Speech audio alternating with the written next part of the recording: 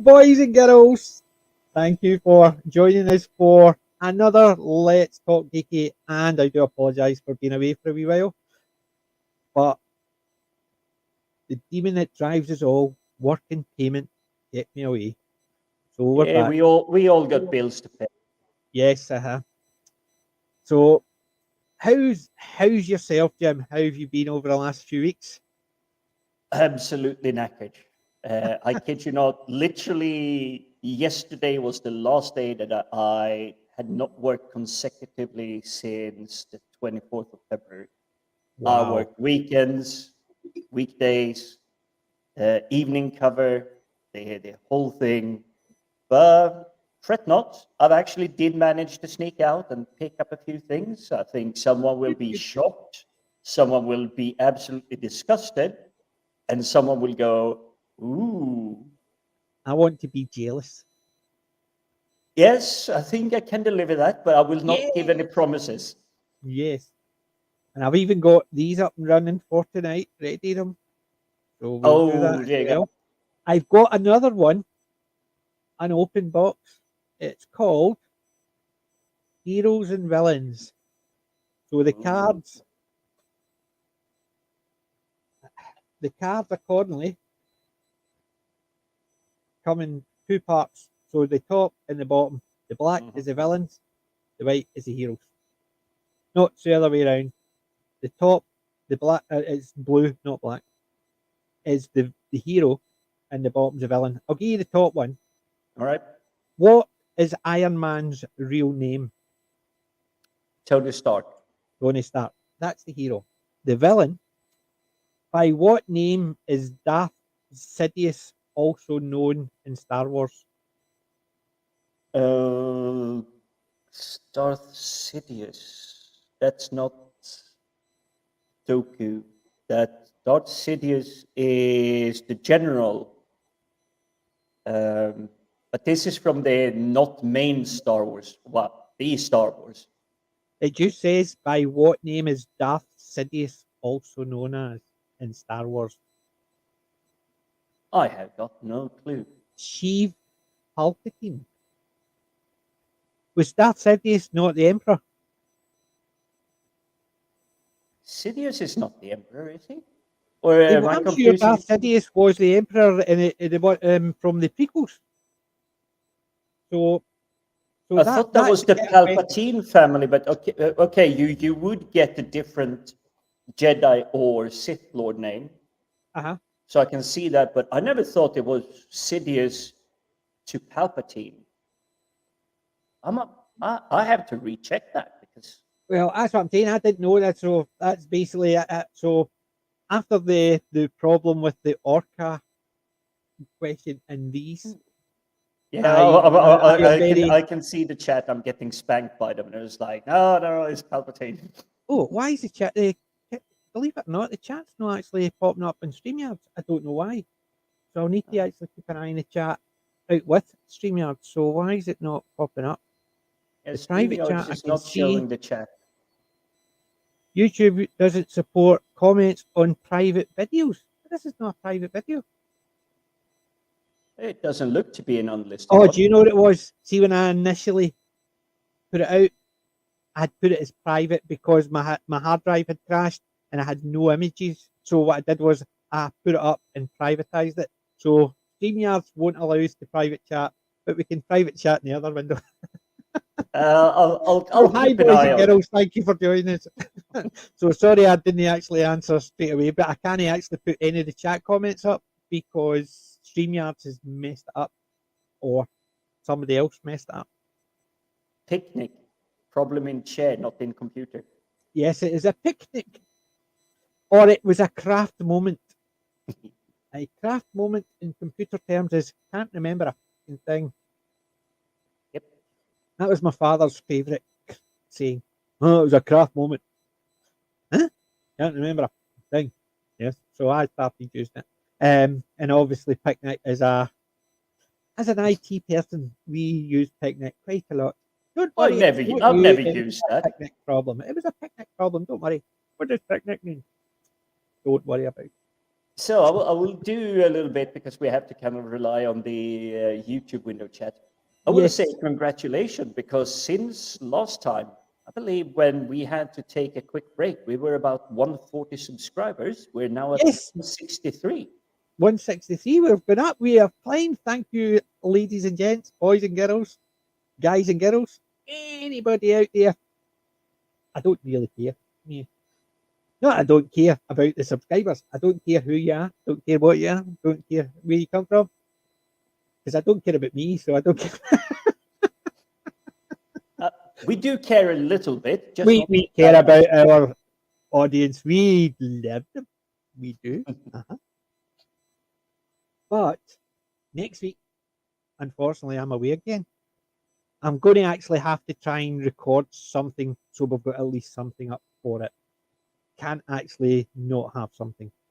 So we'll speak to the guys and see if we can record something, even just for an hour, to upload at least for next Saturday. I do apologise, ladies and gents. I just started back and I thought, yes, I'm back. Then my work says, are we again? Well, you're So coming into the month where you're gonna get expected news. yes, Easter Monday is when the baby is due. Granda in training. So I'm all get Granda in training. Yeah. So It, yes, I'm it looking just forward to took you that. this many days to realize that you actually could become a grandparent. No, no, no. I've been buying stuff. You should see the bag. I've already given gifts and I've got a bag full of stuff. Every time I'm out, I just sort of go in and then I go over to the baby bit and go, oh, and I've got loads of stuff. Just Stuff remember is it. when you go into the Geeky shop, because I actually I've looked at already got a something I got. couple of geeky bits. I've got one or two really nice, and I don't want to show them because I want my daughter to see them first. That's perfectly reasonable. But I actually picked up a toy, and when I looked at the backside, it was not suitable for children under the age of 14. I'm going to say, I would That's the feel kind of toys slightly I want. offended because by the time I'm 14, I'm starting to feel a little bit cocky. I'm ready to take on the world, and it's like this toy is not Yeah, suitable for you. yeah. I've got a couple of things on order, and I'm waiting for them. One of them was meant to arrive today, and it didn't. The DVD collection. So I'll tell you that. And another one is a light, shall we say? I'm hoping they'll be here for next week, but probably typical. They'll turn out and they'll say, "Oh, it's been delivered," which means they put it at the front door and walk and drive away, and we're right at the front on a major road. You imagine somebody walking past, go, "Oh, We have a really nice comment from Colin here. That's why PJ was so busy. He was driving on Grandad in training wheels. yep, granddad saying, I get Don't you have a definitely. T-shirt with Grandad in training or I've something? got a get T-shirt, and I've seen. Remember, I got the fleece. It's the Godfather fleece. I got two other T-shirts. One says Oh. the grandfather with the it's a wee mobile, and the other one says the dog father. So I couldn't. I was messing around as you do on eBay when you're nothing else to do. So I've got my iPad, nothing else to do. So the one or two times I actually got access to the internet because I was doing 12 hours shift, I basically went and boom, got it. And I saw two T-shirts. I just picked them up. So, whoops, quick, I bought that. It was like, hmm, a luxury steak or a quick £3 meal at Tesco's. Oh, That's usually how it ends up when I get yes. go Well, on we eBay we went because out today, and there's a new restaurant opened up near me. Uh, and it's a bit more expensive than the normal buffet. It's a Chinese buffet, and it's a bit more expensive, almost double the price for a Saturday lunch. all So right, yeah. instead of like $6.99, it was $13.99. But Mm. oh my goodness, was it worth it? The food was constantly on the go, getting put out, and it was you pick up something, go, is it worth it? Let's go down. So we went to the salad bar, which I normally avoid, and I was looking, going, oh, oh, oh, plate salad, and that's unusual for me. eggs with mayonnaise, and my wife loved it. There's big prawns and stuff like that, and it was so. But I had salad, and I'm sitting there going, based on the salad alone, it's worth it. And then sushi. Then there was the Chinese snappers. Then there was like pizza, and there was spaghetti carbonara. And I'm sitting there going, and I would go up and down, up and down, up, and then it got to the pudding, which is usually my favourite point, and I'm sitting there going, can I take some pudding? Cheesecake. Oh, I'll have a wee cheesecake. I like that one. I like that one. I like that one. I'll stick to two. So two cheesecake came on, and then I'll go back up. I'm a bit. I can't. Oh, whippy ice cream. Oh, and I just kept going back up. And see, by the time I came out, I was about to explode. I loved it, every minute of it, and it is one of the best. It's in Kilmarnock. It's called the Beijing Palace. They've got a couple. They've got one in, I think, in Irvine, and I think they've got one up in Glasgow. It's a franchise, and oh my goodness, it's a bit more expensive, but oh, it's so worth it. Definitely. Have you guys ever been to Brazilian churrascaria? Huh? That is, it started popping up in UK in about 2016. Essentially, it's a meat grill restaurant. And when you sit down, you can either just go for a normal meal, if you like you expect in a restaurant, or you can have the buffet thing. But it is, you walk up to a salad bar, you get a little bit of salad, potatoes, whatever you want, carrots and things, and you sit down. And what they do is they give you a card, green on one side, red on the other side. I've been to one of those. I have been to one of those, and it's meat. Yep. If you want meat, you just turn it to the green. And No. It's literally you keep green, and the chefs comes in with that's what I'm saying. But if you're a bit bagged up, you turn it to red until and it says, "No, I don't want any just now because I'm eating or something," and then you back up, and somebody will come round and. Oh no! The idea is they will come out about every 5-7 minutes with another slice of meat, and they just keep filling up your plate. Even if that's what I'm saying. So if you turn it, that's a good thing. You turn it to red if you're sitting there enjoying a piece and you've got too much and there's no space. It's a case of don't keep on, and you just put it to red and you can finish the bit. And it's, would you like some of this? Boom, big chunk of meat. I've been to that, but that must have been about 6-7 years ago. Yeah. That was a long time ago, and I loved it. I didn't know what it was called. Brazilian churrascaria. A lot of consonants and whatnots, and that's probably why I forgot the name, because it was probably too complex for me to remember. But it's essentially Brazilian barbecue. That's the easiest way to remember it. As soon as you mentioned the red and green, I recognised it, and it was super. But yeah, we kept ours in green, but there was a couple of the girls that were there. They would turn theirs to red because there's so much on the plate. I have to wait till I finish this big bit, and they would go, "What? No, I'm on a bit of a diet. Keep it on green." Just every so often they would say, "I'm a bit of a diet," so they turn it to red, and then they would see the steak coming out, and they go, "Green." I was a regular at one of these places, and it was like, oh, I'm feeling too full. It's like I'm flipping to red. My plate is still, like you said, it's literally full. And the chef comes out, and we've been talking for years at this point. This was about 2019, just before lockdown. And he sees me having turned the card to red. He's just flipping it over to green, and it's like, nope, here's a big slice. It just falls onto my plate, and then he walks away. Yeah, that's basically, I've done that before. I did enjoy it. But do you know what I'm thinking? I'm thinking about firing up another channel just to do reviews of food in the area, because I love my food. My favourite restaurant is, it's about 10-15 miles from me, and it is an Indian restaurant. Their food is absolutely amazing, and it's a buffet, fairly inexpensive, but see, unlike a lot of buffet places, their portions out on display, as it were, are small plates. So the wee bowls, it's wee small bowls, which means they're constantly filling them back up.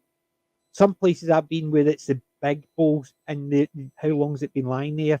And you know what I mean, because has it been used a lot? So I'm thinking about doing, because I enjoy my food and I do like a lot.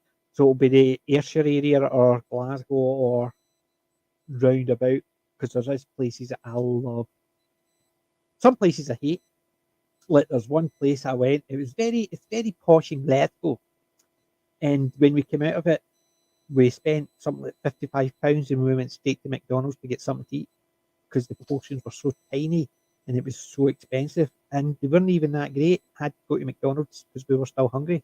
The week Yeah, later, we went to another place, same price we paid, and we came out going, couldn't even eat half the stuff that was on our plate. And to me, I don't have issues paying an expensive amount for a meal, as long as you come out feeling full. If you come out feeling hungry and you've paid 50, £60 for yeah, two people, if you're grabbing your coat and your tummy is still rumbling, yeah, that was not worth it. But I do appreciate some of the I can't even call them higher level restaurants or anything, but I do appreciate the ones that try to experiment a little bit with flavors and everything. And I yes, do think that around this region, I think there's like two Heston restaurants. The guy loves to experiment with flavors, but literally like a small like pre-nibble is 50 quid. So this is something you do like once every 4 years because it's yeah, not worthwhile. It's delicious, but it's not worthwhile to like, oh, I have to be fancy, I have to be posh.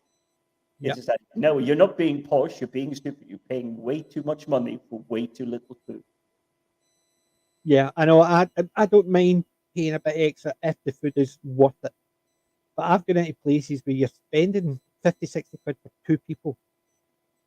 Ah, you come out feeling hungry. To me, is bad. If you come out feeling full, no problem. I've been in a restaurant That's where my where wife is McDonald's enjoying seems the to food be, though. that much. She doesn't want to offend the people who supply the food. She'll say things like, hurry up and finish that so you can finish mine. So wait a minute, I'm struggling because there's a lot on my plate and I'm enjoying it. She said, but I don't want it. I don't want them to think we didn't like it because it was delicious.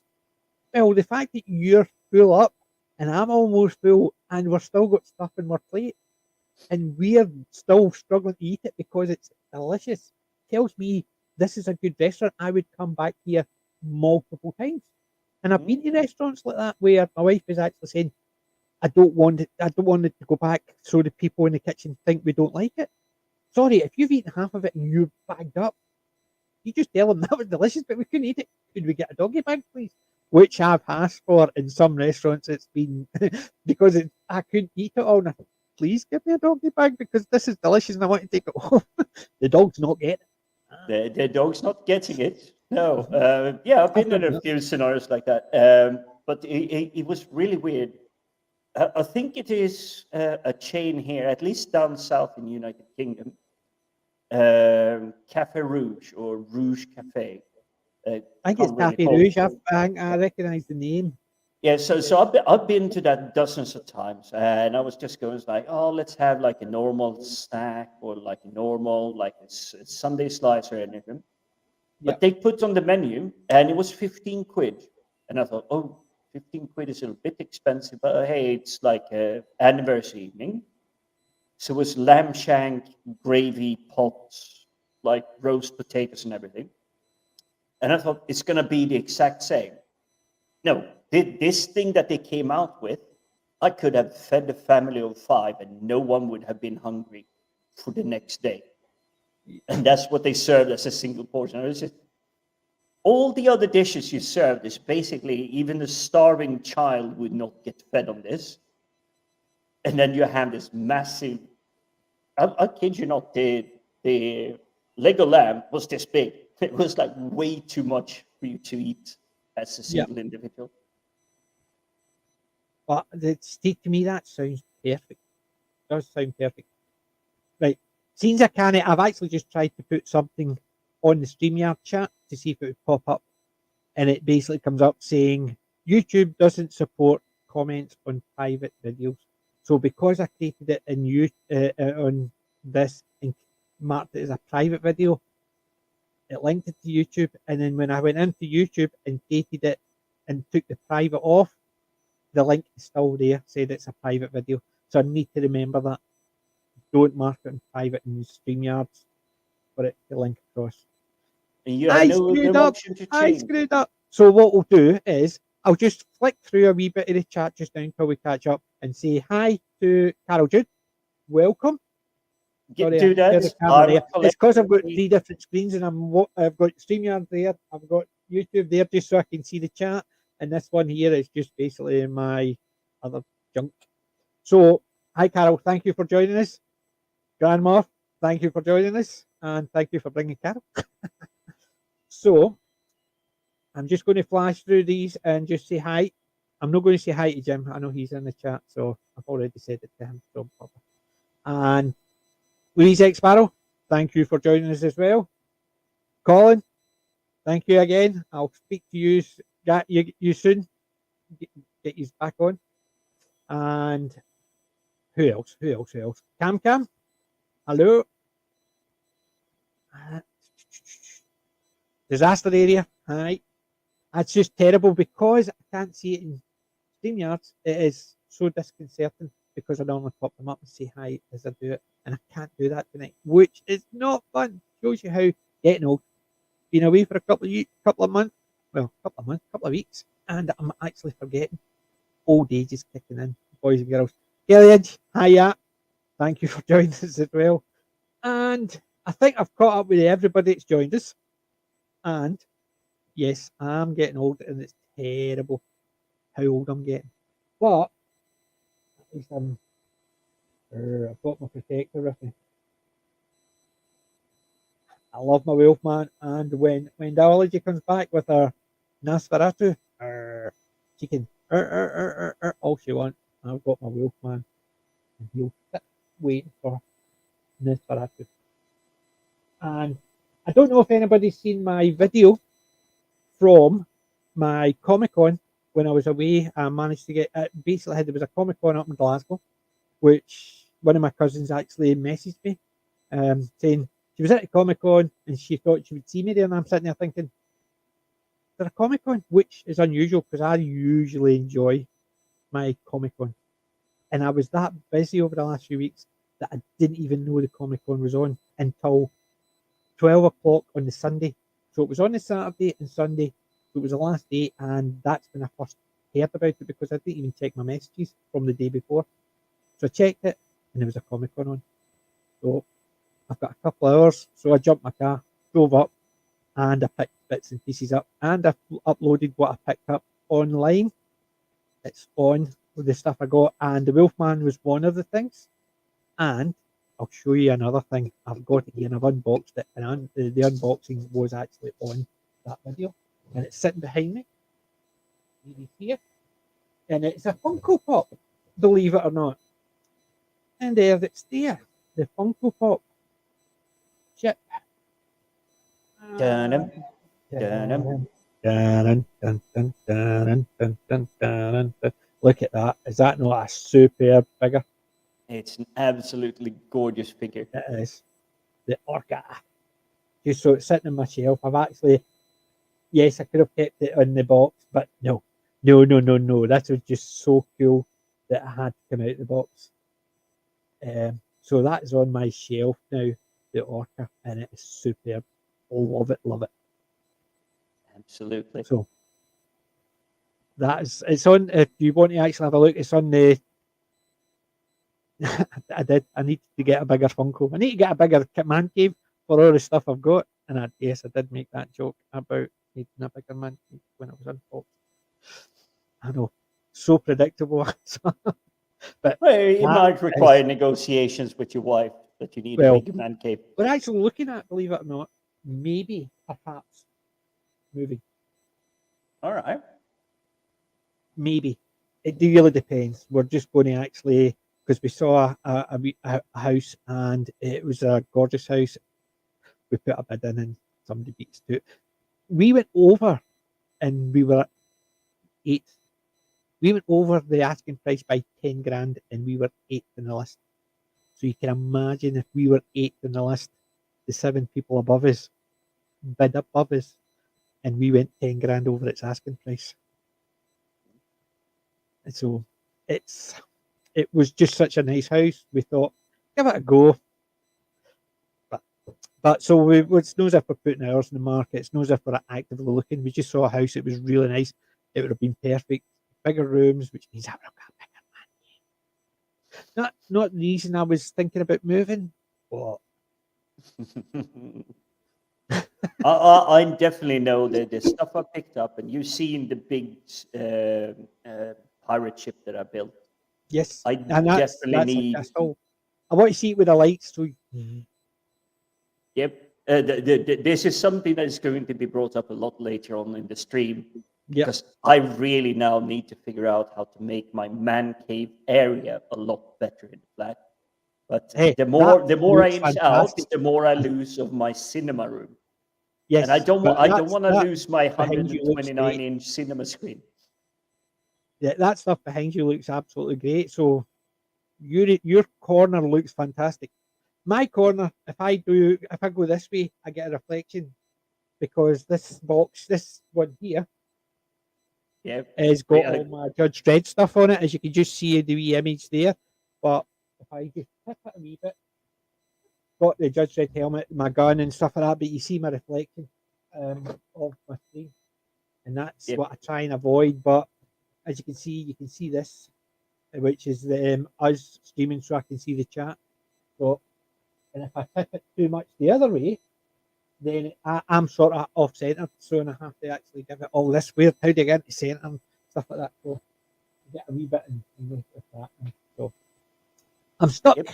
It's basically I used to have it. It's because of my big screen. If I move my screen to the other side, then I won't have the same issue. But I like my big screen there, so I can sit back, feet up at the radiator, watching my telly.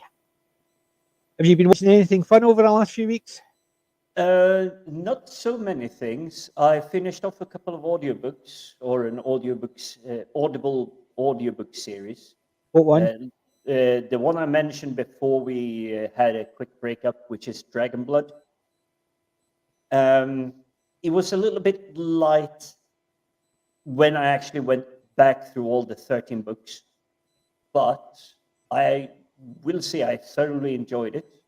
It Yeah. had the adventure. It was very much swashbuckling, steampunk, the whole kind of adventure, and like the big hero celebration at the end, all of those things. But plenty of enjoyable characters to discover along the way. And if I'm going to be brutally honest, it felt basically being back in a Dungeons and Dragons Yeah. adventure, where you kind of invent your character on the spot, or you react or act in the way you describe your character to be. So I did really enjoy that. I did do a re-listen to Andy Weir, the Project Hail Mary, which I would highly recommend. If you loved The Martian, that's a really good one. No spoilers given because it's essentially literally start in spoiler area, so I can't really give you details. But if you liked Andy Weir's The Martian, Project Hail Mary, that's definitely a next one.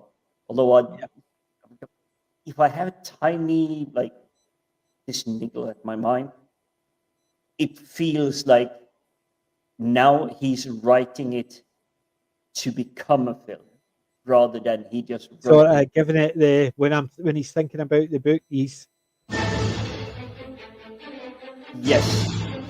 he's already picturing who he wants to be playing the part and stuff like that. yes, it definitely have a little bit of that feel to it.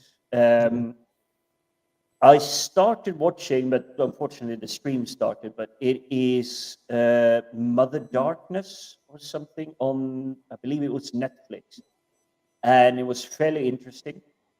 But I haven't seen more than a third of it, so I can't really comment on it yet. But it does have a good premise, a good outset, a good world building, but it is more like horror suspense being chased. So depending on your own category, that's completely up to you.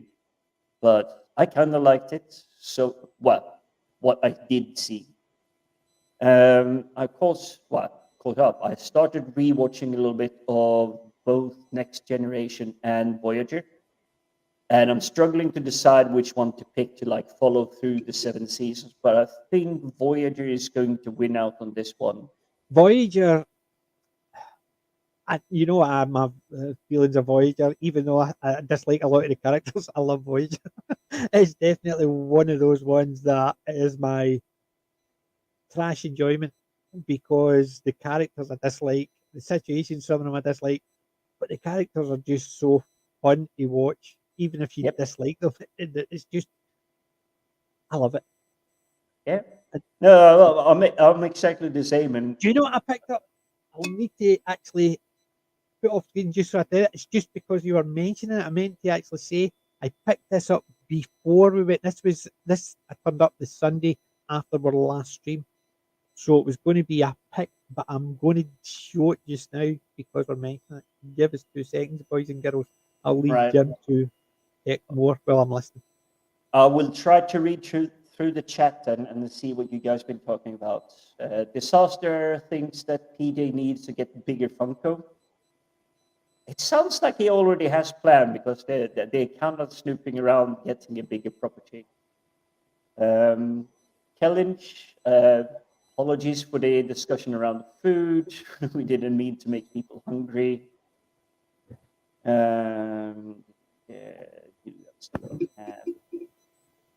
Carol Jude is advising Kellinch that baby carrots is something that you could eat. We'll only put them in stews. That's just me. Not reading that much recently. Rather hooked in a series of podcasts of D&D games.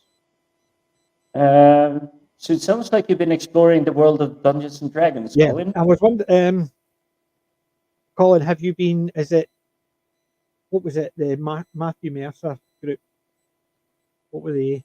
Because I watched season 1, but season 2 I just fell out because it was just they seemed to be going too much into the character rather than the game. It just they were having too many character related scenes, and I thought I want to see the game as well. What was Matthew Mercer's? Who was Matthew? Matthew Mercer's one was they did a Dungeons and Dragons, very popular.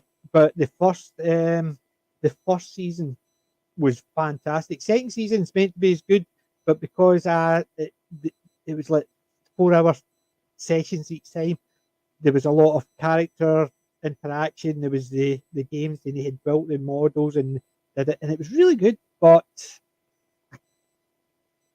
because the second season was the 99, the first season I can't remember what they called it, and it was really good. But I've still watched a couple of Dungeons and Dragons ones. I've got, let's see, what have I got on my channel of the ones that I enjoy? I just had to Google him, and he looks familiar. Hasn't he been part of like smaller YouTube series where they are doing Dungeons and Dragons, or like they're trying to play it from the NPC characters level? Well, yes. See the ones that are on Viva. What was it? Viva la Dirt. Viva La Dirt. They started to do an NPC Dungeons and Dragons. They're all learning to play it. I'm not keen in there because I want to see the characters doing it. But Viva La Dirt League, that was the one. The one I'm watching just now, I'm actually going through all my list of the ones that I've listed to see if I can actually find who they are. Terrible. Where is it? Because there's one that XP to level 3 is a Dungeons and Dragons one, and he does skits on Dungeons and Dragons. I quite enjoy that one as well. That's some of his stuff is quite good. Yeah, Colin says it's Overturners. They all started quite new to the game, and it's very light. They started doing it at public backroom and then at conventions, and they dress as the characters. I'll definitely have a look at that. That sounds ideal. I want to play Dungeons and Dragons. I want somebody actually who hosts one saying, "Come and join us and play," because I want to play my wee goblin guy. I've got a wee guy called Snark as my favourite guy. So yes. But he's a goblin. He's a goblin rogue. Surprise, surprise, surprise. He's a thief. That's not his voice, by the way. That's my voice. That's my real voice. This is actually just a I'll put on. I always do the cheeky stuff from playing Skyrim and whatever. It's like I played a very honorable one, but oh hey, there's a chest there and nobody's looking. It's like take that. Thank you Yes. very much. Yeah, I've actually played. Dwarven Fighter was my favourite character for a long time, but I had to kill him off because even I was getting sick of him. Rubble, so he was. That was my favourite character. I've got a T-shirt. I'll need to show it. It's got Rubble and Snark, 2 headstones, because I killed both of them off. In our Dungeons and Dragons group. And so basically, I've got a T-shirt. It's got Rubble and Snark, and it's basically the 2 headstones. So because I killed them off, and I had to get a T-shirt made to celebrate them. I will fire it up for next time, or else I'll post something, or else I'll wear it next time I'm on thingy when we're talking about Dungeons and Dragons. I want to play Dungeons and Dragons, and I'm a rubbish DM. I'm the type of DM that if you just want to actually play and fight, I can do that because I can just throw a lot of monsters at you.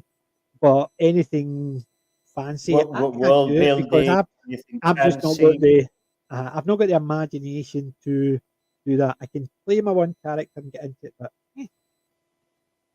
so. And The one time I tried to be a DM, I was micromanaging things far too much. yeah, see, I So was the opposite. I was just throwing orcs, goblins, treants, and everything at the party. Says, right, you wake up in a dungeon, you've got 8 hours to get out because there's basically the first thing they see is a sign and it says you have. So basically, the 8 hour time limit was you can't go for a long rest.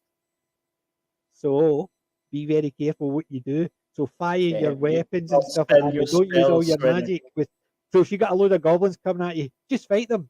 Don't use any because you don't know what's coming. And it was that. So I basically just threw stuff at them so they had to fight their way through. So the archers had to be very careful because their weapons, and the magicians had to be very careful, and the sorcerers and all that. Whereas the fighters, because I was a fighter, my favourite characters were fighters, and so it was It leaves no complexity for like the yeah, clerics yeah. or like So the basically, I did rangers that. or anything. Yeah. Cheers, Colin. I will check that out once we finish the stream or tomorrow because I'm literally. Do you know what I've been doing since the last time?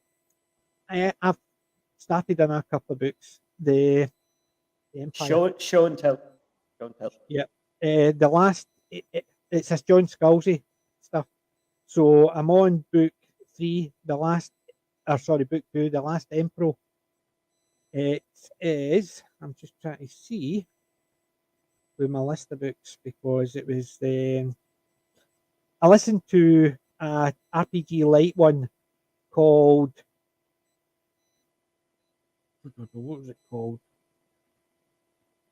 Dominion of Blades. So there's 2 books in that: Dominion of Blades and Hobgoblin Riot. And the other one, the one I'm watching just now, is The Collapsing Empire, John Scalzi. I'm on book 2, and I've got the final one. It's about the flow that keeps all the empire busy. Basically, they don't live in any planets. There's only one planet, and the flow is like a warp place. They fly into the flow, and it gets them to the other end of the empire, and it's the flow, the classic little river that they can't. There's so many light years between the places that if anybody gets stuck in the middle, that's it. They're not going to survive because there's no way they can travel faster. So if there's no flow, they can't travel between it, and it's about the flow collapsing. So people are getting cut off, and because they all live in habitats except one planet, they're trying to get as many people to the end planet because that's the only place they can survive. Because if any of them go, because of the way their empire's built, that this family control this family control that, this family control that, this family control that. It's an interdependency. So because each family's got a monopoly in certain things, that family tried to basically leave, it would affect everybody, all the big families, and it's to make sure they all have to work together. And it's all about the intrigue and all that. So that's the Collapsing Empire, John Scalzi. I've been reading that one, and I love a lot of John Scalzi stuff. But what else have I been doing? I've been watching a lot of old programs because my iPad has got a 128 gig hard drive. So when I'm traveling, I load that up and I watch a load of my stuff. That's why I like any time I've got DVDs, I rip them just so I can put them on iTunes, so I can put them on my iPad. So if I'm traveling, it's that. However, this is what I picked up, and I was going to do a show and tell. However, and I got them 3 different places because one place only had 2, the third one had 1 of them. So, Right. first one's yellow, second one is blue, and the third one is red. So, the first one, Oh, good old classic and Star Trek. it's still in the box. Look, it's still got a box. Oh, and it's even like, what is that? The med pack tricorder Yes. shaping. Yeah, and it is basically, it splits. Oh no, that's nice. Thingy, so, and it's got all the DVDs. So as you can see, it's in a box inside it, and then the DVDs are all like me. So there's also a wee original series 1 booklet within it. That's the animated one, isn't it? Or No, is it that? that's the original series. Yeah, that's the original. Yep. Yep. The animated series is, I tried to get, but somebody beat me to it. So that is season 1. So I have there's season 1. Season 2 in the box as well, still. And unfortunately, they didn't have season 3 in the box. Oh. But it's still in the box. It's still in the thing. It's just not going to be box sleeve to sit it on with the other one. So I'm sure you can get that for something, but no, I've that's been a looking really to see if I nice can get the collection. wee red box for it. But I picked them up and they were meant to be my show and tell for the week after, and then obviously we had a break. But I just couldn't. It is No, superb. that This one's looks amazing. a wee bit scuffed. There's a wee scratch in the back, but it still looks absolutely amazing. So it does, considering you Is can't the even, text did on you the see the front wee like, actually embossed? eh? Is Yes, the text on the front embossed, so it's yes, actually raised up? it is. It's raised up. Oh yes. And even on the back, on the side, that's embossed as well. This one is Yep. sunk in. So it's same for. I mean, even the back. Look at the logo. Yeah. I think Louise Exparrow has just said that she has that set. It's a fantastic set, isn't it? Each of them. You put the sleeve on the wrong one. I could see know. that. I just noticed. As soon as I put it down, I thought, "What's he doing?" No, but I picked that up with the wee bits and pieces like my Wolfman, my Funko Pops, and that. I'm sitting there thinking I could do a show and tell and do a couple of hours just actually going, and I got this, and I got this, and I got this. Basically, so I've still got a load of DVDs I've not even actually mentioned. I've got about 20 or 30 DVDs that I'd picked up because when you can't do anything else, you can't even actually play the DVDs. They've just been piling up. It's I picked starting up to get the Jaws same today. way for my collection. It's like I'm struggling to catch up with the Yeah. items I'm I collecting. picked up Jaws today. I have Jaws, but I just had a bog standard. This one was an anniversary issue, so it's just replacing one I had. So it was as if it's one that I would have shown. But things like that, I like picking up newer versions of stuff. But I've still got a load. It's not been shown yet. They're not even been added to my list yet. They're But not in your spreadsheet. They're in my spreadsheet, but they're not categorized what shelf they're on because they've not been added to a shelf. But you know me, I've got my list of, I think it's 800 movies on DVD, not including all my TV shows and stuff like that. So as you can imagine, I think actually tell lights more than 800 movies now. I went to Windows 11 today and my machine was playing up, so I went to Windows 11 to see if that would resolve the issue. Not as impressed. Not as impressed because it's not speeded up my machine at all. Because you know what it's like. Microsoft say these are optional, but things start going dead slow until you do what you're told. Yep. So TV shows, I've got 204 TV shows. So some of them are multiple discs in multiple boxes, right? And movies, um, I've got, I'm down at 900, 1,018 on my list. And that's all individual movies or individual discs And counting. and counting. And that's included the ones I've not categorized and I've just not updated them yet. But the ones that I got today are not on my list, so it'll be about 125. And then I've obviously got my things like stand up routines, even got workout stuff.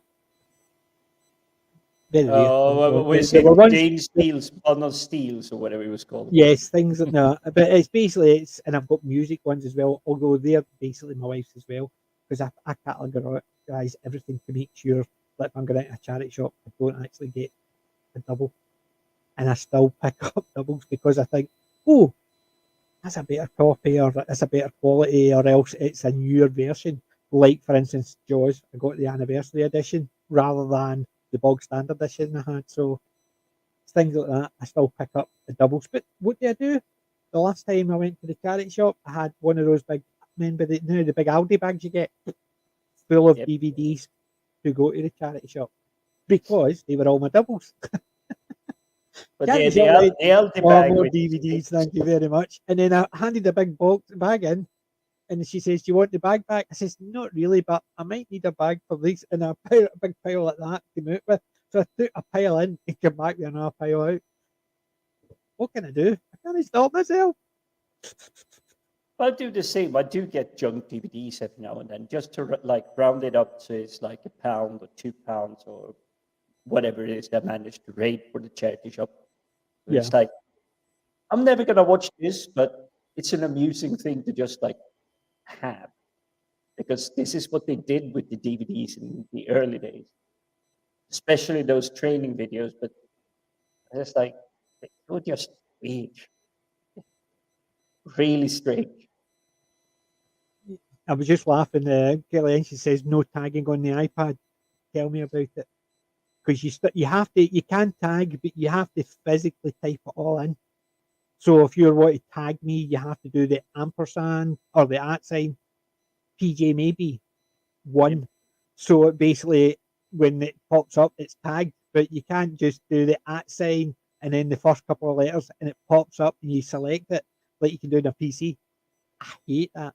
That's why when I'm actually on my iPad, I just sit back and watch. I don't type anything in because I can't tag anybody, and it's annoying. So you're not the only one. Yeah, iTunes is still a little bit too clunky for me, but uh, Yeah, it, it works. And I do the same thing. I just rip it, download it to my iPad or whatever. If I need to travel for like 8 hours to go up to the north, it's like, yep, I want the entertainment. Rip, download, get it done onto my iPad, and I'm done. yeah. Well, I do that. That's why I rip everything. So I've got these here. Now I'm back. I'll start watching them and rip them at the same time. It lets me rewatch them again. And what I've been doing is Chelmsford 1, 2, 3 got rewatched, so that all got ripped. So there's clips up. I watched Chance the Million again, ripped more stuff, and their clips are coming out. I've got clips on. I do one a day. Well, I do one a day unless I've got a lot, and I've got a lot of Chelmsford 1, 2, 3. So they're two a day.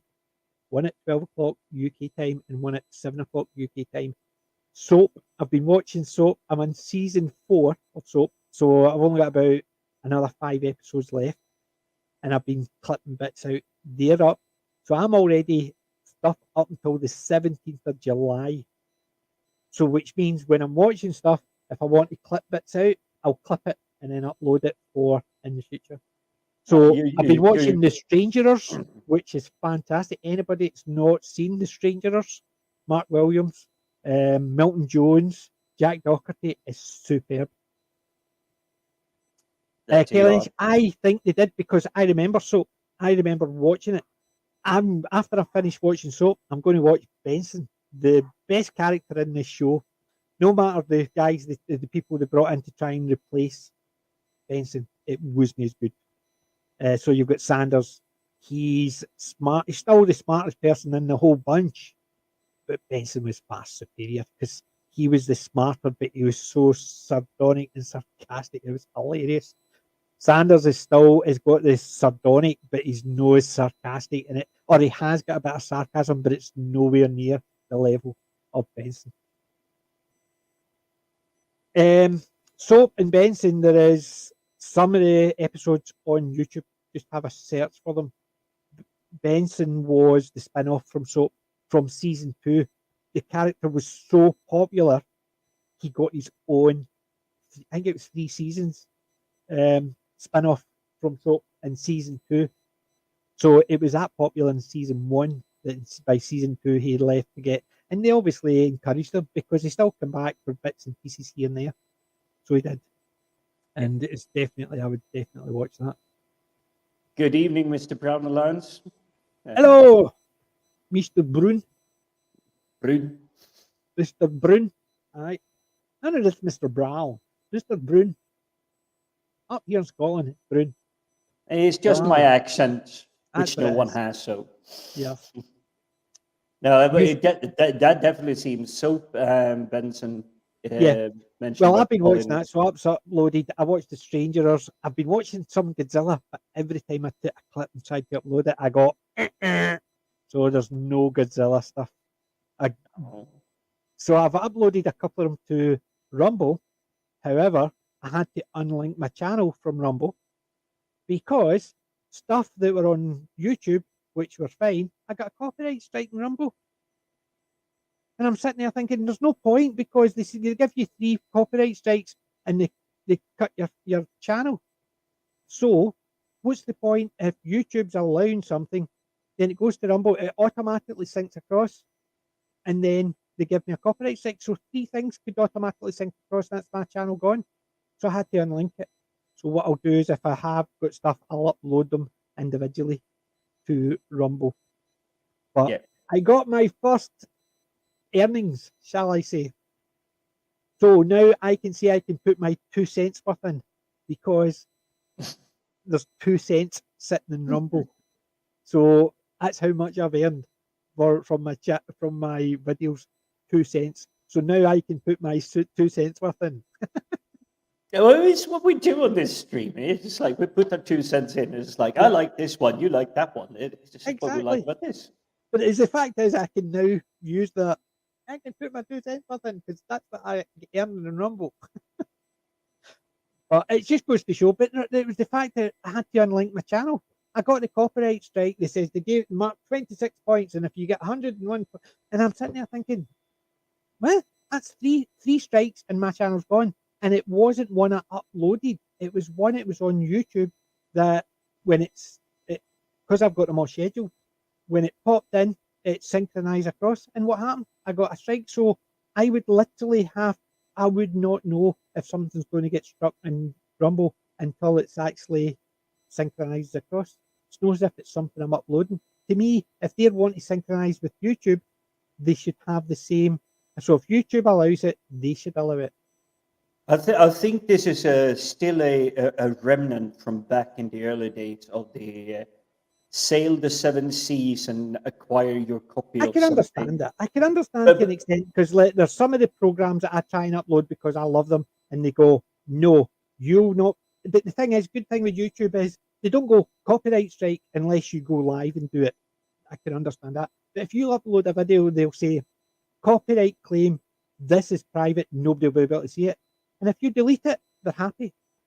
If Yep. you do go live and try and, which I've had one copyright strike because I was watching Planet of the Apes, the TV show, and I was, instead of actually just watching it and clipping every so often, I watched it and chatted about it because I hadn't seen it for years, and I started doing that and I got copyright struck, which I understood.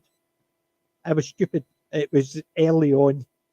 But this is why they call it legacy media. Even Hollywood is legacy media because they think, oh, we made it. You have to go to the theater. You have to go and buy the DVD or the VHS and everything. Yeah. But internet has a different kind of function. People can more quickly share it. And okay, let's not do it like if you're a Twitch streamer, a YouTube streamer with like 20 million followers, and you show them an entire film for free, and all you do is literally sit there in the corner of the screen. So, yes, part of it is obscure.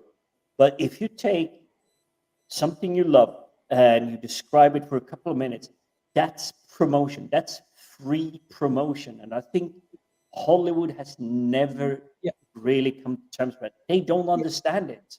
Yeah, you look at the clips, right? I do clips now. I do a clip a day. Some of the people, the companies say that's ours. However, we'll let you play it, but we're either going to advertise it, so any adverts on it, we're claiming the money. And I think that's fine because I'm not putting them up to get money from them. I'm putting them up because I enjoy them and I want other people to see them. Or other ones say that's mine, but I want to see how many people watch it because we want the stats from it. So they're just claiming it for stats. And that's fine. And some of them just say, no problem, just use it because it's not as if you're watching the whole thing. So exactly. If I uploaded a clip and a big company just went in and it's like, we're gonna take that. We need the all the advert revenue that you're getting. It's like I have 5 subscribers on my channel. It's like maybe 20 people. Yes, you're one of them. But maybe 20 people would see it. And I'm just going, you just paid some lawyer underling $200 a day to find my channel, clip and say, this is happening, we're going to claim it. And you paid more than you will ever get back from my tiny little channel. Yeah. And you got free advertisement because I said, you made a good product, really great film, loved it, thought it was great. Yeah. Hey, you look at my reviews. What's the first thing I do? I'll pick up and go, today we're going to review Star Trek The Original Generation. This is absolutely fantastic. You need to go out and buy these. These are amazing. So if we're telling people, go out and buy this, to me that's good advertising.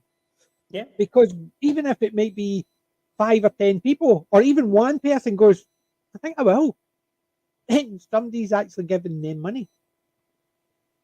So when I'm usually doing a review, I've got wee clips running in the background, silent, and I'm up in the corner. I listen to Gary from Nerdrotic, and he basically says, as long as the clip is under 9 seconds, you usually can get away with it.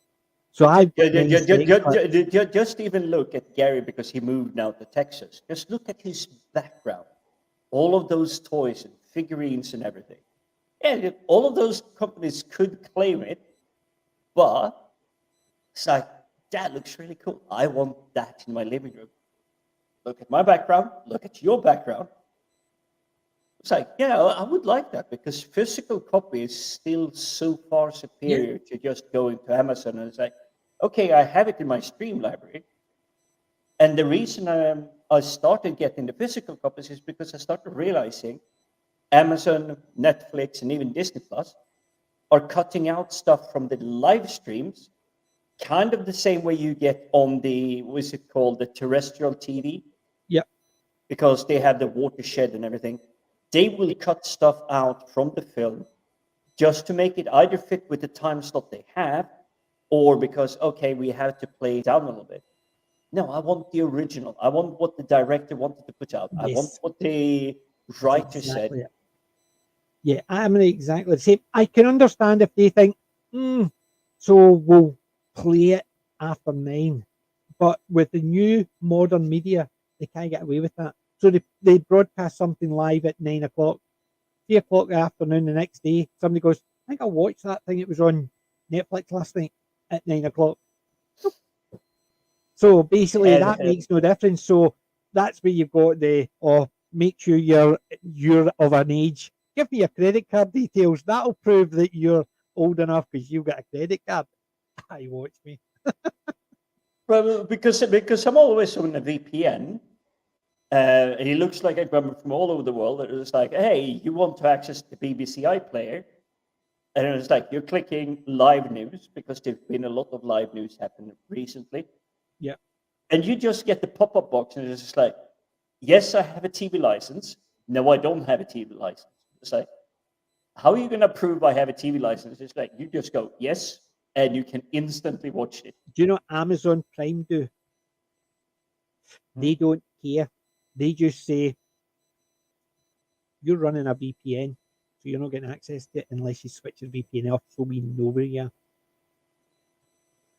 Their app on your PC knows you're running a VPN. So it says, no, until we know where you are, because your VPN's running, we can't trust you. Which is, to me, is a fair thing. So if I pay for Amazon because I've got Audible and stuff like that. So if I wanted to watch something on Amazon, I need to do it on one of my devices that is included within my VPN, but it's not running on my VPN. No. You see, whenever those comes up and say, oh, we think you're using a VPN, it's like, okay, disconnect and then connect the proxy chain, which works the same way. Yeah, that's what I'm saying. So one of my devices is set up like that so I can watch the stuff I want. However, my PC isn't. I just run the VPN on it. That's my main hub for it. And I don't want to mess around. I can select where I want to be, but other devices I can go, oh, I want to watch it, so I'll just watch it on my smaller device rather than my big screen. I'm okay with that. You know what I mean? What's that? Yeah, recordings made the watershed less relevant and streaming effectively killed it. Yeah. Well, and that's basically it, because if something's streamed, there's no point in having a PG 13 or an R rating or an X rating, because it's streamed. Anybody can watch it at any point. I mean, Your kids can't watch things unless they've got the password, then you're in control of what your kids watch, which is fine. People should be in control of their kids. I used my weekly allowance to get Betamax blank tapes and VHS blank tapes that you could record on. And all I needed to do was literally just sneak in, set the recorder to start recording at this time on this channel. What did you have to do? Click. No. For the not overwritable ones, but all you did, you chucked it in, set it in, channel this, start recording this time. And what is the one thing you had to do with your device when you're recording things like that? I didn't have to do anything. I did. I had to put a wee bit of black tape over the record button, so it wasn't shown as recording. Oh no! I didn't put tape. I actually just used a marker. Yeah, so but because it was the family one, I couldn't. So a wee bit of tape over it, and then take the tape off when I was taking my tape. So yes, I got to see some horrors that I was told I was too young for. Whereas my dad, the classic horrors like this, the Mummy, the Frankenstein, the Universal monsters, my dad, they're not scary, but he wouldn't let me watch things like a gory, over-the-top slasher movie, because as far as he was concerned, that is just pure gore and terror. And yeah, younger people shouldn't actually see that until they're a bit older and understand it's just TV. Whereas the classic Universal monsters, it's not scary. It's scary for kids, but not terrifying scary. But because I was in the youth environment, so to speak, like in school, you were the cool kid if you saw one of these. Halloween, Yeah. Friday the 13th, and all of that stuff. It kind of made you compete against yourself. You wanted to be the first one to make sure you got it. You could see it. You could do something. But on the flip side of it was the whole logistics.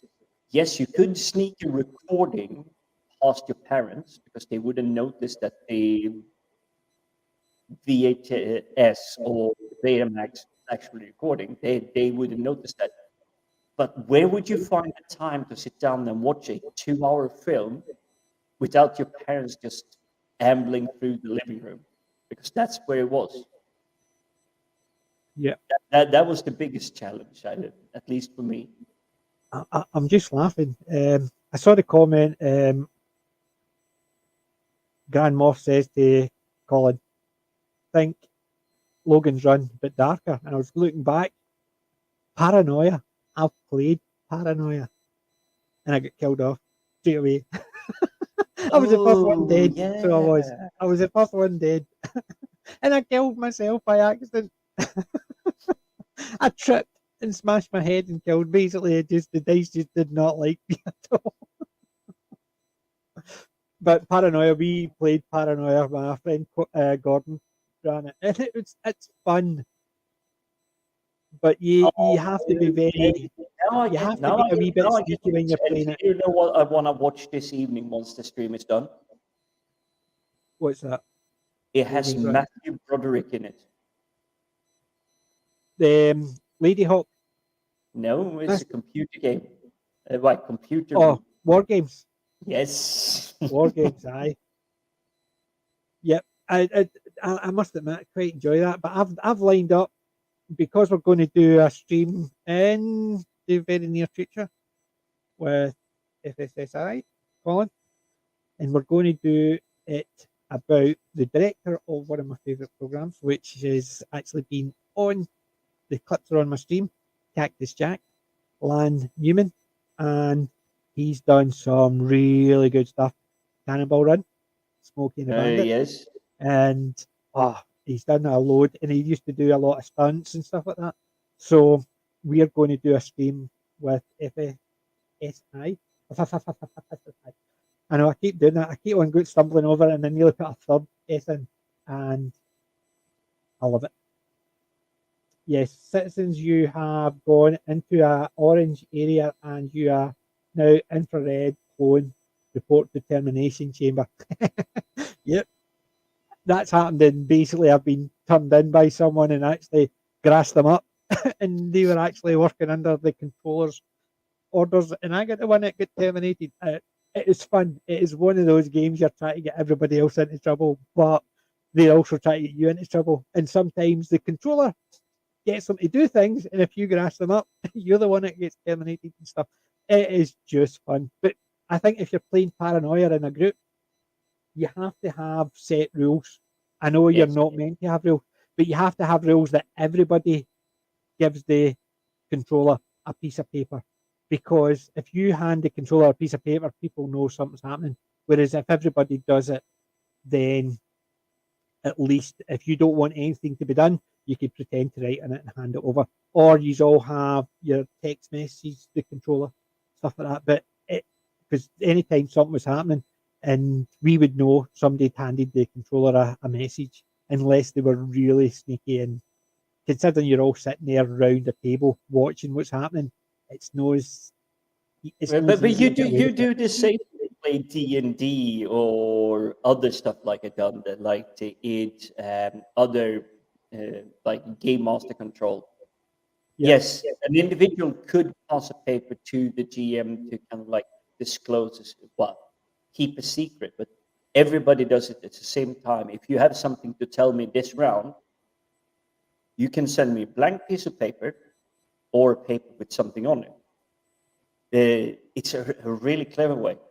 One of the because I loved board games when I was younger, one of the board games that surprised me, and yes, it's kind of relevant to the pandemic lockdown and everything. It's keep Outbreak, forgetting what out not outbreak. It's similar to that. It's basically because we played Outbreak, and that is fun. That is about the disease control. Yeah, you're basically playing that, but the fun part of it, you don't realize that it isn't, oh, I'm gonna win. You realize it's everybody around the table against that piece of paper on the table. Yep. Everybody around the table, you need to defeat that piece of paper. That's like, Yep. yes, was, that's what I like. I was just laughing at the Grand Moff one. What they used to do is write a piece of paper saying, "Look at that person and grin." I can just imagine that. You know what I mean? Everybody handing a piece of paper and the GM going, and Yep, what is exactly. that is That's unbelievable. how But you raise the Paranoia is fun. paranoia. Paranoia is a fun game to play. And the good thing is, it would be handy to play on stream because the person who's running it, you cannot message them. So you don't even have to have your camera on, or you can. There could be a case of people can see you typing, but you could be typing to one or the other person or the GM, and just so you can have a Twitter opened or something open that you can message them, and you could be doing that and literally no sending anything, and people think, "What's he up to?" I played a similar game to that, and this was okay. The Nokia 3310 was around, the indestructible phone, but the board game was called Diplomacy. Yes. And what you did was you had a massive board where you were playing it. So basically like Risk, but instead of just, oh, I'm taking this one, I'm rolling a die, it is you walk away to, like, you hide in the kitchen and you chat with someone and you can try and get an agreement, and then you walk to somewhere else and you're just like, I gave that dude in the kitchen kind of a promise, and then you went to the bathroom with another of the players, like, I gave her that promise, and then you come back to the board and it's like, the most advantageous bit for me is I screw the guy in the kitchen over and support. You want to actually rephrase that? Well, I knew it was coming, but it's kind of what the game was all about. It's the offline discussion, the discussions away from the game that was really like, you come back to the game and you see how pieces start to move, and you go, it's not advantageous for me to support player A. If I want to win, I have to support this player. And it is literally, it's like people hated each other over that. It's like Monopoly. You're on mute, by the way. Sorry, I must have hit the button by mistake. But oh no, I must admit, I used to play Diplomacy, and we were not very good at it because everybody knew what was happening around the table. Because, oh wait a minute, those two just went for a fag. Yeah, just things like that. Yeah, I kind of learned that I I'm on my didn't fourth really month have without a best cigarette. friends. That's 3 full months without a cigarette. Still none. Still zero. VLC. I use VLC, and Yeah, anytime I video have an log, issue with something, media I just player. download a new codec for it, and it's fine. It's superb. No, you shouldn't even need to download codecs for it. It should No, if have I forget, everything. anytime I've had an issue, I just download a new codec, or basically it's an update. But sometimes there's only been once or twice it's ever happened, and I just Yep. downloaded a new codec for that, and it basically resolved the issues. But I think I must admit, for about 2 years, I don't think I've actually had to download a codec. So, but initially, when it first came out, you used to have to download codecs every so often. But VLC plays anything and By the everything. way, I'm not kind of like trying to sell it, but VLC, Vigilant Media Player, is literally a single guy that's been doing this for 20 years. Yep, I use it for Give him a tip or give him a thumbs up on the social media post every now and then, because he's a single Well, guy. see VLC. See if I've got an issue. If I've got, what I used to have as an issue when I had the software for ripping the software before I actually got the OBS. media. Yeah. I used to rip it, and sometimes certain things would rip better on AVI, and then you would put them into a converter, and the converter would go, nope, or it Yep. would put the You don't sound want it. slightly out. Whereas I would just load it up into VLC and tell it to convert it, and it converted it for me. Perfect. VLC is superb piece of software.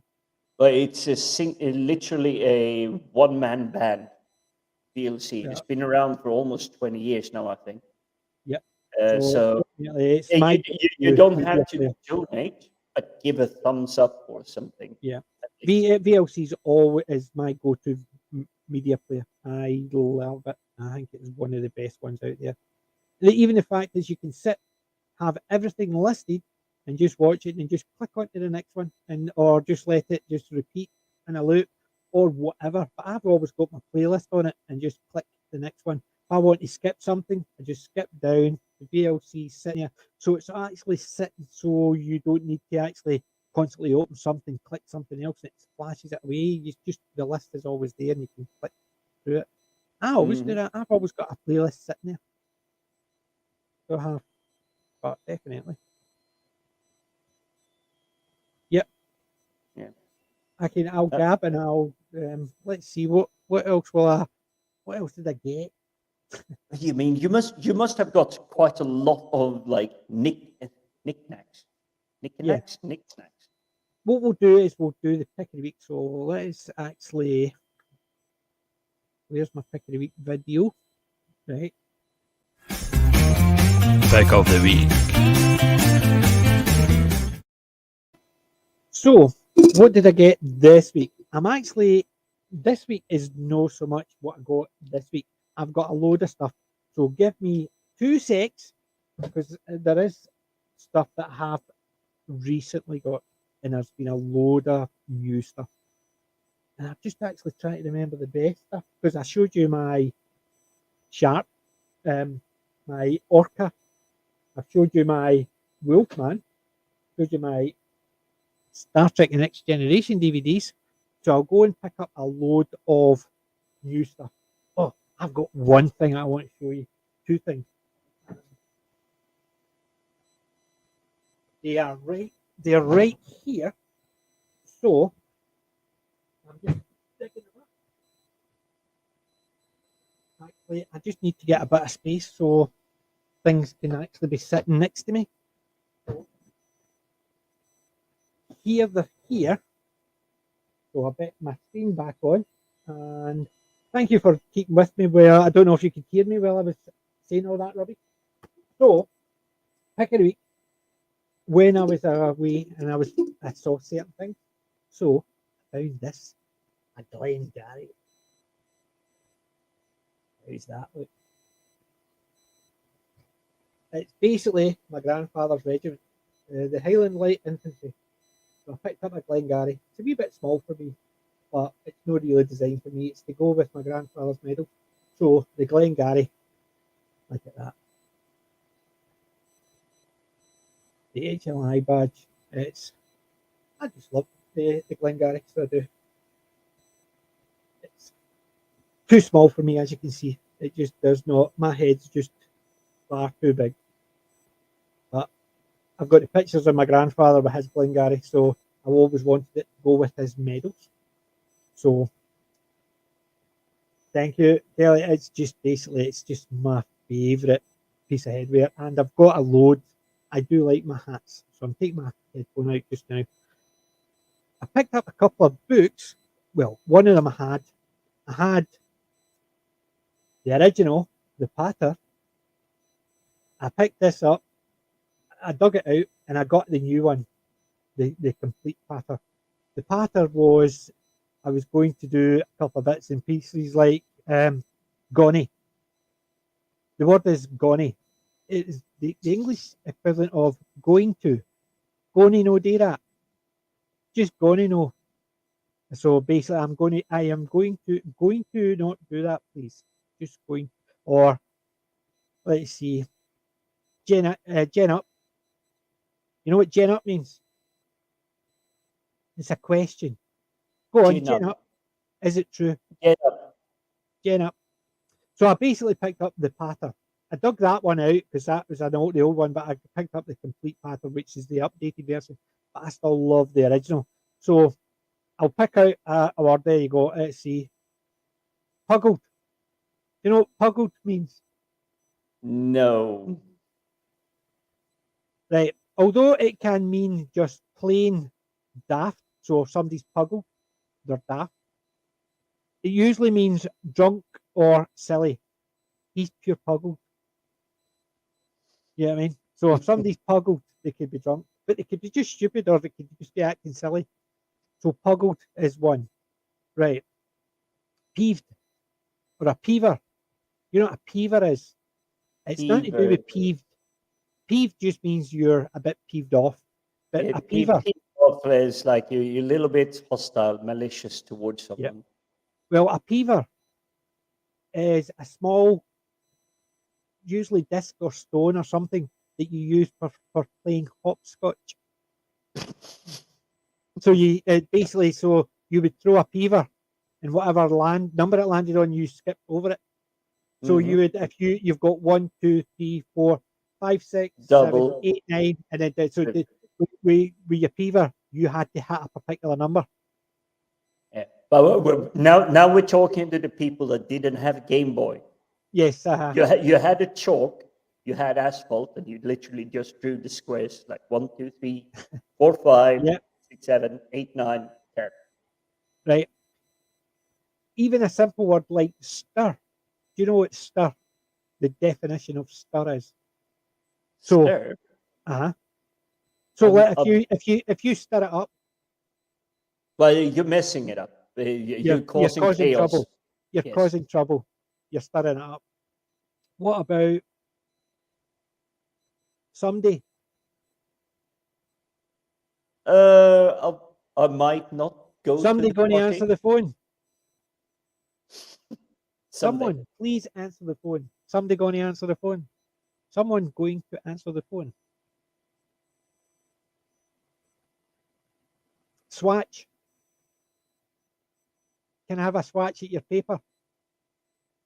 May I have a look steal at your paper from you? Yes. Can I have a swatch at your paper? Or do you want a swatch of the pattern? There you go. You can have a look at the pattern. That's a swatch. So Scottish colloquialisms are done here. There you go. You've obviously got a jag. That jag was sore. Everybody knows what a jag is nowadays. We've all fucking had hundreds of them. Or the Jags is the nickname for the Partick Thistle. The Jags. The purple thistle. The football team. Partick Thistle Football Club. The Jags. They're called the Jags. Or a jacket. You know what a jacket is? Jacket? No. Or a jasket. Two of them mean the same thing. A jacket or a jasket. No, I'm lost on that one. A jasket is basically a jacket, which is a jacket. It's just a pronunciation. So a jacket instead of a jacket. So sometimes like that, or you've got a jaw.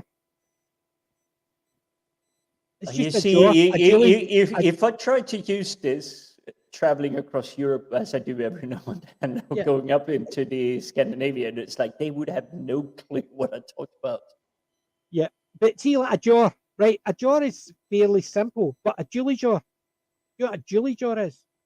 No. A jaw. Do you know what a jaw is? Think about how it's a Scottish pronunciation of something. A jaw. Jaw. No, jaw. This is stuff I struggle with in south of England because the southern Englanders, they go, when they should say law, they say law. When they said saw, as in I saw something, they said I'm sore, as in my shoulder is sore. They have that pronunciation. Yeah. Well, it's a similar idea. A jaw is a jar.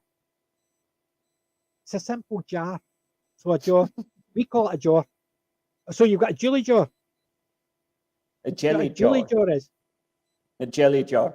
You got your marmalade. A jam jar. A jelly jar. So instead of a jam jar, it's a jelly jar. See, it's all to do with pronunciations. It's. Now look at this one. This is another one of the picks. This is the new one, and I've not Complete really packet. read this one. As you can see, it's brand new. So let's pick one. Square go. Square go. A square go. Get going. No, a square go is you want to fight. You want a square go? Yeah, get going. Aye, a square go. Aye, it's basically is effectively a fight. It's not even just a case of it's come ahead, big man. Want a square go? Yeah, it is really. All right, let's get this stuff going. There's I basically would say Colin has picked up on the jelly jaw. jaw. Yeah. Yeah. They even place names. Rossi. Romani? Rossi is. It's basically the Glaswegian pronouncing of Rothsay. Rossi. Rossy instead of Rothesay. Rothsay Yeah. is the place. Rossi is where we are all going. We're all going to Rossi. Those things took me years to Yeah. understand. And if I go for the simplest one for the international audience, is the Worcester sauce. Aye, Because Worcestershire. it's Worcestershire sauce, Worcester. as it's spelled out, but it's Worcester sauce here. Well, even simple words like rubberia. I'm going to give you the rubberia. Rubbery? A rubberia. I'm going to give you the rubberia. Oh, you're gonna give me a talking to or something like that? No, I'm going to absolutely ignore everything you say. I'm going to give you the rubberia. Oh, so you're not listening to what Yeah. I'm saying. I thought it was the other way down. You're gonna give me a dressing down. I'm going to because give I you the said it. rubberia. I'm not listening to you. You've Yeah. even got things like a runny up. I got no clue where that's A going. runny is a run up. A runny up. Instead of a run up, it's a runny up. So it's just taking simple words and just taking English. So when somebody says things like, I'm going to take a runny up, effectively it's just, I'm going to take a run up to it. It's the same idea if you get a runny egg. It's just a runny egg, but it's the way we pronounce or do it is a runny up. What's that got to do with an egg? I'll give you an example, right? A joke. It was a girl I used to work with, and she was sort of a 3 sandwiches short of a picnic, shall we say? Yeah, she wasn't the sharpest tool in the shed. She wasn't the sharpest knife in the toolbox, but she was a lovely girl. And she turned around and says, we didn't realise it was a joke, right? She turns around to tell, we were all sitting and working, we were all sitting around the table at lunchtime, and she says, does everybody know what a Geeky is? You know what a Geeky is, don't you? The GGs. GT? No, I'm not in the. You know what the GGs are? The GGs are horses. Yep. So a GG is a horse. So we all went, aye, a GG is a horse. She goes, but what's an EGG? And so we're all sitting as you're going. Yeah, well, I'm GGs are horses, so an EGG is So we sat there for about 5-10 minutes, sitting there going, what's an EGG? And we eventually says, we don't know. She says, an egg. And she caught us all, and it's because we're sitting there thinking she's not the sharpest tack in the drawer, and we all got caught out with it. And we're sitting there thinking, oh my God, how did we get caught out with what's an EGG? It's an egg. But because she started it as, you know what a GG is? Oh, it's a horse. What's an EGG? And we're all sitting there going, and she got us, and we're all sitting there going, I will say, I will give credit to the lady. She was the smartest. She got us all. She got us all. There you go. She got we do have a little bit of chat going on here because it's been they're talking about Broadchurch. I've no watched Broadchurch. My wife has seen it. Have you seen the Australian? She's also seen the Australian one, which she never saw the point of.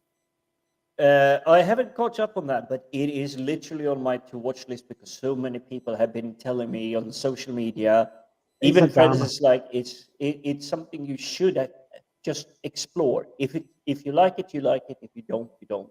Yeah. But Well, Colin it's is not my going. type because of the type of it's a drama type thing. But Yeah, well, I'm aware of it, and they did an Australian one. Don't know why they did an Australian one. They obviously sold the rights to Australian, and all they did was they changed the place names. So all different actors playing the exact same word for word. So it wasn't called Broadchurch. and the same murder mystery and It everything. was the exact same word for word. The only did was they changed the place names to be set in Australia. So there is a Broadchurch set in Australia, and it is almost word for word. They didn't really change, apart from place names and locations. That's all they changed. Because my wife was sitting watching it thinking, I've seen this, but it's saying it's a new one. How can it be a new one? I've seen it. And it was literally word for word from Broadchurch. They sold it to Australia and they remade it word for word. So they sold the script to them, and all they did was updated it. Yep. When it comes to word things, Collins posted, I believe this is more for you than it's for me. Colmond Lay Warner. I have no idea what that means. What's that? What's that? What's the commonly more? What's that? Where? It's not too far up, but it is. He is addressing it to me, and it's Colmond Lay Warner. Colmond Lee Warner. Yeah, Warner. And Kelly, where is it? Who's saying it? Oh, It's Colin saying Colin. Colmond Lay Warner.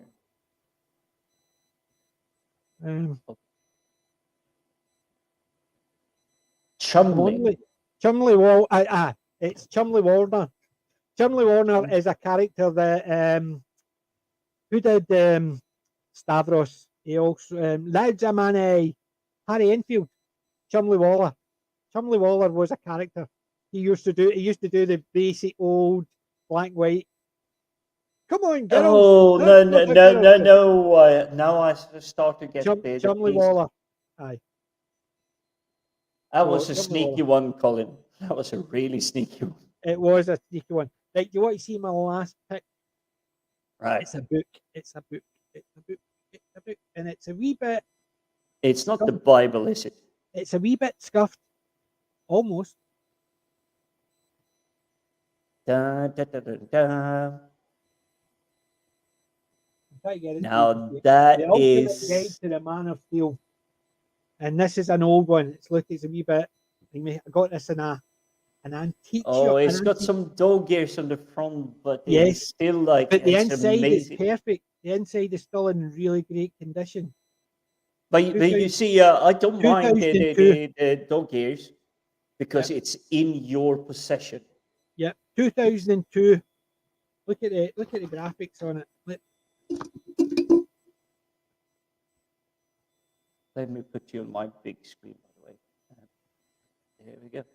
Look at the graphics. Oh, we got Hulk.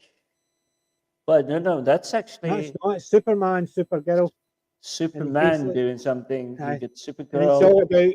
In the green you see when you said the Hulk was actually kryptonite. Yes. The ultimate guide to the Man of Steel, raised in a farm in Kansas, the sole survivor of the planet Krypton, who grew up to become Superman, the greatest hero the world has ever seen. Da, da, da, da, da. TV program, movie. This is the kind of book you should be listening to. Not these pants ones that are out there. The Man of Steel. I prefer Spider-Man. Spider-Man and the Flash are my two favourites.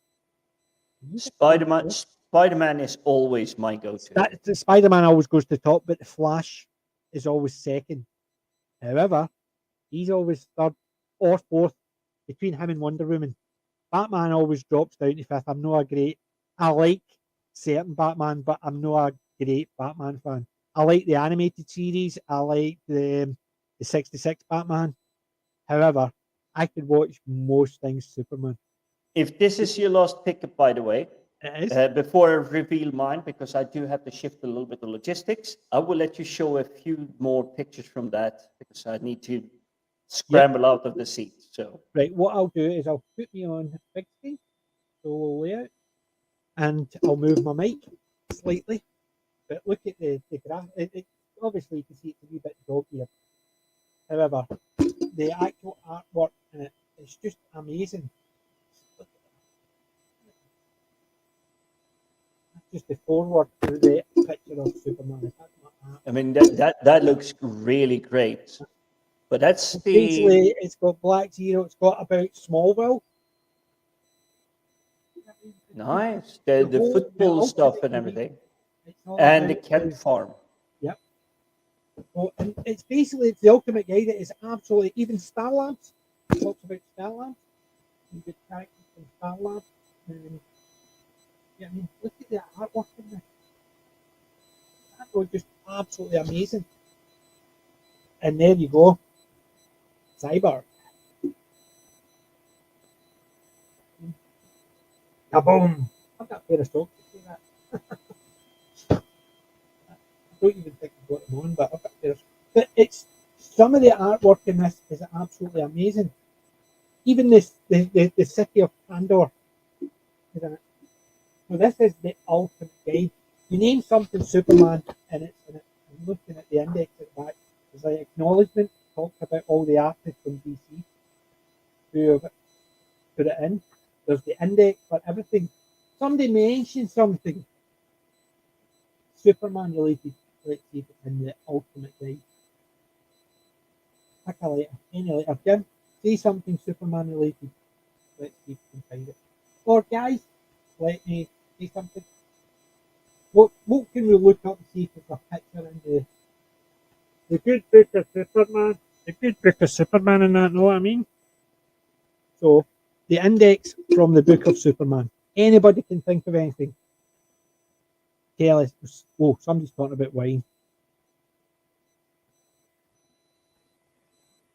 Yep. I'm moving with, yes, Supergirls in this. Yes. Steel. Supergirl. Pages 41, 45, 46, 53, 57 to 59. Right through. So let's look at the very first time she appears in it. 41. Page 41. Skip past them. Right, where am I? 41.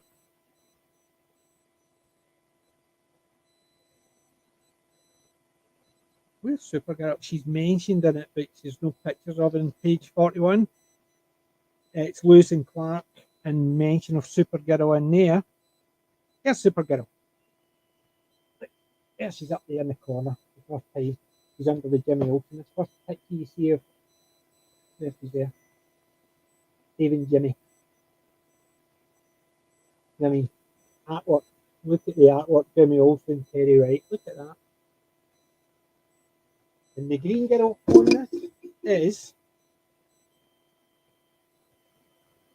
Missa is even more of a wild child than Jimmy, especially with her high-tech bag of gadgets. So, but I mean, the artwork in this is absolutely amazing. They talk about Superboy, and he's there. Superboy mentioned in it when he first appears. The boy by name and his latest gear. Even their characters which were in it, Roxy and stuff like that. Hannah Moon. There's Steel. I remember the movie Steel. There he's there. Yeah, that looks gorgeous. It is. You get a lot of the action shots and everything. Yes, it is absolutely amazing. Even look at that as a separator. Secrets of the Man of Steel. And look at even that. Is how great is that? Just for something, just as an intro, just as a thingy. So that's that book. I picked it up at a comic. I went to an antique shop when we were travelling. Just had a wee look around. That's where I got to Glengarry, and they had a comic book in bits and pieces. There were some things that I wanted that were just overly expensive. Between the Glengarry, that, and I picked up one other wee thing. here. Things you always discover when you are a geek, things are overly expensive. Look at that. Oh, it's a little bit blurred, but that is a really nice figurine. It's a It is a soldier. military Second World War British Tommy. So it is. And I've got, and there was about 5 or 6 of these. It was only £5, considering. And I But picked the this one up. detailing, you even The have like detail is, literally like the latrine shovel yep, on the backpack. yep. Rifle with it, everything. It is amazing. I'll try and get a picture and send it and put it on Twitter and stuff like that. But I just picked that one up as well. So between the book and bits and pieces. Yeah. So I picked the three them up in an managed to antique get shop. I managed to get most of my stuff dragged in, so it's logistically viable, so I can put Yep. it away. So, right, I'm going to put this back on small screen. You Right, can and keep me on the small screen. I'll put you in a solo layout as well for your pick. Oh Dun, God, dun, dun. I'm in front of a lot of people. So, pick of the weeks. Obviously, I've been really busy during the last month, sadly, but I did manage to get out. And I picked up a thing from a charity shop just because it's for you, PJ. And it is. Ready Player One. See the movie. It's the The movie. book. But I know all your thoughts on this. The book is far better. I absolutely agree. The book is far better. But if you want to introduce someone, never heard about, say, our era, the time we enjoyed the superheroes, the films, the geekiness, the goofy culture that was around it. If you never heard of silly stuff from the 80s and 90s, this is the film you should start with. That is my idea. You should move from this film to the book and But then just go explore. You can't do it the other way. You have to do the movie first, because if you won't read the book first, the movie is pants. Exactly. So If you, that's I that. read the book first, and when me and one of my friends were talking about the movie, I was telling him things that they were cutting out of from the book, and he's going, "No, they wouldn't cut that out. No, they wouldn't do." They would. Yes, they would, and yes, they did. And so, if you want to watch the movie first. If you've read the book, the movie's going to so disappoint you. However, Yep. if you've never read the book, the TV show's not as bad. But once you read the book, you'll realise Will Wheaton actually. I've got the audiobook book, and Will Wheaton is the narrator, and he actually sounds as if he's enjoying reading it. I He think he's really sounds absolute. like he cares about the topic. Yeah. Will Wheaton, I don't like.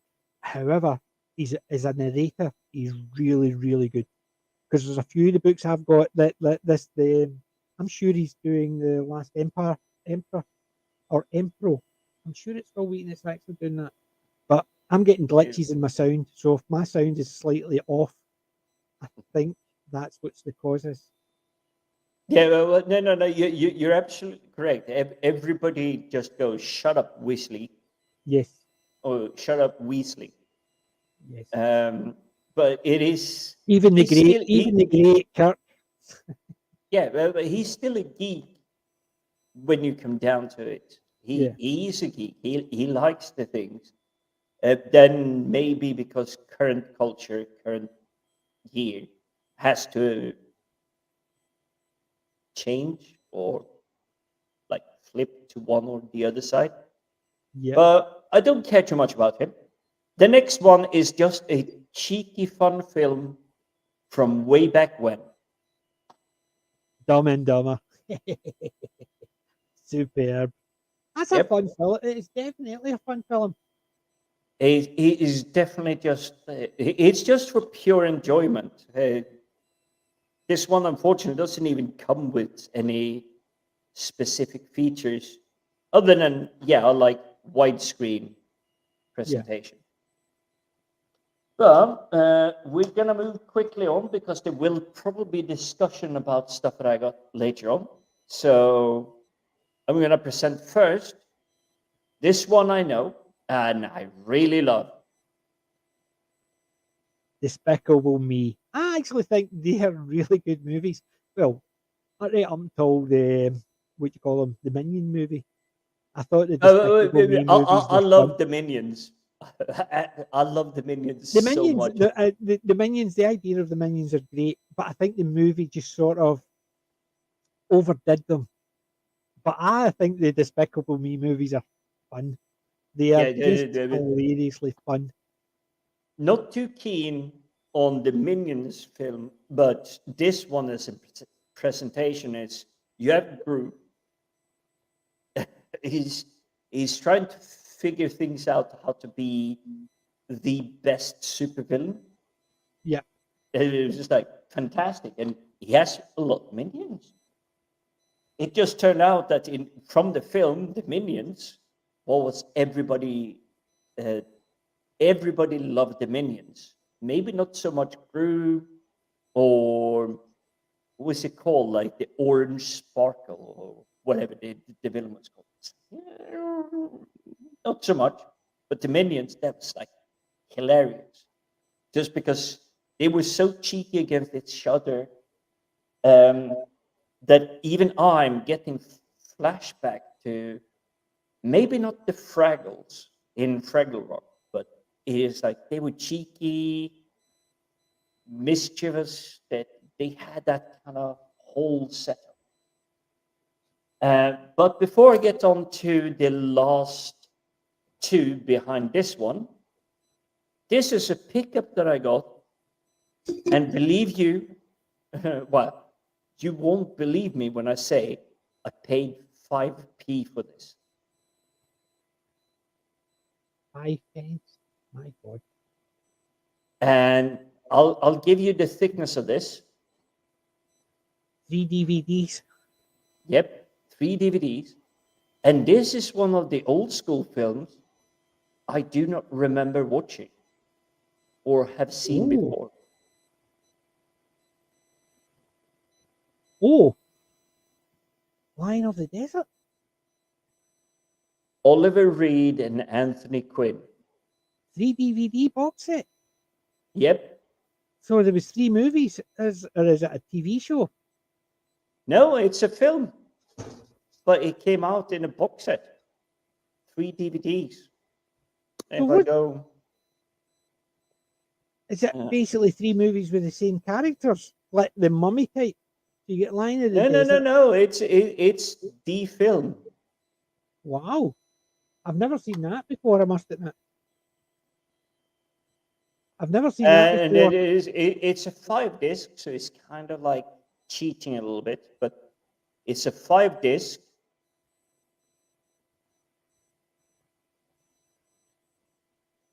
5p, all of that. That is superb.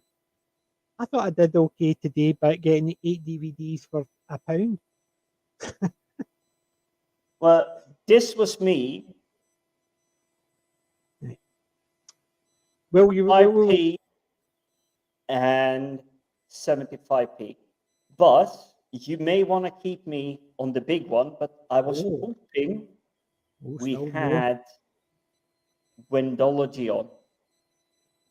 Because you have your Wolfman, Uh huh.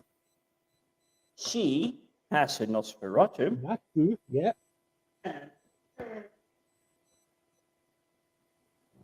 Yes, sorry guys, I don't have a proper setup studio, but because you guys just dropped off the earth, I needed to get a friend. Oh, Flash. Flash Gordon's alive.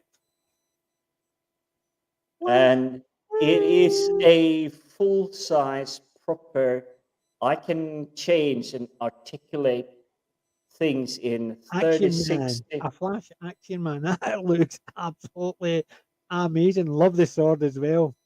What you need is a what do you call him? Birdman. Hawkman. Sultan.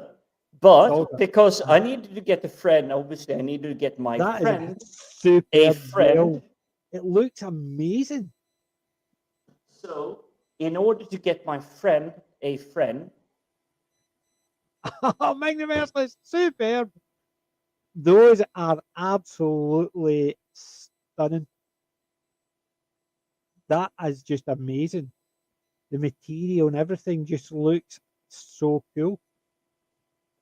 The red velvet, that looks amazing. I love the Ming, and I definitely love the Flash. That's a great movie as well. Yep. I'm just trying to remember who plays the Hawkman. That is Brian Blessed. Brian Blessed, as in the king from Blackadder, #1. Yep. And these are not Wow. cheap stuff. Oh It's God, no! literally what I You can spent see my by the year quality. bonus on. You can see by the quality of the figures. You know, they're not cheap. No, God, no. They are absolutely stunning. What's the third one that's available? Is it Flash? It's another Flash. I thought they would have had Dale or the Hawkman is the third one. So the Flash one is a specific version of Flash. It's It's on the back. You've got the three pictures in the back. So you've got Flash, Flash Gordon. You've got both Flash Gordon. the one I have is Savior of the Universe. Yes, you got and Flash, Savior of the Universe. You can get King of the Impossible as well. I think you got the right two. But that's what I'm saying. The third one, you would have thought they would have maybe put a Dale Arden or a Hawkman or something like that, rather than two Flashes, because the Flash you've got must be the hands down the favourite one that everybody goes for. Yeah, it is just absolutely amazing. So much of the extra materials you got. Yes, it is. That's so why many. I brought a tin. That's why I brought my tin. It's not gonna look too good.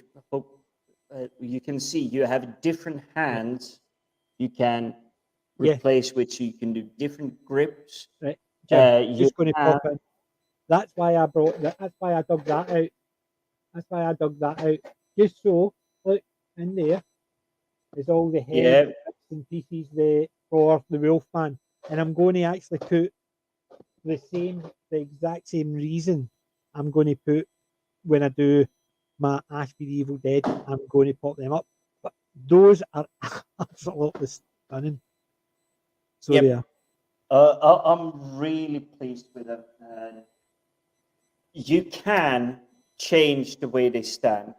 Just trying to make it good in front of the camera. So those are absolutely stunning. I love the Ming, and I love that sword, Flash's sword. That is just perfect. Yeah, the two figures. Ming comes with a sword as well. He has a sword, but I decided the goblet, the glass. Yeah, the goblet. Yeah, you don't want Ming to actually. He doesn't fight. He's Ming the Merciless. He's got minions to do that for him. He just sits back with a goblet of wine. But if I'm gonna go, if you look at the facial features, Ming looks far better. Yep. Brian. It's just because I met Sam and he's a little bit more meaty. Yeah. He's a very much more bulky, so he should be basically like yay tall against Max von Sydow. Definitely. That just looks the figures look absolutely stunning. See the detail on them. Wow. Wow. That's all I can say. They're absolutely stunning.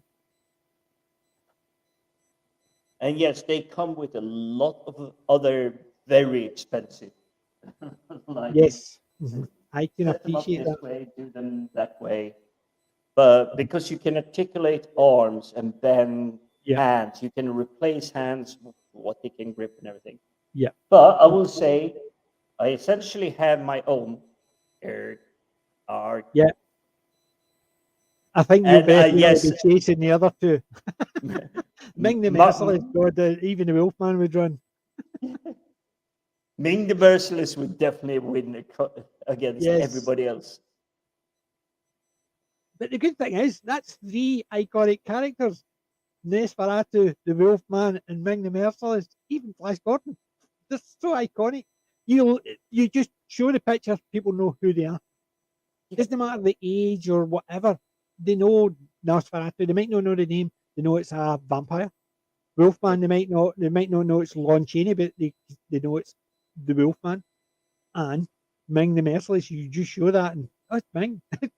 Flash Gordon's Ming the Merciless. Oh, Yeah. I mean, it's just superb. This is what we're hoping that we could get Well, see when you're told because watching we couldn't. Voyager, the ones with Paris and Kim in the holosuite as doing Oh their version of yes. Ming the Merciless. Yep. Because the Yep. one Yep. from Yeah. the alternate, remember the ones from the alternate dimension? The ones Yep. of I love light. that one where the holodeck believed they are the real world and Yes. that's the invasion force. Yes. That's very much like the. That's a Ming the Merciless. That's a basically classic Flash Gordon. That's classic old school Buster Crab Flash Gordon. And that's what they've designed it as. And you can see it's designed to pay homage to those ones. Because you had the big robot, and that was the things you saw in the old Flash Gordon movies. Superb. Well, see, while you were doing that, I went and dug out some of my movies. So I'm going to show the last wee bits. If you're not finished, keep going. No, I'm finished now. I can't afford more. Yeah, I've got a couple more. Literally These are just some of the DVDs and a couple of the wee books that I picked up over the weeks. Right? I'll let you go to big screen then. Okay, we'll just go to that screen. There, we'll go to that screen. So, right, pick this up, and I was really happy with this. The whole 6 episodes. Police Squad. Frank Drebin. Now that is way back when. Yep, the complete series. That is a long, long time. But, yeah, I mean. Yeah. I mean, I love myself a donut, and I feel sad that police officers are forever tied with a donut. I mean, it's nice. It is like a quick snack. Yep, definitely.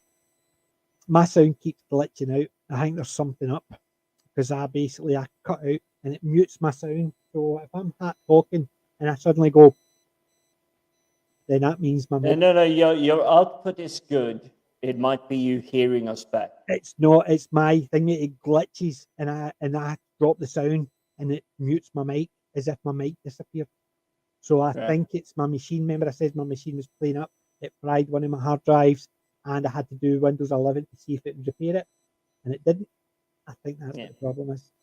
So far so good. Let's just, before you start running through things, and I know I'm not on the screen. You're on the side screen. I'm actually just in last. Yeah, I'm on the side screen. I'm just going to say, when did you see the new Dumb and Dumber? No, I haven't seen the new stuff of that because I think the first one was the only one that really needed. Challenge is going in terms of Lion of the Desert. How did they put one film on 5 discs? I do not know. I'm still in review phase. That's the question I was asking: is that one or is it a series of movies? It'd be like saying The Mummy, and then there's 5 discs. You would expect 5 versions of The Mummy. That's what I was wondering if it's like. It'd be like Indiana Jones, and then there's just it says Indiana Jones, and then you get the 4 discs. So you would expect the 4 Indiana Jones. That's what I thought it was. But how I don't know. I literally picked it up this afternoon. You need to actually check it out and tell us. Report back for next week, or no, next week, the week after. You know what I mean? Right? I'm happy to report back for next week. Because that could be one way maybe record, but I've got another old classic. No, I'm just catching up with the chat before I'm letting you run on with that. Grandma Miranda is saying that I'm assuming she's referencing Flash Gordon and Emperor Ming, saying they're very cool. Yep. Yes, they really are. I just need to actually now go to IKEA and buy something I can put them in awesome like stances. Yep. Um, That box there, this thing here came from IKEA. yep. That's so basically. I need to move my wheel command before I turn my camera play. We have That Mr. there came from IKEA. AWK. This came from IKEA. It's 4 shelves, glass all the way around. Perfect for the Oh, food. it's really nice. You might need to send me the details of that. We do have Mr. AWK sneaking in really late here. He's saying Hello. evening all. Then there's talk about old DVDs. I do Patrick apologize Stewart for was here. jumping through because you guys have been busy in the chat, and sadly because we can't moderate We can't it. actually do it. I know it's because I messed up me. What? But the Patrick Stewart was here. Was that from the Flash Gordon movie? It's definitely not from Police Squad. No, Right. I think we caught up. And well, Disaster Area actually pointed out, yes, the Lion of the Desert is a VCD, which is the really early Well, I version suppose that of would be DVD. right. So basically, it's not the compression. They didn't have the compression, so Yeah. it's on the standard 4 gig DVD. Yeah. Could be that. That's more than likely the reason. Uh, Oh, do you know? See, Kelly Inch has actually mentioned North and South. I nearly picked that up today. Book 1 and book 2. that's one I'm still hunting for. North and I South was basically turned amazing. it down because I saw it and it was 8 DVDs for £1. There was 2 boxes of 3 DVDs each, but I had the other stuff that I wanted and I didn't have a lot of change, so I basically only had £1, so I put them back. So I might go back tomorrow to pick them up because book 1 and book 2, because the North and South only did the 2 series, did it? Yeah, but they did good. Yes, I nearly picked them up today, and I turned round. Oh, the grandma saying no, it was I Claudius with Patrick Stewart here. Who mentioned I Claudius? But then again, Patrick Stewart here. He basically, I can't remember that one, and I remember seeing I Claudius, but I can't remember it. No. Wait, she's going back. No, I'm talking about the Gaskell adaptation, Ah, is not the that what it John is? Jakes adaptation. Right. Okay. I didn't know that, so I'll agree with Grandma. I didn't know that. Right. I will leave you with your presentation because I Right. have given my fun stuff, and every time This is now a wee that box you set. going I This is a have wee box Ming set. going This is a box set. Oh, Gary Grant. It's got 4 movies on it. Bringing Up Baby, Indiscreet, My Favourite Wife, and Operation Petticoat. I love Operation Petticoat. That was the one that people said that up Periscope. But Was it, even look at that front cover. From when he came, from the time, would you yeah, have someone just sit down on the floor, just cross his arm, and just go, yeah. Look at "Hey, it. this is fun"? Yeah, I mean, this box set is absolutely stunning. Oh yes! Like, Wow! No way! Well, no. Wow! wow, yeah, Now exactly. that is a collectible. Yeah, it is just stunning the way it's done. It's basically just all folds out like that, and it is absolutely perfect condition. Cost me a whole 50p. Absolutely stunning condition, so it was, and it's not a mark on this box set. It's almost like it has been bought brand new. Somebody's got that, thought, I don't like that, and handed it in a charity shop. They put it on the shelf, and I went, oh, yep. So it's not even been through hands. It's literally not a single mark on this. So I'm very happy with it. And I've got a couple of books. I'll put the books aside because I have shown them. The next Oh, I'm thing, sure you got something cool now. this one is a box set as well. I picked this up a couple of weeks ago. I've only seen one or two of these. I've not seen a lot of them. But this is the complete 60 episode, 6 DVD collection of season 1, 2, and 3 of Robot Chicken. I've only seen one or two of the Robot Chicken stuff, and I thought they were actually quite I quirky. wasn't aware there were that many of them. 3 if I'm gonna be seasons, brutally 60 honest. episodes. I've only seen a couple, so I didn't think much of it. But when I saw that, I thought, oh, I think I'll pick that up. Robot Chicken season 1. Season 2. And season 3. So I think they're going to be fun. So I picked that up. That's the only DVDs I'm going to show because I still need to actually dig out other ones because I need to tidy them up. However, when I was at the Comic Con, I picked up a couple of books. I picked up this one, which it was a new one, Dick Turpin and the Vengeful Shade. I actually quite enjoyed it. That looks really The cool. artwork in it is amazing. The story is actually really good. I think it could have actually added a couple extra pages to give a wee bit more backstory to it, but it's not as if it was confusing. I just thought they just rushed a wee bit when you find out who the vengeful spirit is. I think that part was just a couple of extra pages of a story would have been a wee bit better, but I quite enjoyed it. It was fairly straightforward. It's not as if it was a difficult read and a long read. I got it at the Comic Con. It was just a new artwork, and I quite enjoyed it. Dick Turpin. So I thought, what to try and get reading again, and I picked this one up, which is one of my favourites.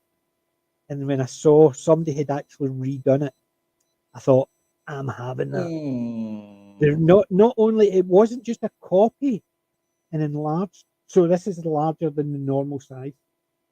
They didn't just take each of the pages and increase the sizes. They redrew them larger. So it was actually somebody had gone through the book and redrew them.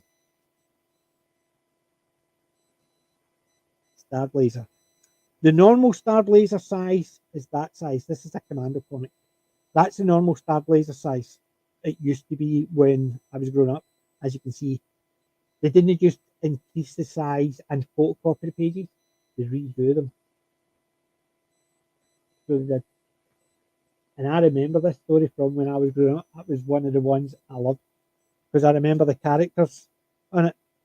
So I do, and I saw that, and they've just did this as a see how it goes, and if it's successful, they'll do more. So that's volume 1, 2 stories. Operation Overkill and Jaws of Death, and I enjoyed both of them. Loved Star Blazer. I was a big Commando comic and Star Blazer when I was growing up. So when I was in the Comic Con and I saw the Star Blazer, I picked it up. But I also picked up some Comic Con Commandos. Tank Attack. 3 stories in each of these books, so they're nice thick. And these 4 cost me £5 for all 4 of them. That's how cheap they were. So Tank Attack has got 3 stories. Trial of the Tiger, Bring on the Tanks, and a tank called Tessa. Then you've got a Commando one, Behind Enemy Lines, Into Bandit Country, One Man's War, and Spy Trap. So it's all about basically commandos.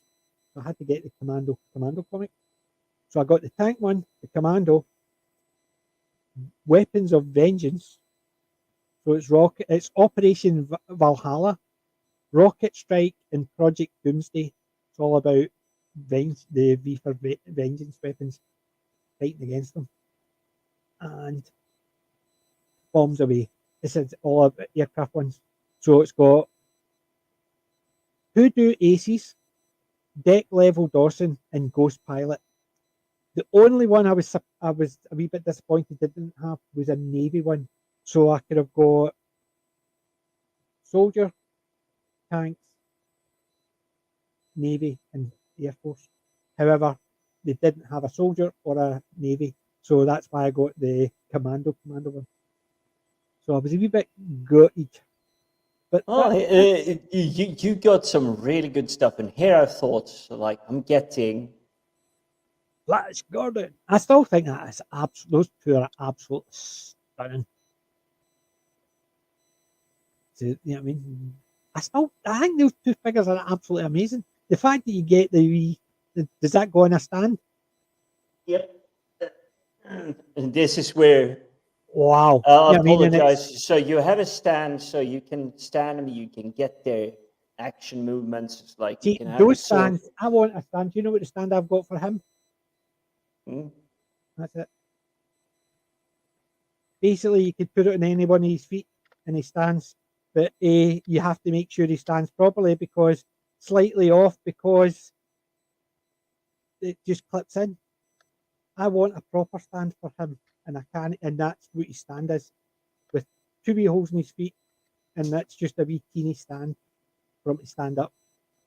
So a stand like that is what I want. Oh, I just pulled his head off. Yeah.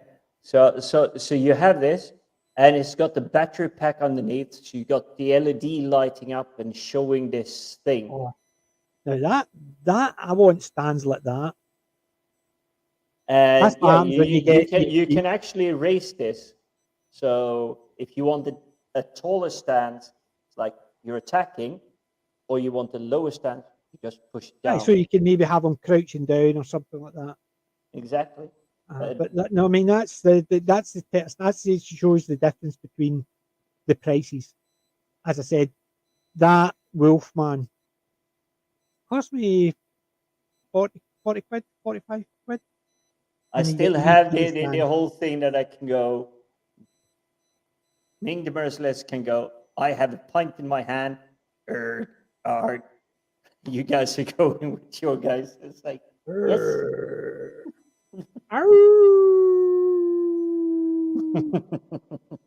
But it's just a shame because his stand is no great. I want to get a couple of stands because I've got my Godzilla sitting there, and I've got my Ash v Evil Dead, and I've got the Wolfman. I've got Patrick Troughton, a figure, but he's ceramic and it's actually on a stand. It's attached to the stand. So I've got like I've got Londo and I've also got Garibaldi out next to the Yep. Babylon 5 ones. So you can see Garibaldi there. Yep, right there. The one I want with this is Sultan. I wanted Yeah. like the Brian Blessed character Yeah. as well. Yeah. But that's what He I'm saying. wasn't So I want to get available. stands. I want to get proper stands because the stands with the two Babylon 5 ones are wee teeny and they just stand on it and you go bang and it would tip over. I want proper stands like those stands. Those are superb. This is what I like about this. It's a customizable figure, so you can change his torso, Yeah. leg stand, how far out he goes, where the See, he's just those are absolutely stunning. yeah. So you get that, and you can put it on the stand, and the Ming comes with Did you see a Kelly lot Inch? of Did you see what Kelly Inch said? She is a Jane Austen action figure that comes with a writing desk and quill. That's oh no, superb. I would love to see that. I would love to see that. But this one really comes with a lot of things, and this is where I'm going. I have to redesign the studio so I can put these guys up and maybe have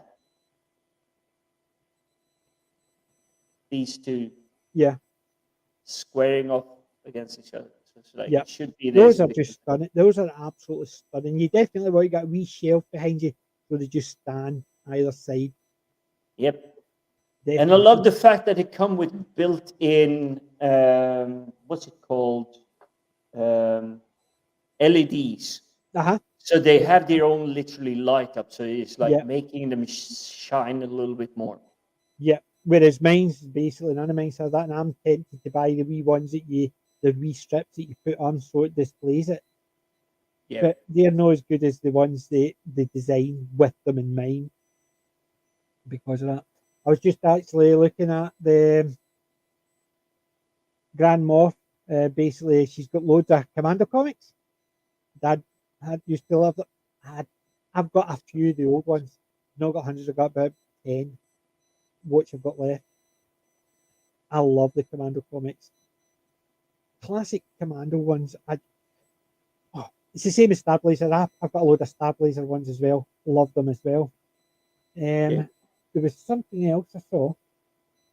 Kelly Edge put down, love to see a decent Asterix cartoon. So would I. Oh, Did you ever see Asterix, the Obelix. did you ever see the one with Gerard Depardieu as Obelix?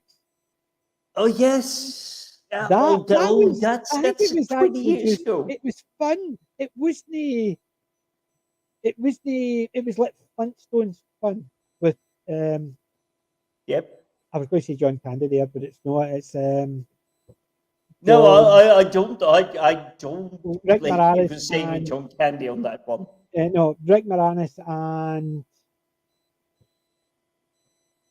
Dan from the from Roseanne who played with Rick Moranis. Who played Ned? Goodman. John Goodman. Yeah, Good John Goodman. John Goodman. That's why I nearly said John Candy was because it's John and I just couldn't remember the name.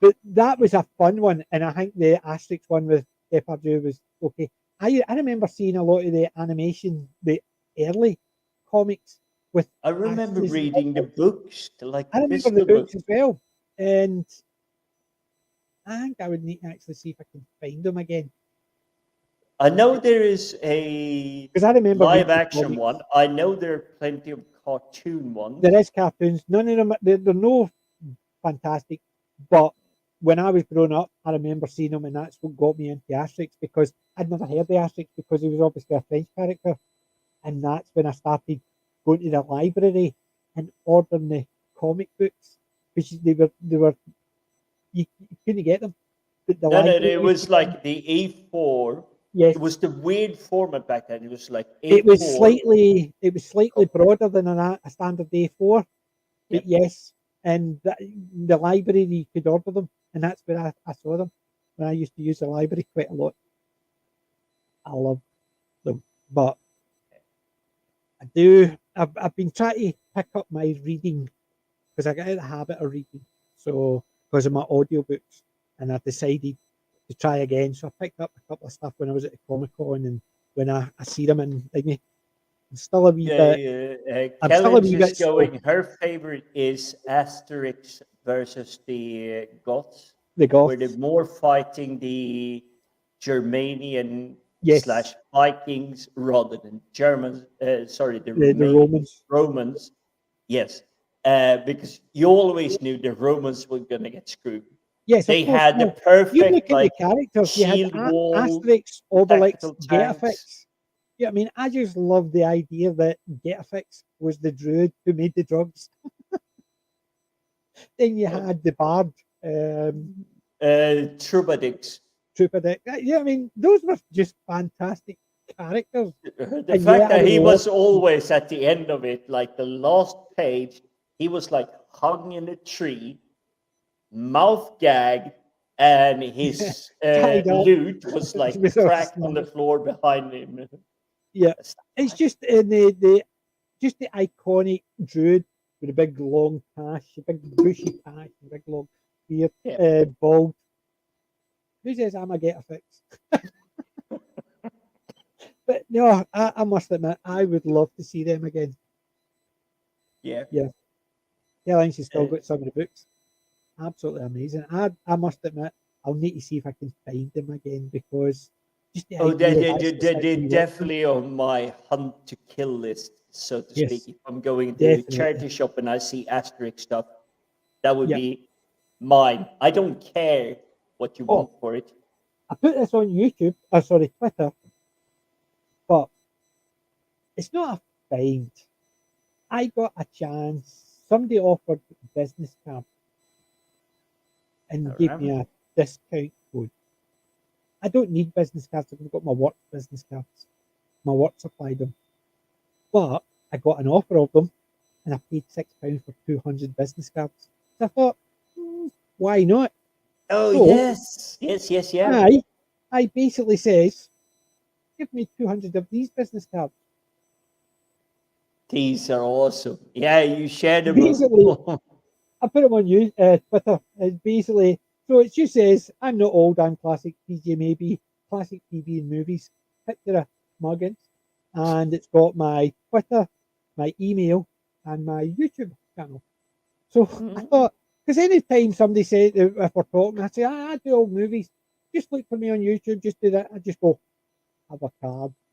I've given three of them out so far. But £6 for Uh, 200 cards. That way, if I'm out and I just catch me on YouTube, here's a card. I couldn't resist it. oh, for me, business cards, that belongs back into the, oh, what was that? Eddie Murphy and the guy from Ghostbusters is like swap life. That's the time where I thought business card was sort of swapping out. Mhm. Brewster's Millions. Brewster's Brewster's, Millions was superb. yeah, John that's, Candy and no Eddie Murphy. It's basically what's it bloody? I've got Brewster's Millions. I've got the three of because he but, did but, but the, this is where I thought these business cards kind of ended in terms of purpose, because you got the card, you went to your secretary, she put it into a Rolodex. Again, if there's anyone, Trading Places. yeah, Trading John Places, yes, Candy, that's the yeah, one, Dan yes, Aykroyd. yeah. But if someone hasn't watched the 80s film, they Richard would Pryor. have no clue what these means.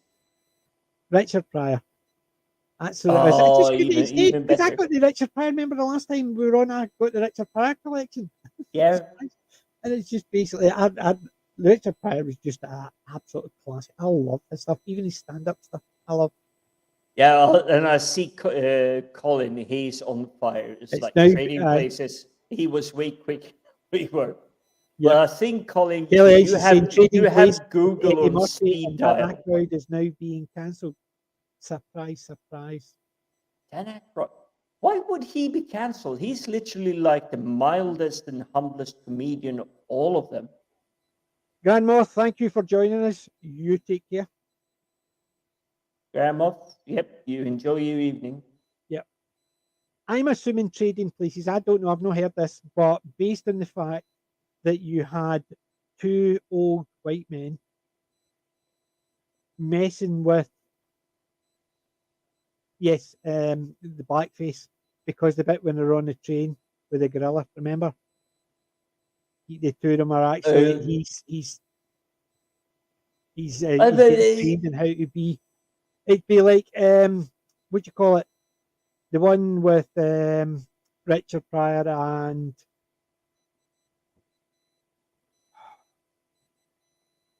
Willy Wonka. What's the name? One Gene Pryor, Gene Wilder.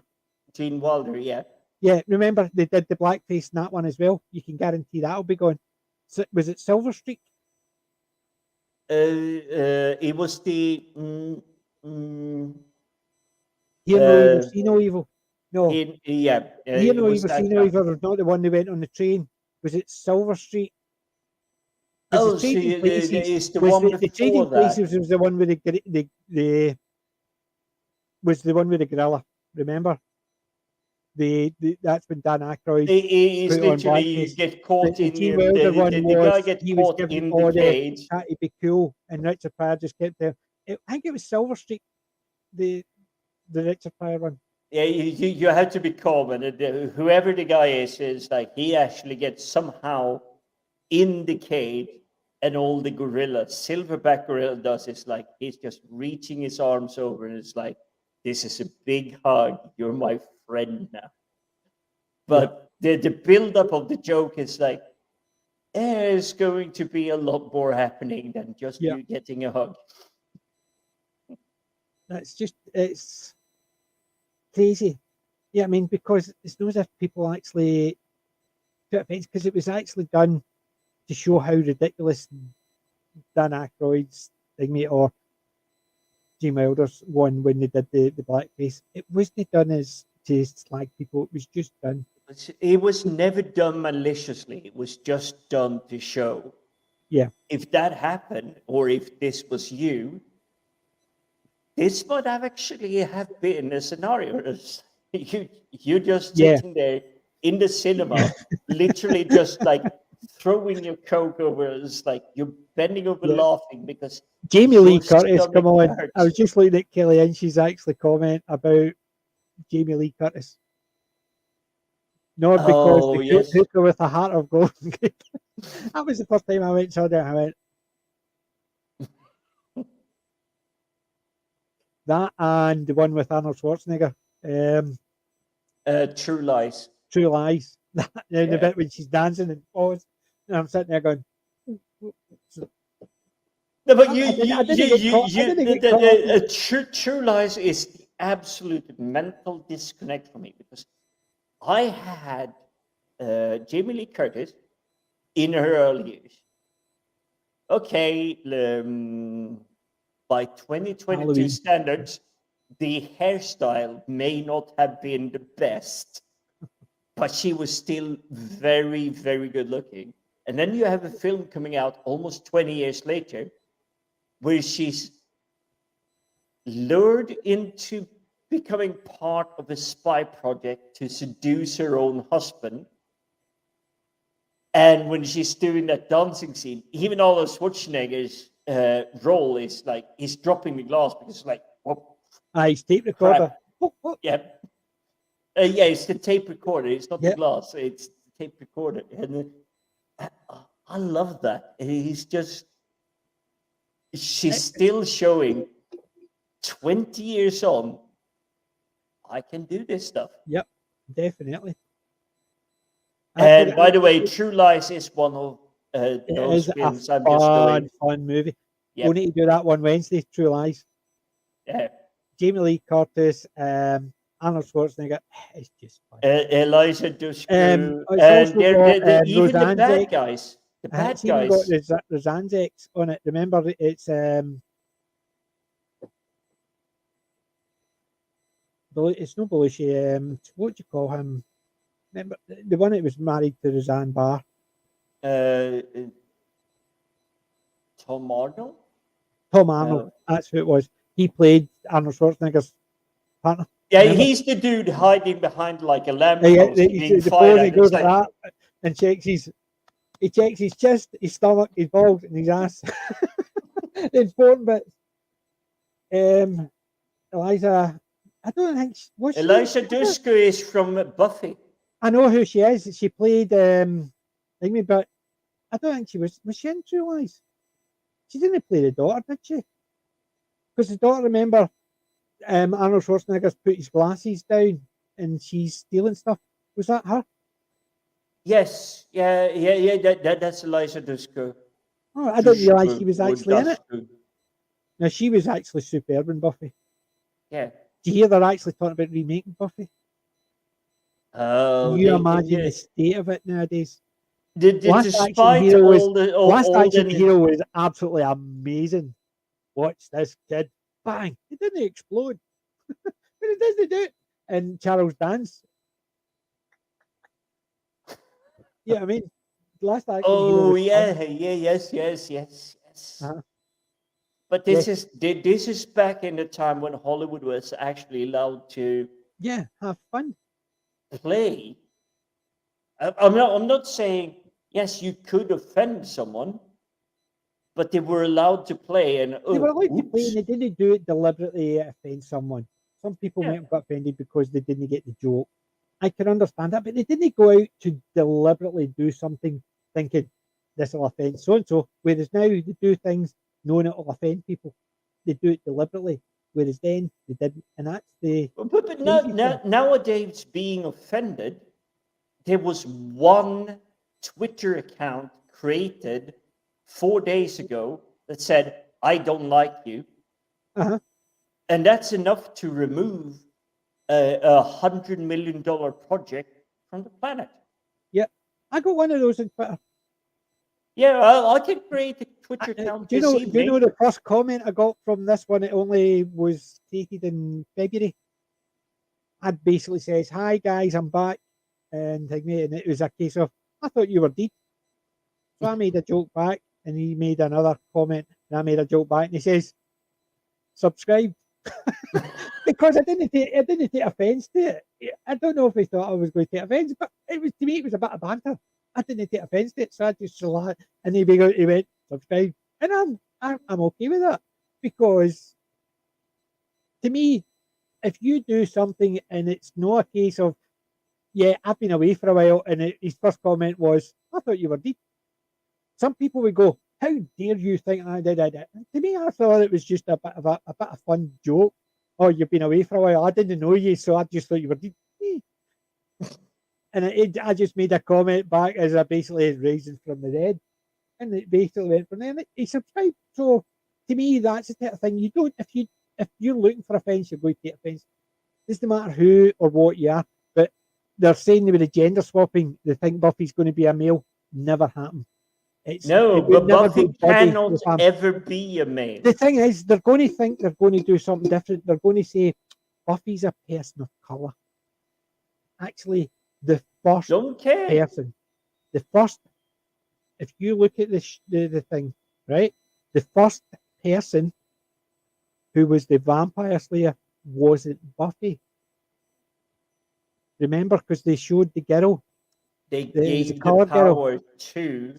Uh-huh. What was her name? It was against that flashy guy from the 90s, Beverly Hills 90210 or 210. whatever. Yeah. Yeah, I can't remember. Kristen Stewart Kirsten, or I don't know. I don't honestly know. The girl who played it was the girl of color was the first vampire slayer in the TV show because she got killed off, and that's when it was all about Giles going to find Buffy. yep. But the thing is, they're going to actually change, so it's going to be a person of color or something like that, and it's not going to have the part where Buffy was just a uber. The reason she is so good, it's not because she's a small girl and because being the vampire slayer, she has got powers.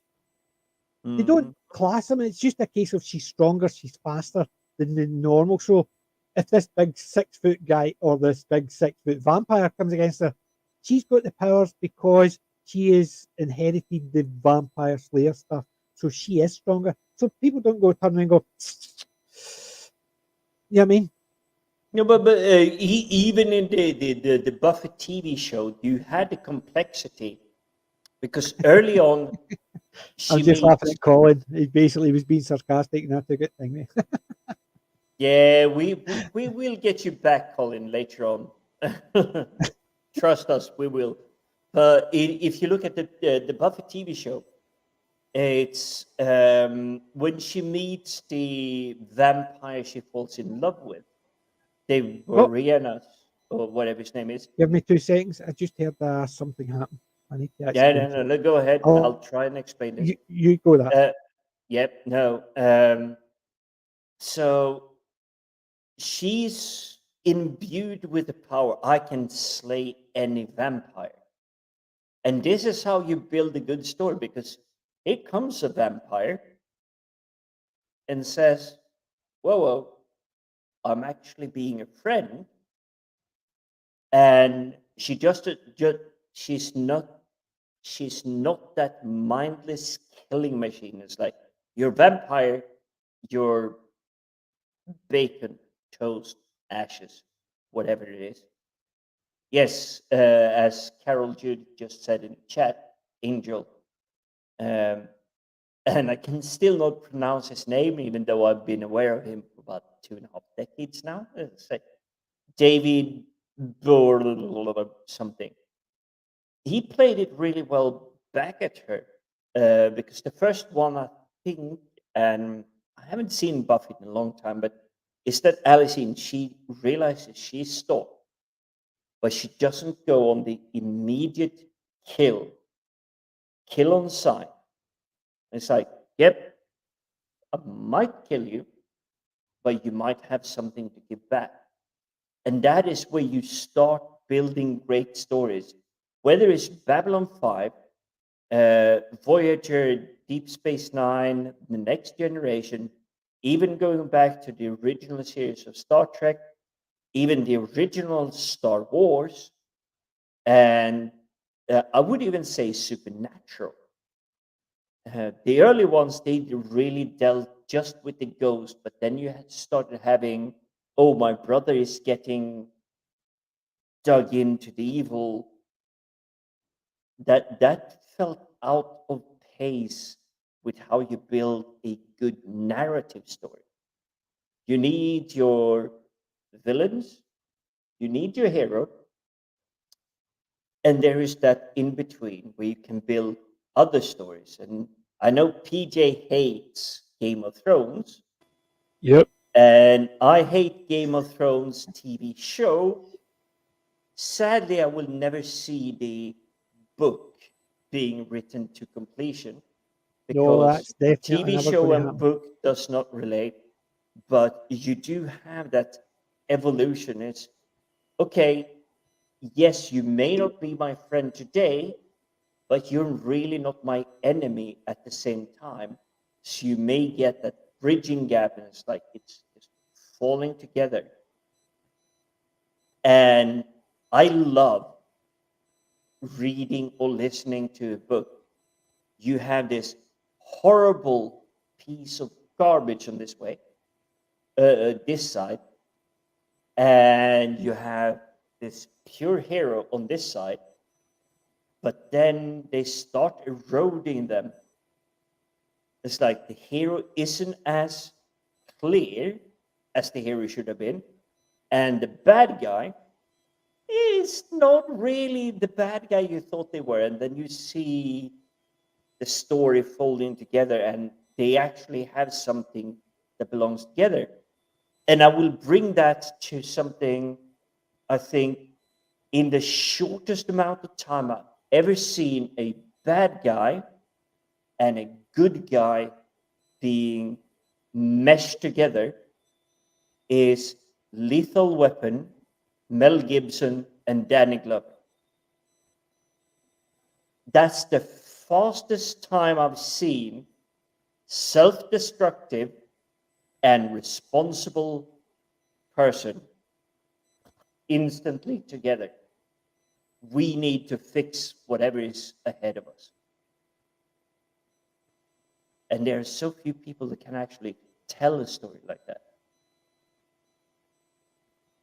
Yeah, that's and they can't do that now. I'm actually just reading the chat, and a couple of things that's actually popped up.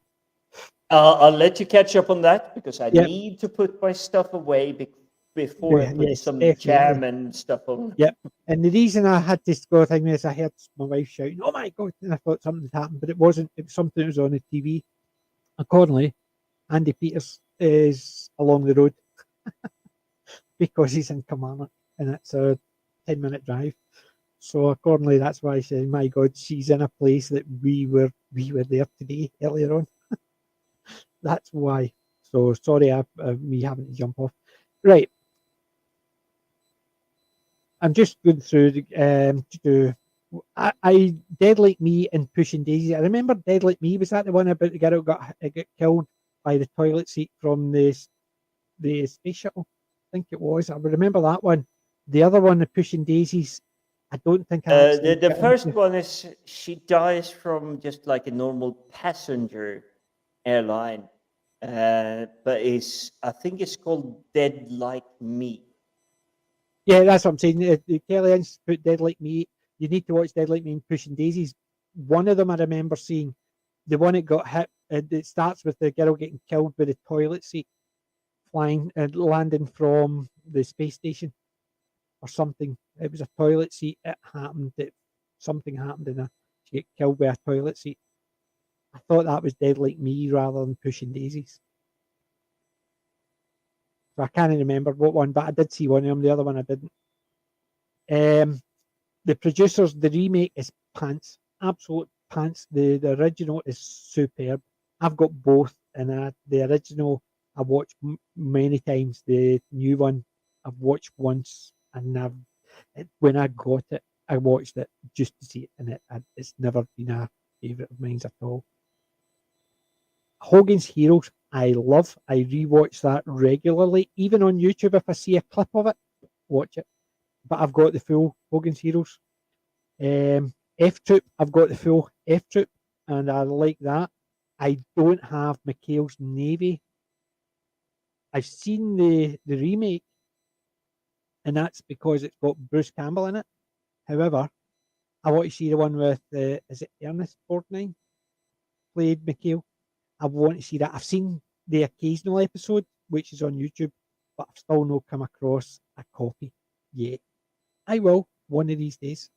Normally, if it's on one of the streaming services, the first thing I do is I play it and rip it so I've got a copy. But I'm looking to buy full copies. But I Get Smart, I loved it. I hated the movie, even though the comedian, the guy who was in it, is a good thing. It just wasn't Get Smart. It's not Don. Oh God, what was Don? I was going to say Don Johnston, but it's not Don Johnston. I'm trying to remember the guy actually did Smart, was Smart Don something. But I love, They get Smart stuff and everything when they made it in the film. Yeah. The Danny DeVito, Renee. well, the Get Smart was no, that's Get Shorty. You're thinking Get Smart was Oh the yeah, show about the spy, and it was a guy who was in the 40-year-old virgin was in the remake movie. That's yeah. Get Smart, but the original Get Smart was Dawn something or other. Can't remember. I liked Angel as well. The main part of Angel I liked was Spike. He was just hilarious. Masterson, whatever his name was, right? James Masterton. James Masterson. He was absolutely brilliant, and I Yeah. even liked him in Smallville. And he was okay. He was in Torchwood as well. He was okay in Torchwood as well. I've got an autograph for my daughter from him. But it was basically, it was him and Christopher Judd. There were so many people. He didn't have time to see anything. It was a quite pleasant. Hi, I hope you enjoyed the day, and then signed it in a way. You didn't have like it was some of the other ones you could sit and chat for a minute or two. It was basically there was so many people. It was just a case of it was a greeting, and it was quite nice about it. It was a case of sorry, really busy. Hope you enjoyed today. What would you like dedicated to? This is something I'm hoping they're gonna bring back after this whole lockdown really start to subside and people stop panicking about COVID. And obviously, sorry, YouTube, I'm not a medical professional and yada yada. Once it start slowing down and people can go back to the normal life, tons of the conventions I went to, they weren't Comic Cons because Yep. they literally like, oh, you pay 100 quid for a ticket just to go into a building to pay 200 quid for a plushie from like a knockoff Chinese shop. The conventions I prefer to go to was more like the open fair. Yes, you get to meet Brian Blessed. If you pay a ticket, you get the signature and everything. But because it's an open one, you might actually stand next to Brian Blessed ordering a pint of drink with you at the bar. Yeah. And you are literally open to just like, Yeah, it's basically how was the the original day? Star Trek conventions where the cast and that you just walk around and chat to fans. Exactly. Yeah. Dead Like Me was the one with the toilet seat, and yes, they were all classed as Reapers. Pushing Daisies was, I think, is the one iZombie, not similar idea to Pushing Daisies. No, I Zombie was definitely not in that arena. No, So but I thought it Pushing was because Daisies, Dead Pushing Like Daisies Me. he resurrected people, whereas iZombie, she eats the brains of people and gets their memories. Yeah. It was a crime solving thing, and it was to do with dead people. So one of them was resurrecting dead people to help solve the crime. iZombie was she was eating the brains of dead people and help solving the crime. But by the way, I know we have a fair few viewers, but you may want to turn out. But she ate the brain with a lot of hot sauce Yes, because she because she needed couldn't some taste. flavor. Yes, because she didn't have any. Her taste didn't work. Yep. I love that tiny detail. It's like, no, it's like, I'm going to get your memories, but I'm literally just going to dunk like Sriracha Yeah, sauce, like half a bottle on top of it, and just go whoop. I did that once. It was at a Watts barbecue, and I used to when I was younger. I could eat spicy, and this one time somebody gave me a sauce which was really hot, and they says, "Watch this, just put a drip on your burger. Don't put any more." I said, "Don't be silly." And this other guy says, "I know, see these people, they just can't handle hot stuff." And he did the same, and the two of us went, we were talking, see, within 5 minutes, our face was melting. It was literally tears, sweat, and we were drinking water, milk, everything, trying to calm down. And it took us about an hour of drinking milk just to actually be able to see again. And Yeah. since then, I can't take spice. If I take even something that's mild, I enjoy it, but I break out, I sweat, and it's even if it's something very mild, and it's ever been since that time I took this. I can't even remember what it was called, but it was, oh my god, it burned me, and I would sweat and tears dropping down my face. I felt as if my skin was melting off, and since then I can't take spice. I like spice, but as soon as Yeah. I take it, I just sweat, and it's my wife laughs. She says, "But that's not even spicy." Anything with a bit of spice doesn't matter what it is. And it's obvious ever Yeah, since that time. you go into flames. It's literally your body is like, it's like Yeah, I've run the 4 marathons this morning, and you just sitting there. It's like I just sniffed this burger or this yeah. whatever it was. It's like I'm already melting. You can feel yourself just like starting to melt. And it's like this is going to be too hot for me. But I do like it. I mean, I love a lot of curries here in Yeah. United Kingdom. Vindaloo is weird Yes. between different restaurants. You can It have is. Vindaloo at one restaurant, When you're and you go, when you're Vindaloo, you're in the loo. well, yes, that is kind of fair assessment. But I've been to a curry house, like award-winning curry house, and it's like this is a chicken vindaloo, Yeah. and you go and it's like, really? It's like chicken in milk, and then you go to like another curry house, and it's like, yeah, chicken vindaloo. The last time I had it was perfect, and you literally get the plate in front of you, and you can literally just feel yourself. You're just melting away because it's so spicy. Yep. I'm just actually still catching up. Look at that one, Carol. Jude said $15 Star Trek conventions met the original cast for free centuries ago. Those were the days. Those Yeah, were the days. those were the days. Yeah. Peter Uh, Capaldi used to do cons and character. If you've seen, there's one. I got the DVD. I loaned it to my friend, and she's not given it back yet. It is, woo. what was it called? I need to actually dig it out because this one is a Peter Capaldi's in it, and it surprised me he was in it. It's actually, I've got it on my disc, and I've actually highlighted it in yellow because it is mine's, and I need it. Neverwhere, and it was Neil Gaiman that wrote it. Oh, Neil Read the book. Gaiman. Neil Gaiman wrote it. Read the book, and it's a TV show, 6 episodes, I think, just one Let me season. just And remove Peter my dinner Capaldi's from in it. the stove before it actually turns to charcoal. Yeah, I'll be back in 2 no minutes. problem. So Peter Capaldi's in Neverwhere, and that's really good. I quite enjoyed that. Definitely recommend it. Um, Taking the ME officers. That was.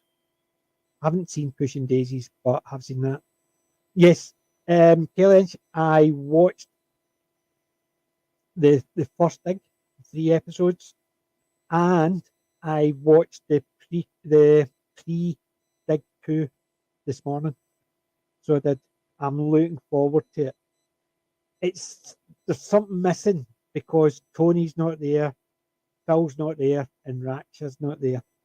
Those three are missing. Obviously, Phil's not, Mick's not there, but he passed away, and it's a shame.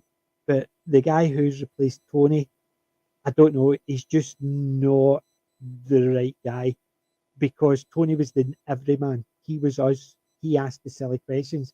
Having a archaeologist talking to you with a very his voice is just too mellow. It just doesn't seem right. But I'm enjoying the digs and seeing like John and stuff like that again and Matt and stuff is fun. But I'm waiting for the new Dig 2. I know it's coming out soon. So Tony was far better, definitely. So yes, it's just a shame about that.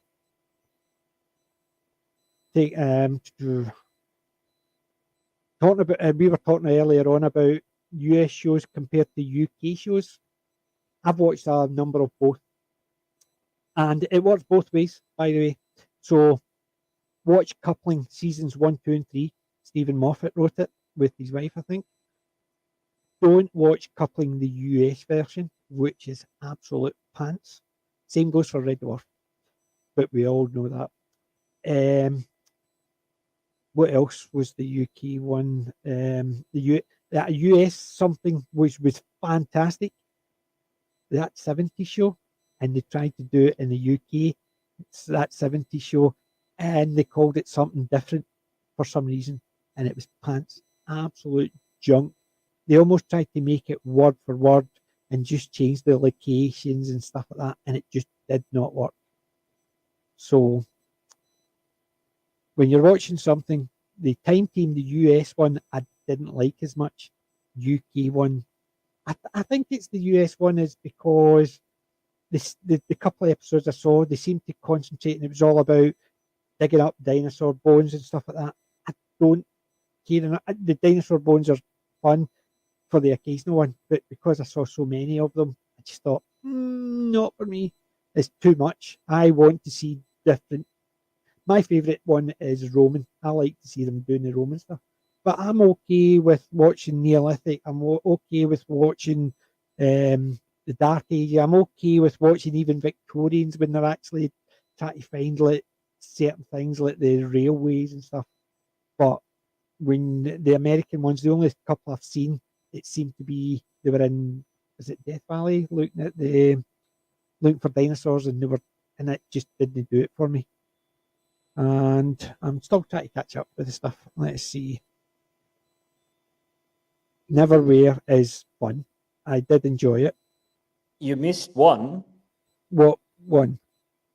Oh, come on. It's literally the best thing ever from UK. It's the IT crowd that US should never, ever have tried to adopt. No. If you're going to do the US or never ever, Red Dwarf was the US should never ever have. But yes, the IT crowd, they did the very first episode. The only difference was they get rid of Roy and actually brought in the guy from Community to replace him. And it was a word for word. And yeah. But they do that with everything. Certain things work, certain things don't. It has to be done. If they take the premise and then change it, that's fine. If they take it and try and make it word for word, it doesn't work. It doesn't work, yeah. But what's the channel? It did streams in US and UK shows in the 60s and 70s. Ooh. The one I've been actually watching recently was Rerun something. I quite enjoy it, and they basically do chats about it. Rerun something, what's it called? It's terrible when you actually can't remember it. Things, isn't it? It's the most recent one I've actually subscribed to. I will say there is a benefit to this having been a privately listed stream. I haven't seen a Russian bot trying to sell us some. Funnily enough, neither have Nokia. I. Neither have I. Rerun Zone. They talk about classic movies and why things were banned, why things finished, and stuff like that. And they're a good channel for talking about certain things. Yeah. But it's a scripted one, and they've obviously got clips of the things that run in the background in silence. But it's good fun because they talk about why this actress left or why this episode is still banned and stuff like that. So they talk about the program, give you background on it, and then they tell you why certain things, how the thing came around, and how long it's been running. They talk about Little Rascals. They talk about Popeye. It's just fun. Reruns. One of my favorite. It isn't a pet peeve per se. It's the ninja nunchucks.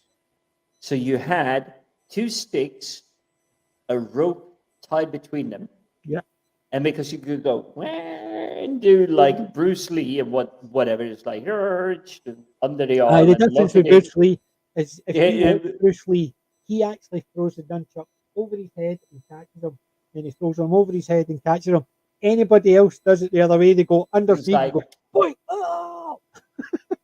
But for some reason, when you watch Bruce Lee doing it, he's always over and catches it, over and catches it. Whereas everybody else does it under and it goes boink in the back of the head. It's hilarious watching people thinking and know how to use them. Yeah, but I find it hilarious because here in UK, if it was a nunchuck in there, it's like, nope, completely banned. This is the worst weapon ever. It's like right next to Teenage Mutant Ninja Turtles. My favorite character is Michelangelo. Nunchucks. Yep. But you have Donatello with the bow staff that can absolutely decimate an enemy. You have Leonardo with the katana. It's like that's the sharpest sword ever created in the history of humanity. You have Raphael with his die. Yeah, that's a triple prong, very pointy thingy. You just go, whoever you is dead. It's like they're not getting up again. But no, the nunchucks, that's why we have to say Teenage Mutant Hero Turtles rather than Ninja Turtles. Yeah, I've got a couple of DVDs and it still says Ninja on it. I've got some of the old classic ones. I'm just looking, the Bone Detective. I recognise that, but I can't remember. Yeah. I think Colin's seen the same kind of source material from Shadiversity. He just mentioned it in chat. It is Shadiversity did it. Yeah. Shad did the one about how nunchucks are not very practical weapons and a stick is better. Yeah, and what surprised me is like Shad actually just went up and was like, no, I'm not the nobody. I actually know how to use nunchucks. I actually really know how to wield them properly. And he did, it was like almost like an hour-long video. And he's just like, nope, I can do this. I know how to do this. I can hit it perfectly. Every time you want me to hit the target, I can do that. But because of the property of the weapon, if I hit it, it will smack back into my own forehead. Just because of how it works. You can't control it. Yeah, and anything, that's what they were talking. He was talking about the about flails with short handles. Doesn't work. A flail, you need a short chain so it doesn't hit you in the hand when it bounces, because you might be able to control it, but if it bounces the wrong way and hits you in the hand, it's doing more damage to you. So a flail has to have a long hand, short chain. It's just not meant to come back and hit you. It's stuff like that. But Chad's, he obviously knows his weapons and stuff like that. I'm just looking at the stuff we're talking about. Yeah, the IP crowd flopped in the US. Tomorrow, people, they should not have touched. I did not like the new one. I thought it was pants. I watched one episode and thought, nope, not me. Kelly Lynch is talking about Plebs. The first 3 seasons of Plebs are fantastic. One Stylax left. The guy, Yeah. they do the best, but it's not as good. It is not as good. It's not like Coupling, where after season 3, where Jeff left and they brought in Oliver. That's, to me, it was a worse decline than the one in Plebs. So season 4 and Coupling, because Coupling was so high, it, when Jeff left. Richard, I can never remember, played Moislin Litvick in the Terry Pratchett stuff. Yeah, well, you know, I'm about to pick up those DVDs. Hopefully tomorrow, unless someone Kelly Inch stolen actually it. says it's not. It can't be good without Stylex. She's right. It's not as good. So basically, I'm still catching up. But what were you saying? No, I'm more cheeky towards Colin in the chat, where he's going and it's like, yeah, I'm better than this. It's like, yeah, we know what you can do. We know what you do for reenactments, and we know that you are working with these weapons. Yeah. But if someone is standing 1 foot away from you, a longbow is not going to be like the preferred choice of weapon. And Colin's saying many classic ninja weapons were derived from farming implements. It's exactly what it was. It's the same as like you look at archers. People who became archers grew up with the bow and got to the point where, because everybody used the bow, the British longbowman was the top of the game. So when people were joining the army, they'd already had 10, 15 years of using the longbow. Whereas China at the time, it was a case of people were brought in, and the only weapons they had were farming implements. So a lot of people knew they were going to be, so they used them to defend themselves. So they knew how to use them. So if they've got the nunchuck is effectively something for beating, I think it was rice. So it was to beat the rice, and that thing. You had a pole with a pole attached with like a string or something, so it would flop. Yep. So when you smacked it down, you threw it, but the end would smack the rest of the way. Yeah. And so it was that's what they were used for. So the way of farming tools, and that's why a lot of them, like you watch Monkey. Remember the movie Monkey, the TV show Monkey, the original one, not the Pants remake. You had Pigsy, who had a rake. In effect, that's exactly where these weapons came from, because people had rakes, so they made them into. I've watched plenty of Benny Hill sketches. All I know is, like, if the only weapon you have is a rake, you chuck it on the ground and run the other way and let them chase you, because they would just run and it would be poof. Yeah, but the thing is, as well, so that's why you see a lot of these the classic Chinese movies, which are superb. If you want to watch martial arts stuff, all this new stuff where there's 15 jump cuts when two people are fighting, no, classic Chinese movies are the way to do it. They are just so well choreographed. It's amazing.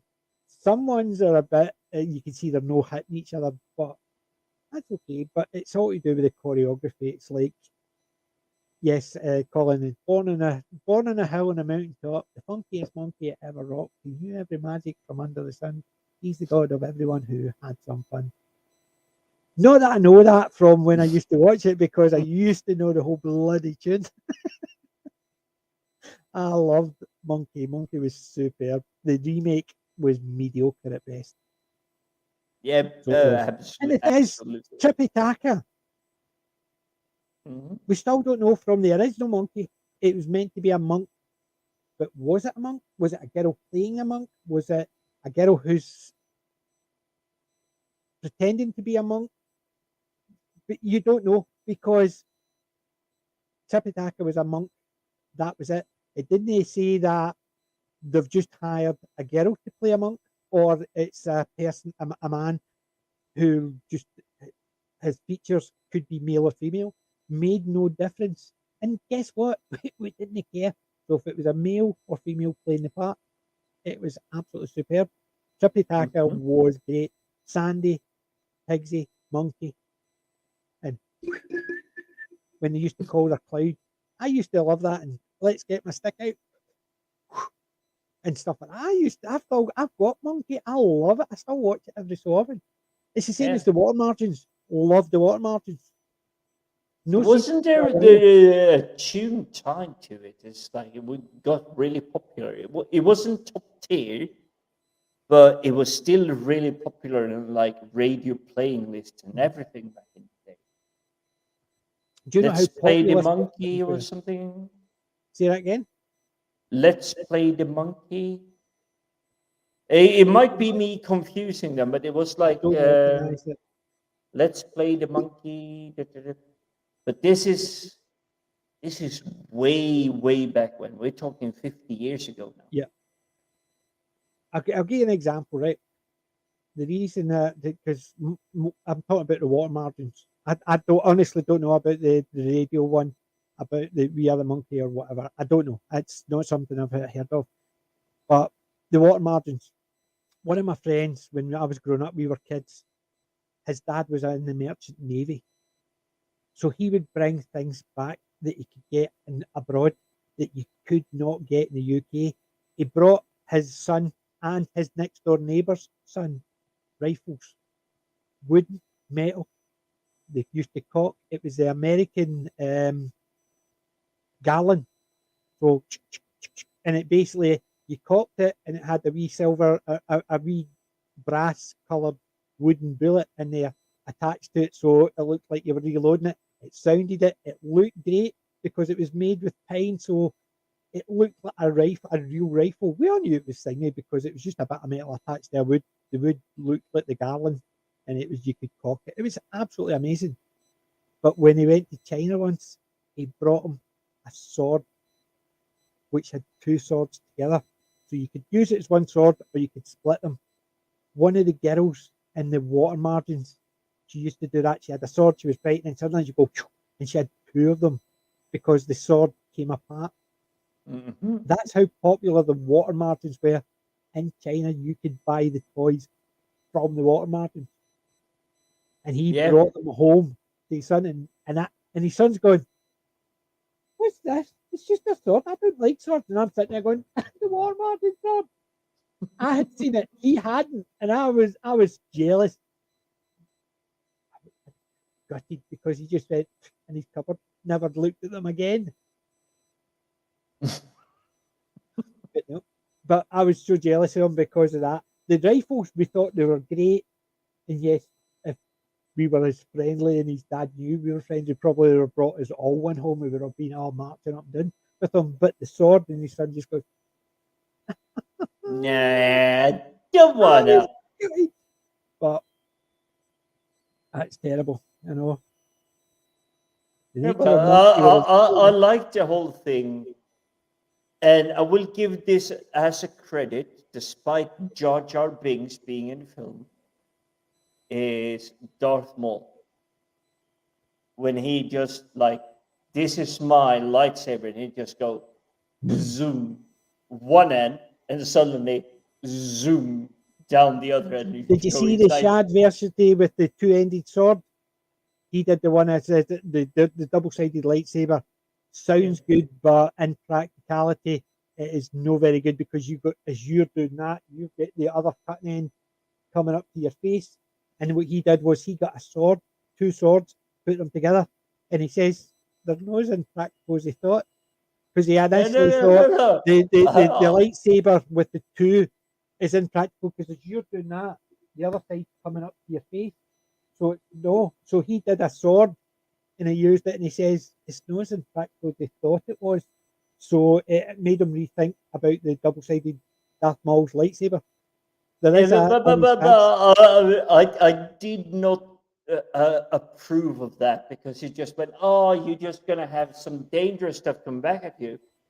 You would treat if you have a sword, you're holding it like this, zoom out and zoom out the other end, you will not treat it as a Yes, sword. You but will as a treat it as a lightsaber, bow staff. because it's a lightsaber, even if it glanced you, it's cutting you. It's not like a sword where Yeah, exactly. And you will find it in that battle scene when he's fighting Qui-Gon Jinn.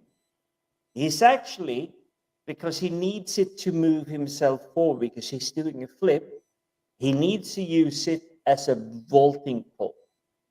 So he has to use it to stab down on the floor so he can do a jump over and make a good looking move. It looks good, but you just realize he used the lightsaber, stabbing it down in the floor and vaulted over it. If that was a lightsaber, he would literally have just whoop, gone, yep. yep, he would have been flat yep. on his back. Uh-huh. I'm But just it still looks good. but the Shad did it, and he did a double-edged sword, and he actually rethought how he thought the double-sided lightsaber would work because of Yep. that. But I was just looking at Louis Sparrow is rewatching Monkey just now. I might actually Oh, have to look through that again because I love Monkey. Monkey was just superb. The remake was good, but it was not as good, and because there was enough changes, I was a bit. It's not as if it was bad. Like if they'd made it now, it would be bad. They made it a long enough ago that they didn't actually try and mess with things. They just tried to modernize it. I think the original Monkey stands well on its own. You don't need to modernize it, and I think that's all they did. So it's not bad. It's just not as good. Um, and the water margins was, I think, yes, the 92 Heroes Reborn. I think so. That sounds right. And I didn't know that about Journey to the West for Monkey. Just goes to show. But just things like that you don't know. So I keep that's my sound why I keeps love doing things like this. yeah, Is my sound keeps cutting out you? at my side, not at your side. So I every so often it just goes. Whoop, my mic cuts off, the sound from you cuts off, and then it clicks back in, and I have to reset it. So there's a times it's maybe like 5 or 6 seconds. So Yep. if I suddenly go But mute, so I got my yearly bonus coming in end of next month, and I will be upgrading this. Sadly, I will be losing my sound card, so I can't do something like apologies, everybody, cover your ears because I will push a button. I don't know how it sounds. it's not too bad. Not too bad. It's supposed to be a laughter, but I will It lose was, don't that. But I worry. will get one of those professional ones because I do get. Hey, you did well through this year. You get enough. Yes, you can get a better microphone, but a better microphone means I can't use my sound card. Yeah. Well, what I'm going to have to do is because my machine is still glitching, I'm going to have to do a rebuild of it, Yeah. which means all my software is going to go get messed up. There's a couple of pieces of software I need to contact the company and get the codes again, and then I'll Mm-hmm. need to reinstall absolutely everything. So OBS, I need to reinstall it and get the codes. I need to my video land editor. I need to get the codes for that. I'm going to Yep. have to try and even back it up and then just completely wipe my machine down because there's too many glitches in it. And the problem is, I don't want to because I've got so much on it. So I need to reinstall everything. The biggest problem is going to be my video editing and my OBS. OBS is not a major issue, Yep. but it's getting the code so it actually reactivates rather than the free version. That's the big problems I'm going to have. My largest pain because I rebuilt my machine just after Christmas was remembering the password for YouTube, OBS, Streamlabs, Gmail, Google, the whole thing. It's like I have different passwords for everything. It's like, what was that password again? I've got about 50 passwords. And I tell people write your passwords down, but don't write your password down. Write a hint to your password down. Yeah. So you look at it, you know what the hint means, but if somebody looks at it, they see 4 or 5 characters and they go, huh? Like if you want to use your name as your password, I wouldn't put PJ maybe. Even if I used an A as a number 4, I wouldn't write PJM4. Yeah. I would put PJ, so it reminds me. That's it. I would just put initials, so it reminds me that my password is my name. That type of thing. I would remember if the 4 is an A or the E is a 3. That type of thing. So But the hint would be that's my advice. If you're using the same password for your Gmail account, so you can log on to YouTube, and you have the same password to log on to your bank, you might be in trouble. Yep. Stop doing that. Yep. You should And have a that's why different I tell password. people write a password down, but write a hint down. Don't write the password down. So if you've Yeah. got 50 different websites, use 50 different passwords, but have a code that you know. So, like for instance, if I want to use my name and a number at the end, I would put PJ123 or like that. But I know it's not just PJ123 is my password. It could be PJM4B3, that type of thing. By the way, don't use these technologies. Use passphrase rather than Yeah, but it's password. that's what I'm saying. So if you're using something like that, so like for instance, one of my friends used to always say, "What's your password?" It's my password. No, but what's your password? It's my password. What's your password? It's my password. That was his password. It's my password. So basically, in effect, you could tell somebody his password and they had no idea. They thought it was just being thingy. But But I love the memes that are out there when it comes to password selections, and it is oh, you need to choose a new password, and you go P3N1S,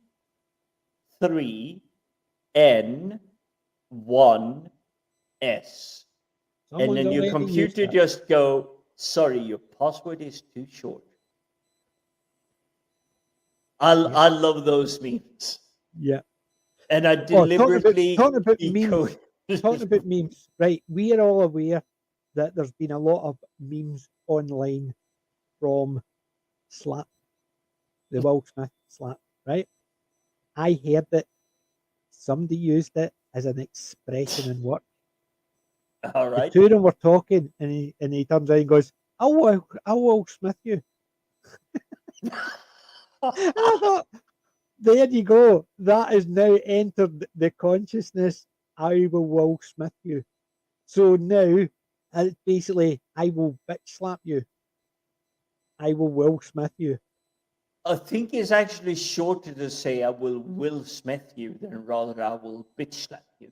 Yeah, that's what I'm saying. So in effect, somebody said, instead of saying I'll bitch slap you, they said I will Smith you. So it's now being used in everyday terms. I heard that in work, and these people, and they were chatting, are not geeky, so they just saw it on the TV and they've seen it in the news, and they're starting to use it in everyday conversation when they're slagging people and having a bit of banter.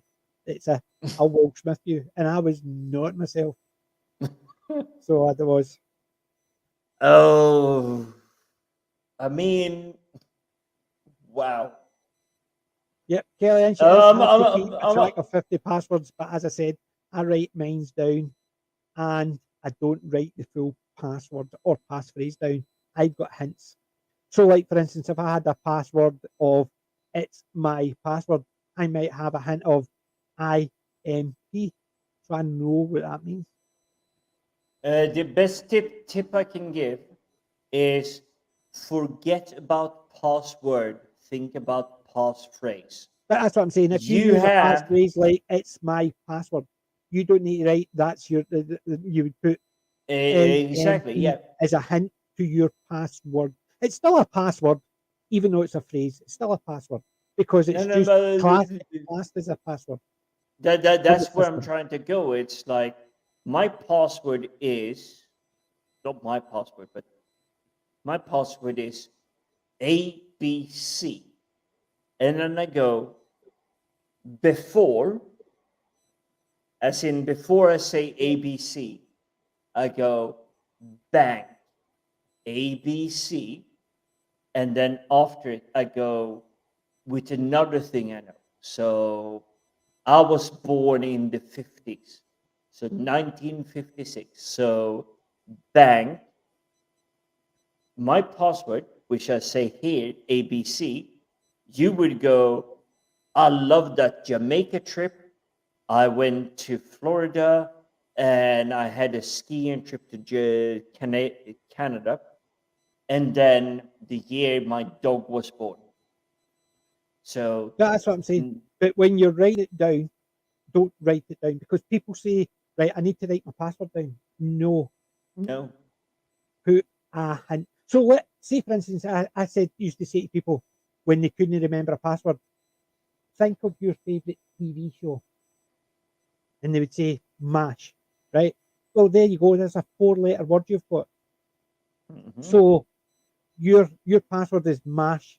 Now put your registration number of your car, or registration number of your first car you own. And so Yep. there's your password, MASH AB1 and 999 ABC.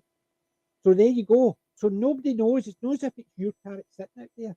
It's your first car you remember the password for, and it's your favourite TV show. So all you need to put is TV car. There's your hint for your password.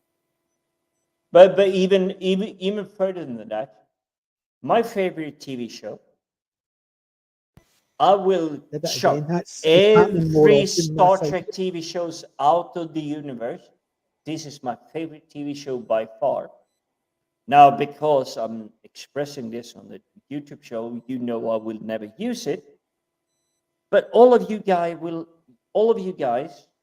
ladies, lasses, gorgeous people, MacGyver, yes, including you, PJ, by the way. Yes, you're gorgeous. But it is MacGyver. But what is MacGyver's first name?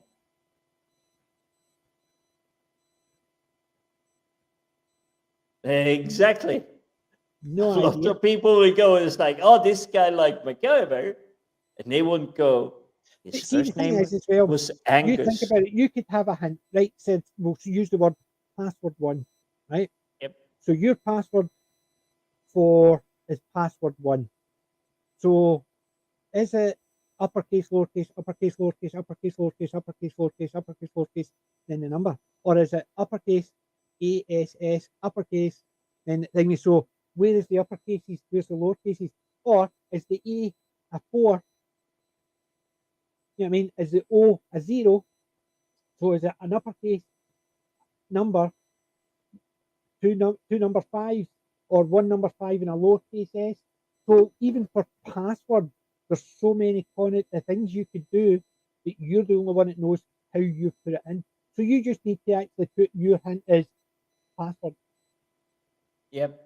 Somebody But listens to it and goes, that is what password is it's password. supposed to be. A password is supposed to be, because the way it's being identified, it's something you, that one person, knows. Nobody else knows this. Yeah. You knows this. But And this is where Colin, it's starting to blend out. Carol says, tip, use the at sign instead of the A. Wrong. Because for an A, you could use a lowercase a, an uppercase a, a number 4, or an at sign. That gives you 4 choices. So if somebody knows you use, And since I'm Scandinavian, we'll add 2 different A's to yes, it. but And what if I'm you're saying, Danish or Norwegian, you got another 3 you can add to it. with the And double if you're dots from and stuff like that, yeah. But what Iceland, I'm saying is, just with that, that's 4 combinations. So if somebody knows you use the at sign for yeah, A's, so if they know that there's an E in your password, they know they've already got one of the characters. Whereas if you use any one of the 4, makes it, even that one single character change, that is a variation of 4. And if there's 2 A's in it, how many? That's 4 times 4. That's 16 yep. variations. So it's things like that. That's what you need to think about. Yes, use the @ sign, but also use a number or just use an uppercase. And that's for one character. So if you had used password, if you used P at or P capital A or P number 4, that's just the two characters, the first two characters. You can have an uppercase or a lowercase p and all those variations. So that's 2 times 4, that's 6 variations in 2 characters alone. Then you've got S and S. Are they uppercase S, lowercase s, or a 5? So there you go, it's another 3 times the 6, then another 3 times the 6. The only You see advice what I I mean? can So give, as you and go through, this is where you put your password in, but the only advice I can really give, if you get a message and you're expecting a parcel, Mhm. but you're not expecting them to talk to you, Yeah, never as actually. you get an email out of the blue Yep. from something you didn't ever expect it to come from, ignore it. Don't even look at it. Just go, See, oh, DHL is going see if to deliver DHL something does to it. me this month. See if DHL, you get one and it looks legit. Never click on the link, even if it is legit. Do not click on the link. Go to your web page. Go to the actual web page, and then if it's got a tracking number, you put it in there, and it'll tell you what's happening. Never click on a link in an email they send. Even if you like your bank will never send you an email, but if it sent you a hi, we're just letting you know we're going to change our rates, and it's got the Clydesdale Bank, TSB, whatever. Never even click on that link, even though it just looks like tsb.com or tsb.co.uk. You click on it. Never do it from an email. Always go into the browser and type or if you've got your bank on your browser, click on that. Never do it from an email, even if it looks legit, even if it doesn't ask you to link in. If you're going to check something, never do it from a link. Always have it saved. But then again, we're all aware that things that you click in without realizing because we're so used to it. It's just a case of things like that, your passphrase, your password, putting in different numbers. I don't know how many people I can guess their password because I might say a temporary password and say, like, your temporary password is password 1. Now change it. And then I go back and I say, right, what is the password? Password 2, because they've changed it. Yes, yeah, I know. We've sort of went from, hi, we're talking about classic TV. Now we're talking about hints for keeping your safe, secure computer. Bummer. Do you know what we'll do? Do you know what we'll do? Since we're actually just finishing our safe computer stream, let's do.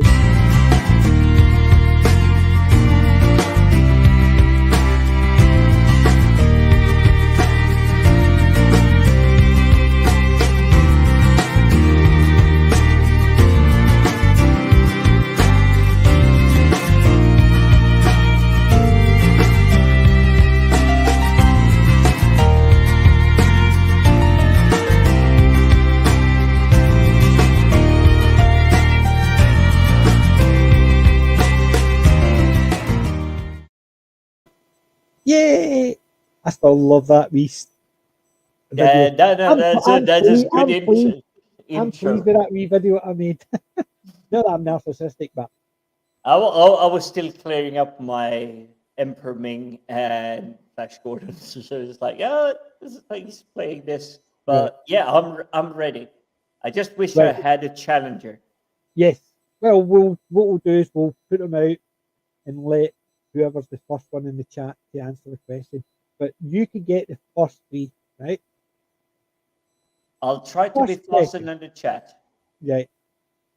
In the 1984 movie The Terminator, what did the cyborg remove in order to repair itself?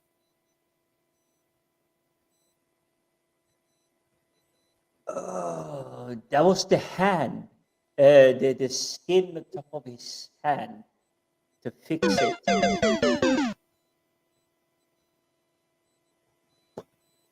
Was it the eye? It was the eyeball. You're thinking of Terminator 2 when he actually cut his hand and peeled it back. Oh, yes. That's my fault. Because 1 remember, point he for the sticks his chat. eyeball and he's doing that. What's that? They're dead cat here. Fuck off, asshole. Fuck off, bastard. Oh. Right. Number 2. Name the 7 dwarfs in Disney's classic Snow White and the 7 Dwarfs. Can I use the answer from the Terminator? What? That one. Can you name the 7 dwarfs? You have Sneezy. Yep. You have Drowsy. You have No.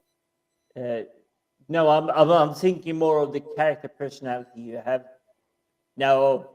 I'll choose the answer from Terminator. Yep. Well, you have Dopey, Grumpy, Bashful, Doc, Sleepy, Sneezy, and Happy. Yeah, you see, Grumpy is the one I would choose. Yeah. Dopey's the one that I'm usually compared to. I think looking at the chat, Kellen is the closest one to actually getting a good point there. And poor Bashful. She forgot poor Bashful. Right. This one I didn't know. This is just reading it. I don't know. My wife would have known this one. All right. What is the name of the mouse in the Green Mile? Mr. Jingles, Mr. Jangles, or Mr. Bingles? Green Mile. That is Bangles? Bangles is my choice. Mr. Jingles. I didn't know that one at all, but my wife would have got it because That's far too cheerful for that film, but it could be what brings it up, lifts it up a bit. But there you go. Okay, chat. We will give it a wee, because I know was that a 10-second delay? So, 10, 15 seconds, I can't remember.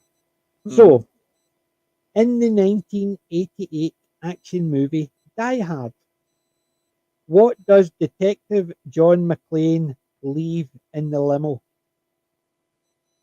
So, we will leave it for a wee while. You already know the answer. So, once we see we're doing that, then we would have expected the answer. So, we need to watch to see when it appears on screen. You've just started counting on screen, so there you go.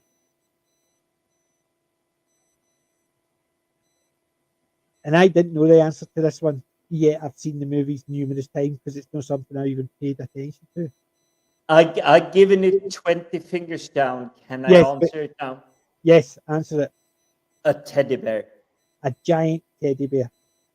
No, it wasn't his weapon. So far, apart from you changed it to the count, you get none right of your 3. So far, nobody's got anything right from that one. You've got a bonus one if nobody gets these next 2. So, question 2 for the wine cooler. I like that one. Complete the famous line from Greece.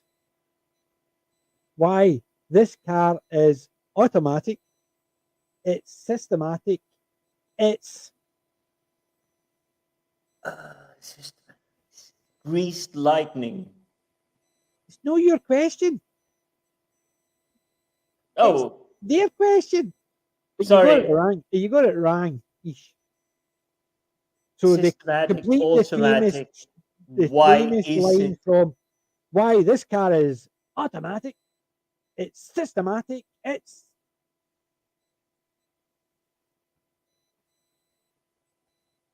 and it's not wine cooler. Sorry, if you answered that. No. I'm sure because the car was looking really groovy using Yep. 70s terminology, but I don't think you had a wine cooler. The back seat is what I want to get Sandy into. Kelly's only saw it once. Right. The answer is the famous line is why this car is automatic, it's systematic, it's hydromatic.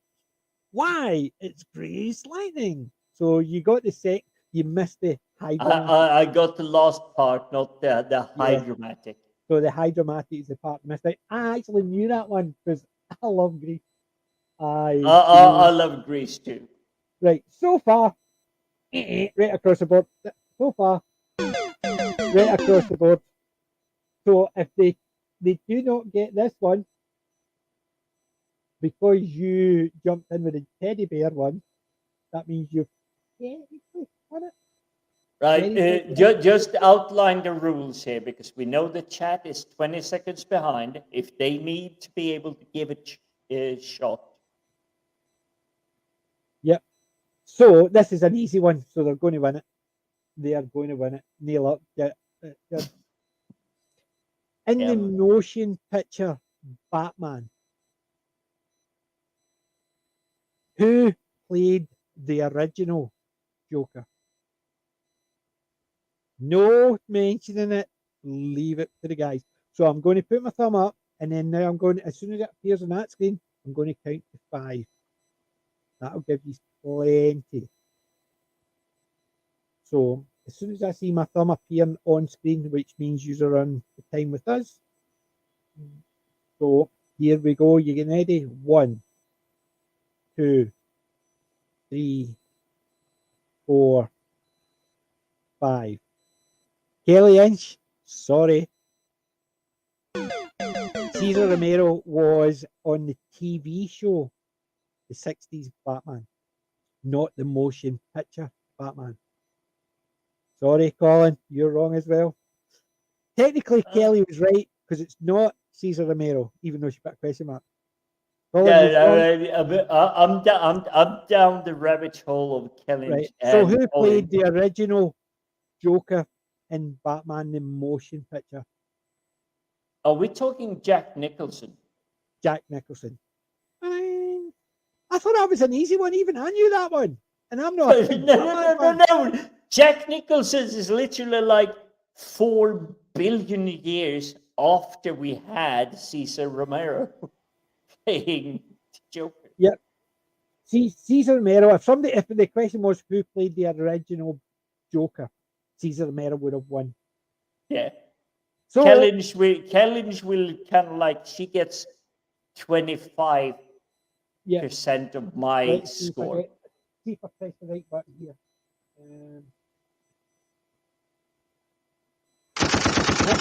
The wrong button. I can't see. Yeah. Oh. Where is the good button? No, definitely do that one. I'm not going to do that one. No, that's Awesome! Awesome, that's the one. Awesome. It's just basically I can't see because of the light. It's basically shining, so I've just got a load of buttons that I can't see the word. I have the same on mine. I believe if I put this back, and for everybody watching, by the way, I'm pressing a button. I don't know the audio output, so it might be higher than level, but this should be a laughter. It is. But it might be very high. So it's like really loud. And I don't mean it. But yeah, I'm actually feeling surprised that I clocked you saying the picture, not the TV show, because that would have been Cesar. Cesar Romero is, yes. Right. Name the 4, from the 60s TV show. Right. Name the 4 villains and the person who played them. So we've already mentioned one, the Joker. So the actor playing. The actor who played the Joker, Cesar Romero. So we're ahead with that one. The next one, who played the Penguin? Well, you're not specified when. No, we're talking about the TV. Let's give chat a chance. You said who played Penguin. I have an answer, but I don't know when. Round again. The classic, we're talking about 60s Batman. Bruce Ward. We're talking about Adam West, Bruce Ward, Batman. Caesar 66 Batman. Who played the Penguin?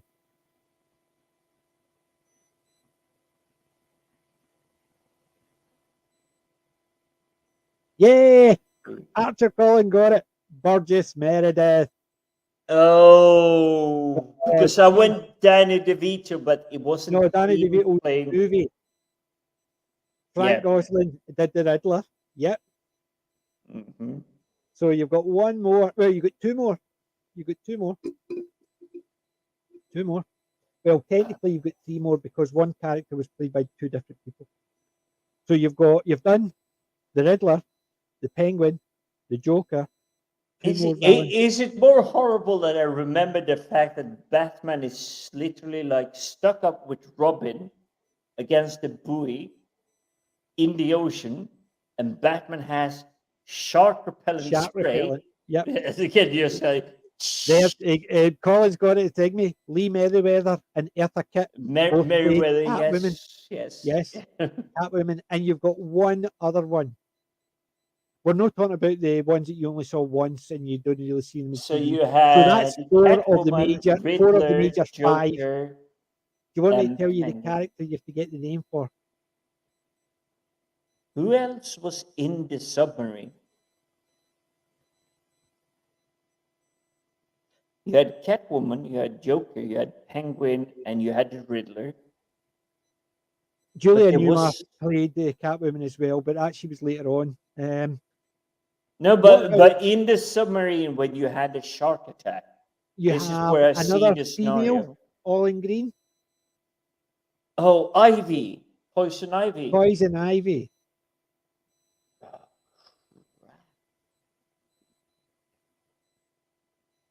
I know somebody's going to get it.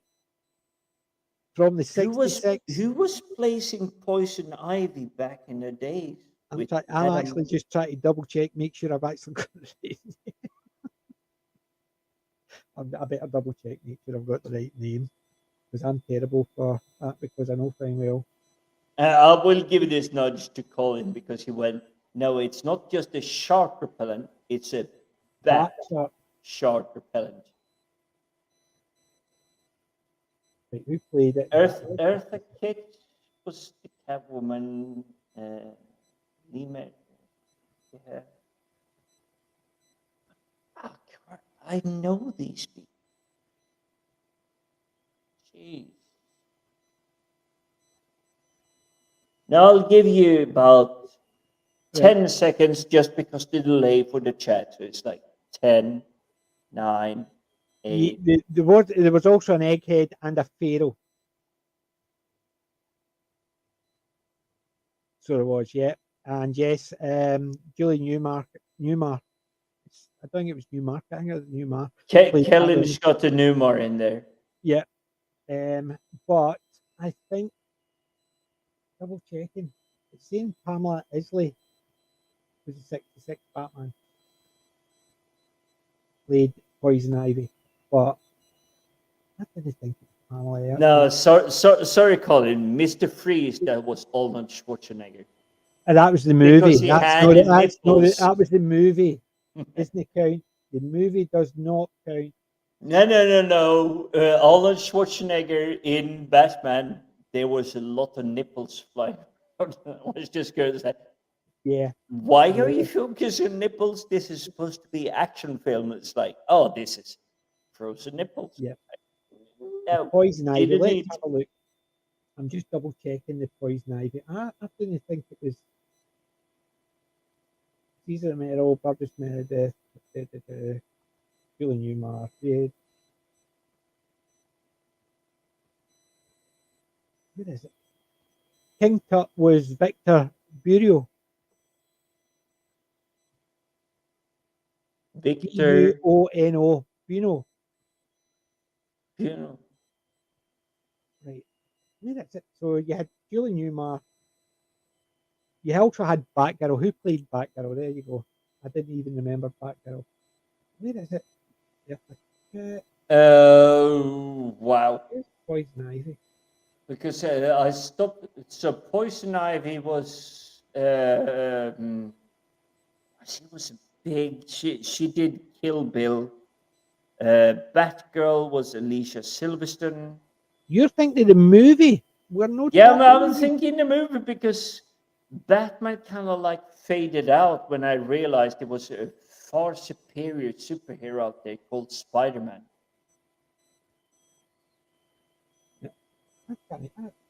Doesn't mean that I don't like Batman, but if I want a superhero, I want Spider-Man. Yeah. According it was Pamela, I think, but I thought she was actually in more. It was only in one, maybe that's why nobody's getting it. Let's see. Mr. Freeze, I think Vincent Price. That actually sounds right. I think someone mentioned Oh, the Price. Egghead. Vincent Price was in it, but he played Egghead. And Victor Burio played King Tut. Yeah. Dark Shadows. I nearly picked Dark Shadows up today as well. I decided against it. I don't know why. We need to rewatch the Batman 66 or the movie Batman, one of the two. This is where I'm getting confused because I know there is the Batman films and the Batman series from Yeah. '66, but I don't really understand which one is like this is the film or this is a TV show where like he's running down the pier. It's like With I the got a bomb. bomb. You've just been Just watching Nerdrotic doing that. Don't let it give me that rubbish. But oh, my sound keeps cutting out and it's cutting out more and more. It's literally every 5-10 minutes it just goes blink and I go mute and then basically I can't hear what you're saying. I haven't heard disruption, but let's cut it down in the next like 10-15 minutes. Yeah. So, ladies and gents, we're in an unfortunate side effect that I was expecting to be here for next week and I'm away again. I got told yesterday that I'm definitely away for the weekend next week. So I'm leaving Friday and back on Sunday. We've got stuff on Sunday, but I want to do is maybe speak to Wend and Jim and hopefully get something recorded, pre-recorded, so we can upload, so we're at least not missing. Because after me being away and now back, I don't want to be away again. I know I've put my clips up for fun. Coming up soon is going to be Chelmsford 123. There's going to be Chance the Million. There's going to be The Strangerers. You need to watch that. There's also some Babylon 5. There's some Laurel Hardy. There is. I wanted to put on some classic Godzilla, but I couldn't. They basically claimed everything. Is it? So I can't play them, the classic. And although they're old, you're talking about 1950s. They've basically claimed them. So obviously the ones who own Godzilla were stuck. Unfortunately, the classic Godzilla, the first sign of Godzilla looking over the hill, going screaming, and it's just something as simple as that. Couldn't even upload. It's just nope, no Godzilla stuff at all. I tried Yeah, 3 or 4 different what I things. loved about the big monster films, it's still the mystery. I love the build up. There is something dangerous coming. And the latter part where you have Gojira and whoever it is, it's like two men in like costumes, like fighting Yeah, in like a tiny Lego city and just like smacking skyscrapers. yep. So And it's that's not basically so I've seen much. the I documentaries all want the about the two who build up. used to do it. I love the classic ones. Yeah, Kellyanne, she's saying Mr. Hayden when do a B movie horror show, and I went, yes. I watched yeah. the Vincent Price one last week's horror, Haunted House. The house in Haunted Hill, wasn't it? The house in Haunted Hill, or is it the Haunted The Hill? house on the haunted hill. Yeah, Vincent Price. That was a classic. I loved that one. But yeah, need to wait for the next one to come out because I love those. The good thing is they're in public domain, so we can actually watch them. Yeah. Definitely. But But it is something I really like about just this group of people just getting together and just chatting, but also the chat, the people in the chat that, yeah, oh, we love listening in. It's, I love a different perspective from one film to another, which is why I was being cheeky to you to this day because I picked up Ready Player One. I think the film is not wrong. If you were born in the late 1990s and I was trying to explain to you, this is back in the day, we literally used like a pen. We had the cassette and we just went chunk and zzz, to rewind it to save battery life on our Walkman. They have no concept of this. They would not understand this. the problem is still people actually use terminology and signs of it because terminology like going to tape that when Yep. they're meaning going to record that. There's no tape, but some people still say going to tape that for me. Yep. Right. And also, Especially tape rather than record. If they yeah, say tape, yeah. that But even if means you a case were of when you say to somebody, give me a phone, that means nothing because a phone does not look like that. A phone looks like that. yep. So So people doing it. give me a This phone. is That is an old Goonie. fashioned phone. But people This know is what that means when they go, when they're talking to exactly. somebody. This is Goonies era. You go, yep, get the phone, yep, answer. That's Goonies. Anything after Goonies, it's like, oh yeah, Captain yes, Cook. exactly. Yep. Communicator. Then Flip it open. Start it up. it went to that.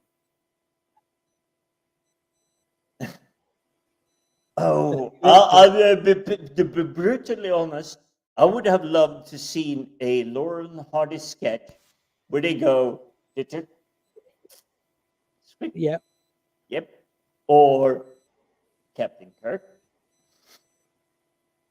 I would have loved to seen them do that, and especially, oh, I keep confusing them. You know, the guy is just going like, oh, I don't know what I'm doing. That's Stan Laurel.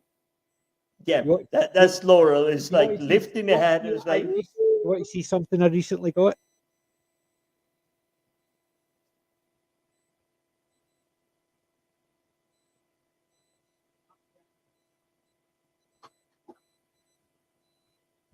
Right. This is a pick these up. You ready? Are you ready? I'm putting you on big screen here, so I'm ignoring chat. Sorry, we don't want to ignore chat, but oh yes. And if only he could like lift his head, he should go. "Beep, beep, beep, beep." Ceramic. Oh, ceramic even. Those are the really collectible ones. Yeah. The trousers are off colour. So is the jacket. However, where is it? Where is it? I've got dye for taking the jacket off and redoing the jacket and the same for the trousers. I've got them somewhere. Somewhere. I've put them down somewhere. But I've got dye to colour the jacket. The problem is when I got them delivered, Yodel damaged one. Oh. But now all of a sudden it was like, yes, I got Flash Gordon Look what they and did. Emperor Ming, Look, and look, you just look go, what they it's did like, to no, his no, leg. I just have these. Look what he did to his leg. Ooh. Ollie, he's fine. Dan, 1 foot fine, but did that. He also Um, he also smashed him, but it was a big chunk. So I managed to glue it because it was only one big chunk. That is in multiple pieces. There's no way near I can repair that. Even somebody who can do fine model work, because I can't, I used to be able to, the pieces are so small that even as somebody good at jigsaws wouldn't be able to do it. But that's why you're being paid the big bucks, just so Yeah. you can pay other people to repair your Laurel and Hardy stuff. Yes. So basically, I want a new leg for this, a new foot.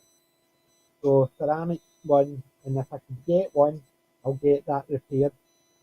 But I need to get a foot for it, and then I need to dye these. But the dyeing these are not a problem. I know somebody who knows Yeah, them. I will not share the link where I got my Flash Gordon and Emperor Ming from, because they have Laurel and Hardy. Oh, I've got a load of links with Lauren Hardy stuff, but No. We're talking, you will go, I'm going to have to eat stale bread and tea for remember, Christmas. remember, Jim, I stopped smoking 3 months ago, £10 a pack a day. Guess what I've got in my bank? My fag money has been my savings. I've already I spent. will send I've you the already link spent. A, offline, and you will I've wish you already started spent smoking a again. load. My Comic Con, when I went to the Comic Con, that Yep. was a few weeks of smoking money getting spent. This I've been saving that smoking money. I must admit, I've been buying a load of stuff for my soon-to-be grandson. I've got a full bag. I'll ping you the link, and you will wish you Yeah, started smoking again. yeah. So I'm definitely digging up the link. You can share it with the chat. I can't If because well, no, you can post it I in could, the I should be YouTube able to chat. post it, but because it's going into that rather than the StreamYard one, it might actually bounce because you know what YouTube's like, they bounce things. But because I'm doing it, it Yeah. should be fine. But Bad Ronald, what was the Bad Ronald? Where can I hear that? Bill Shatner tells the story that one of his autobiographies, he used a flip phone and not realised at first why people were pointing. I remember that. I've got his autobiography, and yes, he did. I remember saying that. The best autobiography I've got is Hail to the Chin, and the second one, Chin Strikes Back, Bruce Campbell's I'm not autobiography. sure if it's the accurate one, but I pinged you one, which is where I got my Flash Gordon Yeah, and Emperor Ming. This is one for you from the same company. right. I'm just actually opening the link, and let's And put I it in will the. let you, Yeah, if you I've seen think, those. I have seen those. They're for pre-order. They're not ready yet. I've yeah, got that bookmark. exactly. Big Chief. Basically, the reason I looked at Big Chief is because Nerdrotic talks about them all the time. I did Yep. look at the Big Chief, yes, and I saw the prices of the Big Chief. Yeah, that's really good. It's like, Yeah, wow. and the fact that the hats can come off and stuff like that. Yes, the Big Chief ones. Yeah, I yeah, you have the arms. You can literally like, Yeah. eh, eh, So for eh.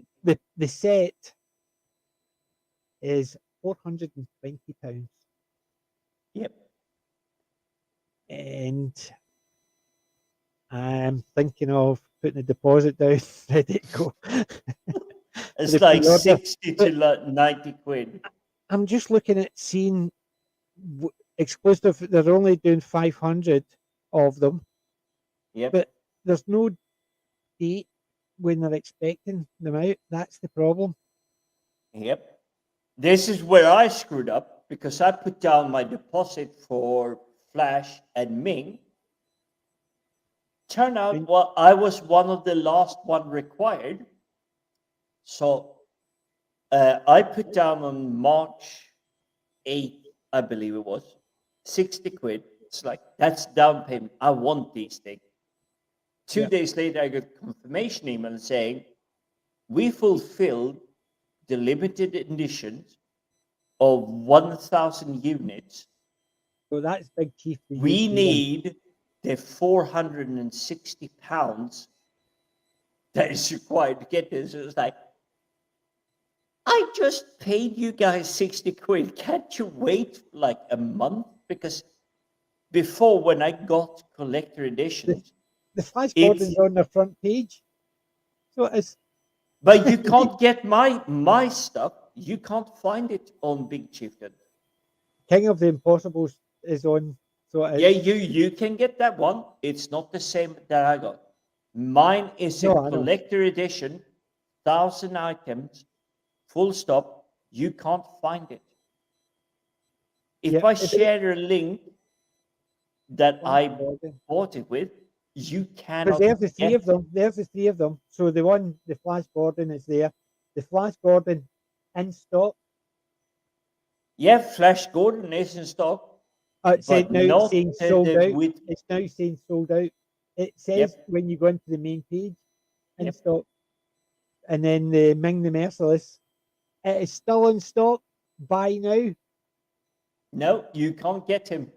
According to their website says buy now. It's still available, but the Yeah, Flash no, Gordon's out. you can't get my version of Ming the Merciless. You will get a separate version. So I have one that had a cup, a sword, different hands, the The one's got the sword, jewelry. the jewellery, the ring. Yep. According to that basically the Ming the Merciless has got the sword and the ring. Doesn't see anything else, but let's see. Inner silk tunic robe, pair of silk You will effect get the trousers. version that is Ming the Merciless when he's in the not the castle, what is called, like the courtyard. Yeah, So he has a different robe, a different dressing, but you won't get the one where this one is him meeting Flash Gordon.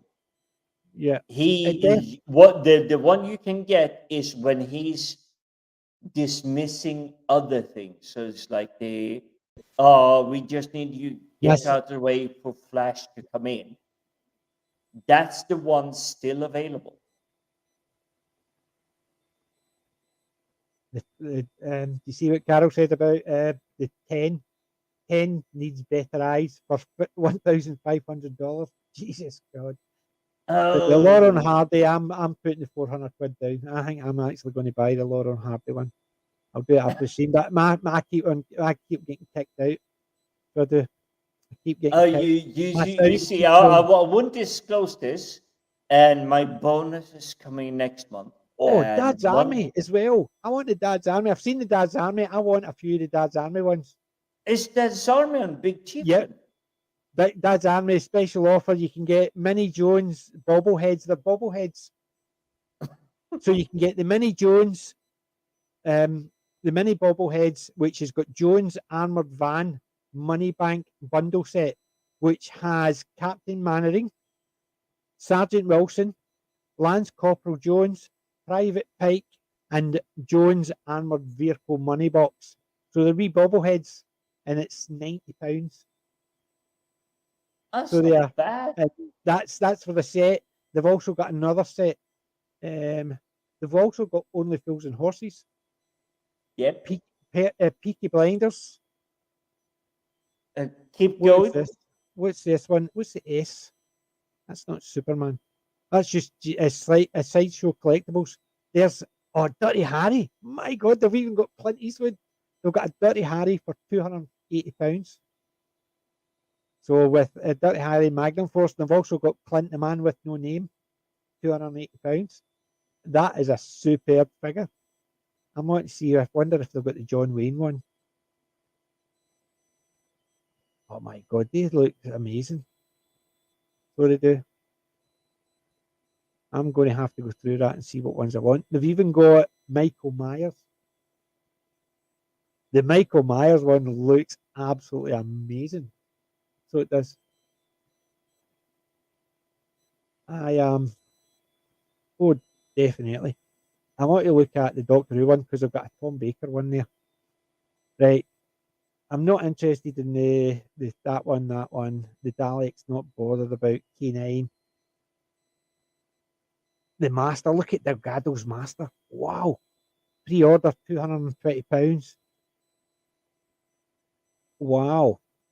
That Delgado Master looks absolutely stunning. I think I'm going to get that as well. Just hope it doesn't come with that stupid rubbish logo. Let's have a look at the Tom Baker one, because that's a pre-order. Let's have a look at the pre-orders.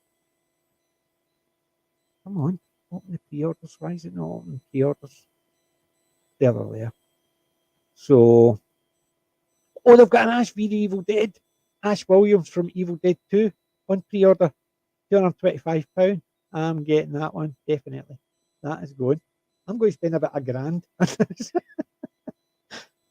See you, Jim. I'm going to kill you. I'm not interested in any of those characters. Star Wars. Captain Jack. You Space see it is. 1999. Oh, they've got, Yep. they've got a Commander Koenig from Space 1999. But this is also, you should probably actually put it up on big screen and like share it so people can see what they have.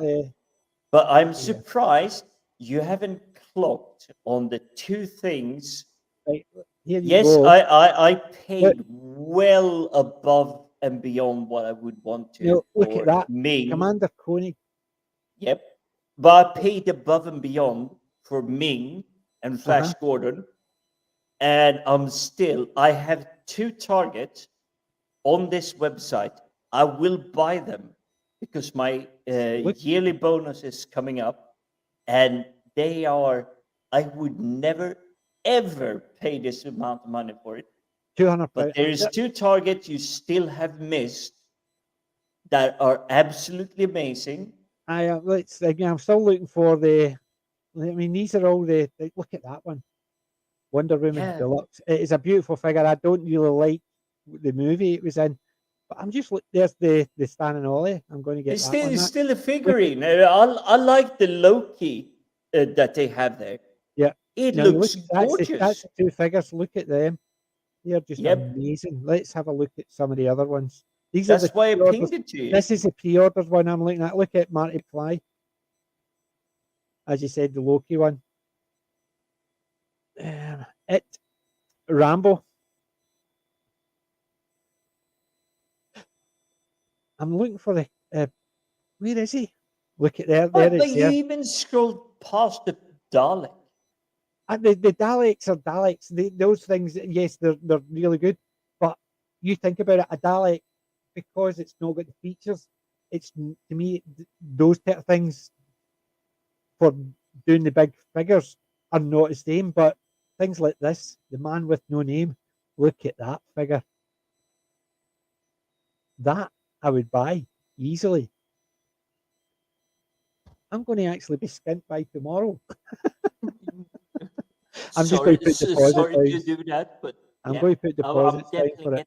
Oh, Captain Scarlet, Captain Black, Captain Blue, Lady Penelope. Oh my God! Look at these figures. No wonder Nerdrotic actually loved them. There's let's see the bubbleheads. Dad's Army. I'm getting these. They're on my list because I've bookmarked a few of these pages. But I still can't find Tom Baker. They said Tom Baker was actually on pre-order and I can't see him. Look at the Delgado Master. Look at that. Does that not look amazing? The Delgado's Master just looks absolutely stunning. I want that. £250. So yeah. But where's they says Tom Baker was actually is on pre-order, because there's Colin.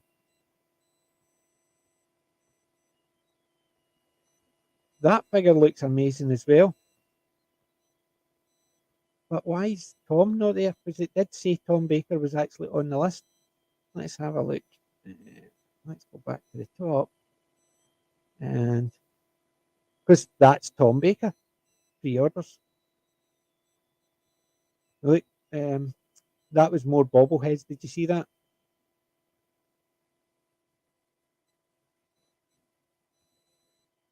There it's there. There at. Sold out. That's why it's not showing up. It's already been done. Although it says pre-order, it says sold out. So why they've got it down as pre-order as if they're doing another one. See, that figure just goes to show. Look, people say to me, because I dress up as Tom, and they say, you've got question marks on your shirt. He didn't have them. Look, he's got question marks on his shirt. Because everybody associates the question marks with Colin rather than Tom. He's got his question marks on that. So I'm putting it down as if I was right.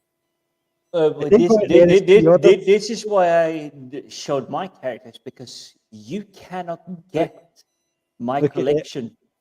You can't get my collection of the combination of Ming and Look at Flash that one. Gordon. That's the one I'm getting. I'm ordering that one. Oh, Ash yes. Williams. He is coming home with me. So I'm It's going to order. There's at least 240 quid. Yeah, there's at least 3 I'm going to put the deposit down on, because that way, by the time they come through, I'm going to have the cash. Yep. But anyway, I wanted to look at that other one. Where is it? Basically, it wasn't only Fools and Horses. What they were, it was bobbleheads. There's it's there. That's them there. It's the Laurel and Hardy bobbleheads. That I've got these bookmarked as well. Yep. So look, there you go. It's saying it's in stock, but if you click on it, it says it's out of stock. Yep, You know it's what I mean? out of stock because they only get limited editions. Yes, 500. But what I'm saying is, this is an in stock page, and it's saying it's in stock. Look at that one, Michael Myers. Yep. There's the Ming one. It's saying it's in stock. When you click on it, it's saying it's still available. That's it there. I would highly recommend, if you can get Ming. Oh, and if you are on that level, it's like, I want to get this. Yeah, I mean, look at, I mean, Power Rangers, the lot. It's just some absolutely amazing. Look at the traces as well. They're just prints, they're art prints. You can even get Pokeballs.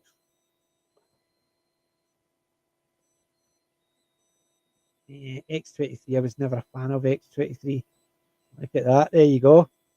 Leonardo, there you go. Yep. Michelangelo. Details, the details on these are just top level. Look at that, 30 quid for Michelangelo. Oh, I'm not sure. I mean, I wish I had something to compare the size with, but if I put my arm. Look, there's the character magnets. There's the money bank. So I've got that bookmarked as well. So I have, because there's a load of them I was looking at, but I've been putting some cash in it. And there's the mini bobbleheads. 20 quid each. Fairly inexpensive. It's the bobblehead set. It's 20 quid for the 2 of them. It's a tenner each. They're going on my list just now.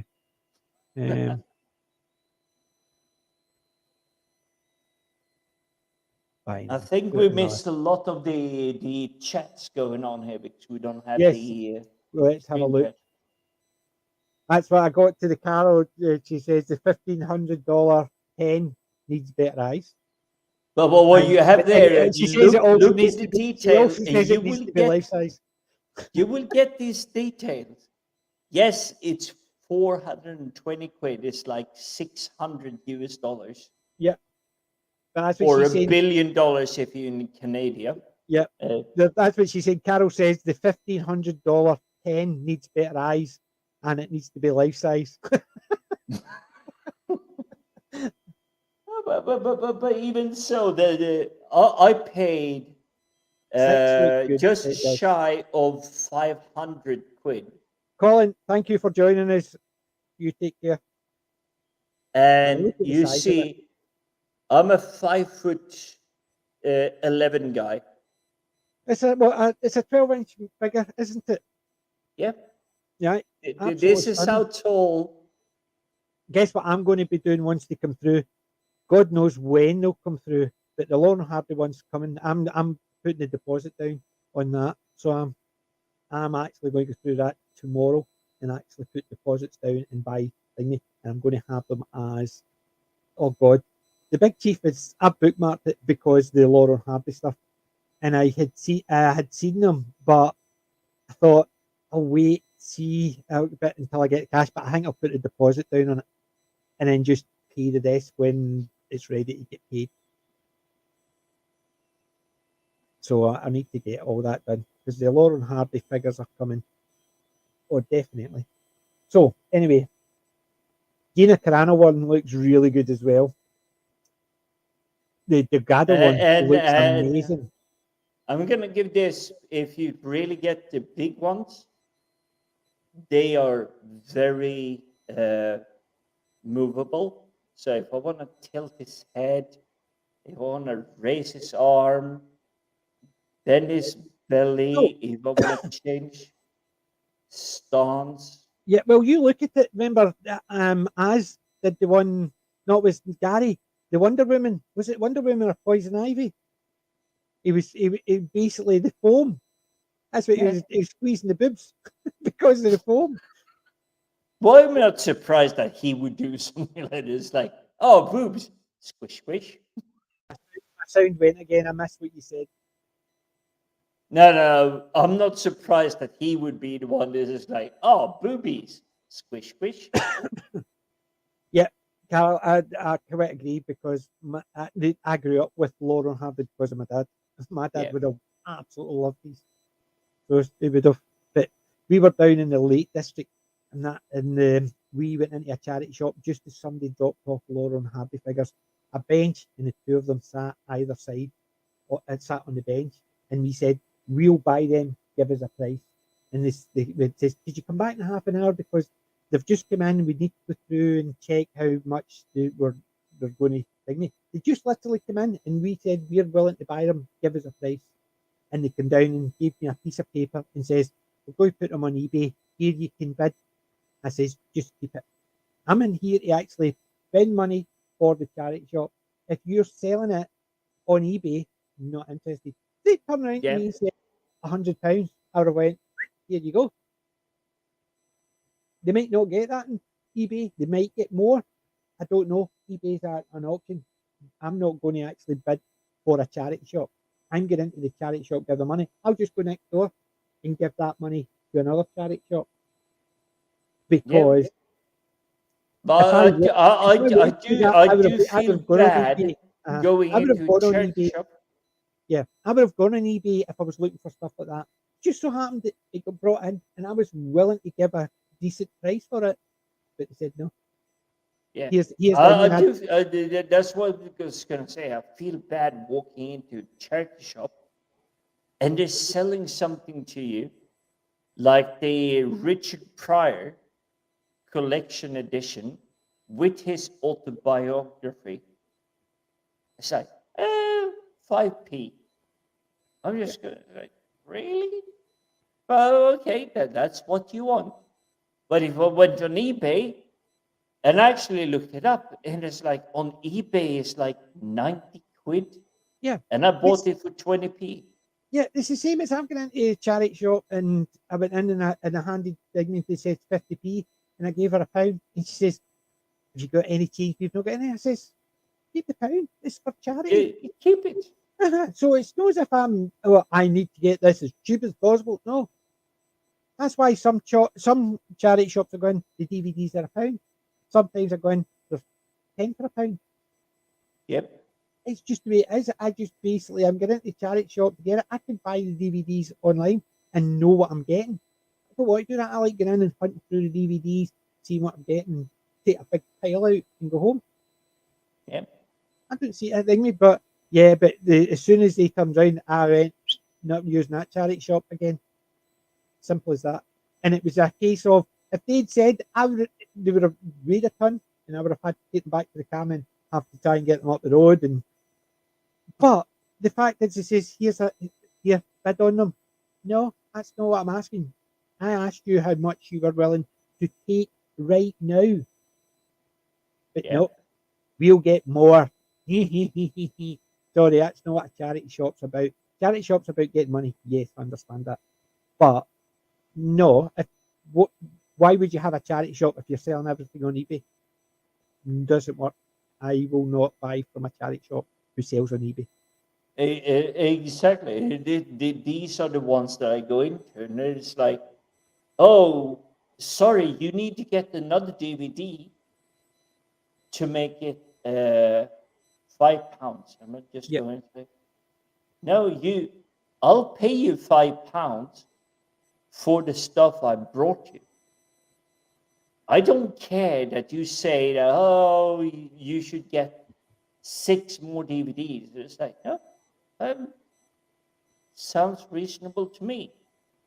I don't know if it's the same in other countries, but it's like, oh. No, we walk into a charity shop. They say, you can get 5 DVDs for £1. I'm just going like, okay, I want this one. I want not DuckTales. What's it called? The Was it no what's DuckTales? You thinking about Scrooge McDuck? Scrooge McDuck? Yes, and the other one, the Mighty Ducks. Aye. Yeah. So you're just picking up them, and it's like, okay, I picked up 7 DVDs, and it's like £4.10, and you give them a £5 note and saying, keep it. Mm-hmm. And they just go, no, no, no, we have to give it. It's like, no, keep it. You're a charity shop. You're doing work behind the scenes. I'm giving you my money, and you've just given me a week's worth of entertainment for £5. I'm just going to say, I can't compete with that. I pay more doing Disney Plus, even though I'm trying to get away from Disney Plus, but it's literally baked into my broadband subscription, so I can't get rid of it, but I'm not watching it. Then Netflix, which is what, 20 quid a month, 15 quid a month. Yeah. I don't know. And then you have your Amazon. You can watch a lot of this stuff, and within Amazon, you don't only have what you pay to Amazon, you have IMDb with adverts, so you can watch any new stuff that is coming out. Yes, you have to watch 30 seconds of advert, whereas you literally just go and say, I put it on my smartphone, start the film, put it down, I'll make myself a hot cup of coffee, and you come back and the film is started. You're not watching the advert whatsoever. I know we all do that because you think about YouTube. We do the same with YouTube. How many times do we actually sit and pay attention to the adverts? Yeah. I never do. Yeah, I'm actually just looking at some of the stuff on that thing. Still, there's bits and pieces on it that just look amazing. There's some cheap bits and pieces, like Third Doctor Mutant Maggot from the Green Death. You can get Slithering Maggot for a tenner, Yes. and wee silly things like that. They just look like wee bits. I mean, you're saying paying a tenner for that. Is it really worth it? But they've got Ghostbusters Proton Pack and Wand, and it's just literally the Proton Pack and Wand. It's basically it's bits and pieces from figures that they've got spare, and they're selling them as well. They've even got damaged Batman Returns cowl removed, and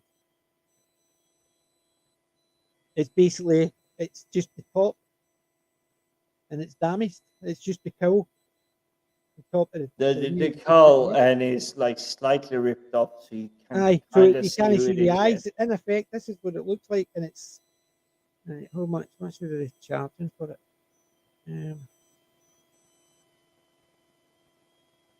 50 pounds for this. Right, wait to see this. Uh-huh. Wait to see this. Right. So there it's here. Damaged Batman Returns cowl and removable mouth. £50. Yep. Look at that for £50. Even to me, Nice. look at it. £50 for that, and you're sitting there thinking, really? And then, oh, so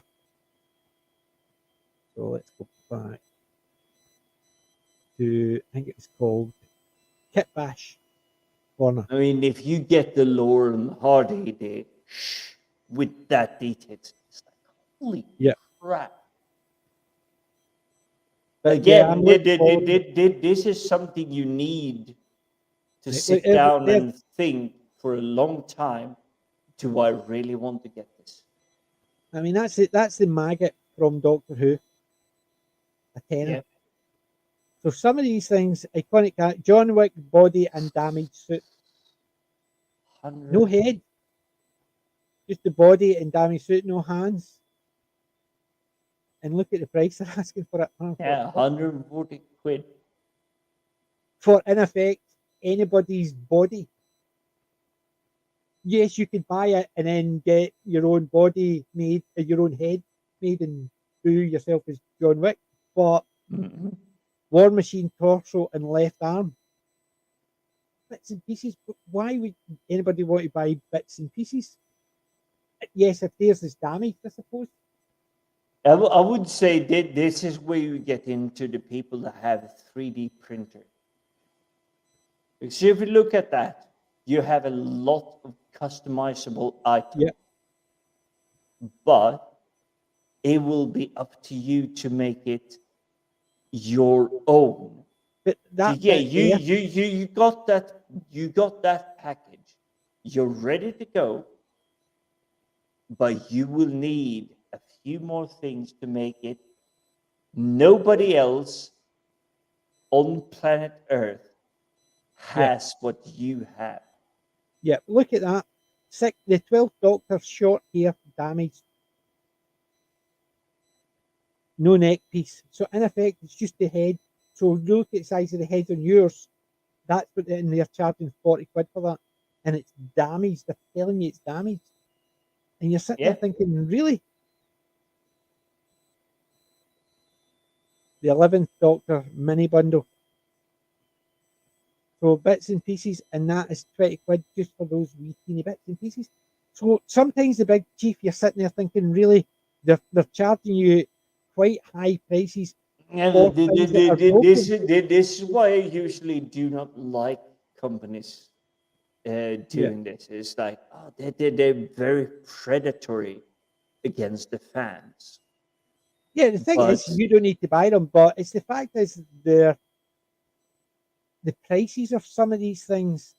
Well, you've seen this evening, because you and sorry when I do not mean to throw you under the bus, but you guys decided to just go away for a month. I needed a friend, so I got a Flash Gordon and an Emperor Ming. Yeah. It's not your fault. Yes, I did have the money to spend, but it was like, this is limited collector edition. You cannot get these two in those versions again. Yes, you could buy a 3D printer and do all of it, but limited editions, I have literally the earliest numbers they can be. I'm like top 20 on the scribble number, and saying that's like, this is out of 1,000, you're like number 12. I got that. You can't, but I don't think it means too much. If you wanted to spend the money, if you had the money, you went, this is mine, I'm going to buy it. And for me, Flash Gordon, even since I read the early Flash Gordon from the 60s, I loved it. And the film is iconic. Oh, it is, Isn't it? definitely. I'm just laughing at some of the chat as well. But the Flash Gordon movie, yeah, I mean, it's iconic. Even the things, if somebody's not seen it, they still, Flash Gordon's alive. They know what that comes from. It's basically, they know what movie it is, even if it's, they know it's the campier Flash type of movie. Absolutely. So it's in, but that's what we liked about it. It's not as if we were sitting there thinking, oh, we were expecting serious, and no, it is exactly how we expected it because the trailer showed you what you were going to get, and it was fun, and that's what it should be. I was just looking at Kellyanne. She's basically saying she needs to buy going to try charity shop. Definitely, charity shops are great. You get some really good stuff.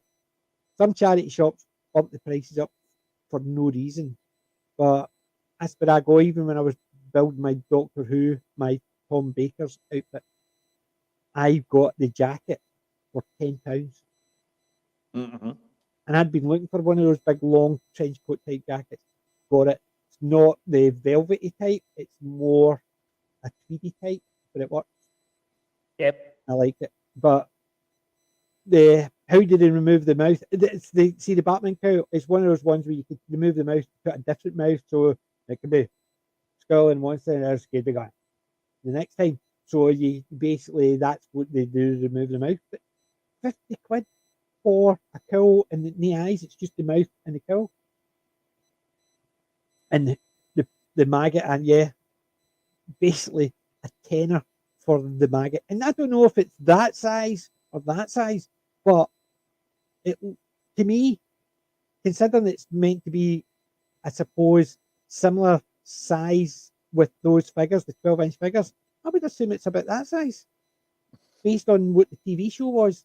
So I'm assuming it's about that size, and you're paying a tenner for it.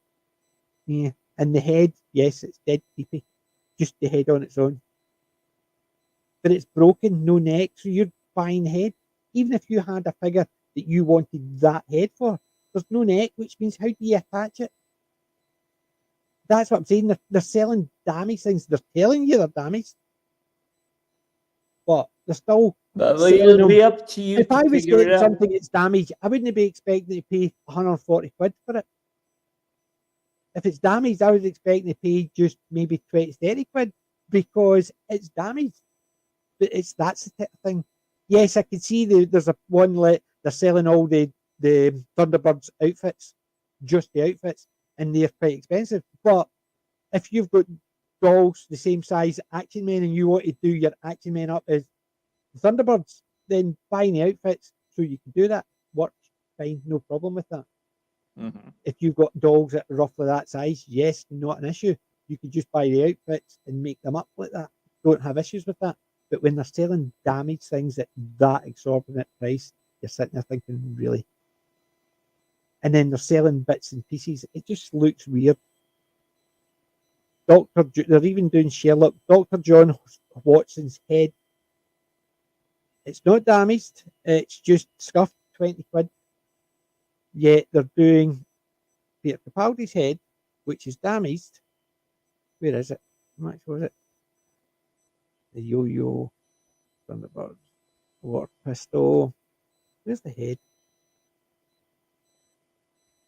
Damaged, £40. So for £40, they're doing a damaged Peter Capaldi's head, but for £20, they're doing an undamaged James Watson, Dr. John Watson's head. So Martin Freeman, his head, but it's not damaged, but it's half the price. Do you see what I mean? It just seems a bit weird. And yes, you do things like odd job accessory bundles. In effect, it is the hat and the statue's head, and they're selling that for 30 quid. It's just weird. Some of the things, the 11th Doctor's door sign. What's that? I wouldn't say That's it's weird. It's just that people get predatory when they realize. I mean, Doctor Who for the what, almost 35, 40 years into actually starting to develop a cult. It wasn't until Star Trek, Star Wars, all of those starting to get conventions that Doctor Who came into this whole, oh, we can sell autographs, we can sell photographs, we can sell all of these things. It became very predatory, but hang on. Doctor Who is, and to this day, is just funded by people that have to pay for it, whether they want it or not. Yeah, it's They, just they, some of the they things. have so much money they could pour into it. They don't need what Star Trek, Star Wars, even Galaxy Quest. They need the fans to come around and say, thank you for doing this. Yes, I paid 25 US dollars. US, the actor actually did something. Once the administrative fees and everything is gone, Yeah, you'll get 1 penny. And this is what I find sad about the automation of the industry. I'm actually just looking at the chat. Critical Drinker interviewed Sam Jones recently. Yeah, if I Have you ever seen that one? come across the critical drinker, and no, this is not any legal or any bad things, but I will shoot you on sight because you literally made me spend a lot of money to get Ming the Emperor and Flash Gordon limited editions Yeah. because you had Sam J. Jones. I may be unfriendly, and after the unfriendliness, I will buy the critical drinker, maybe a Scottish whiskey.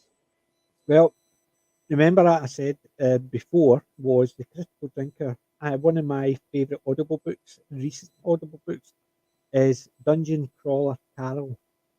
Book All right. 3, The Critical Drinker, is a guest on it. He plays a character. So you've obviously the book 1 and 2 and 3. There's a fifth book coming out.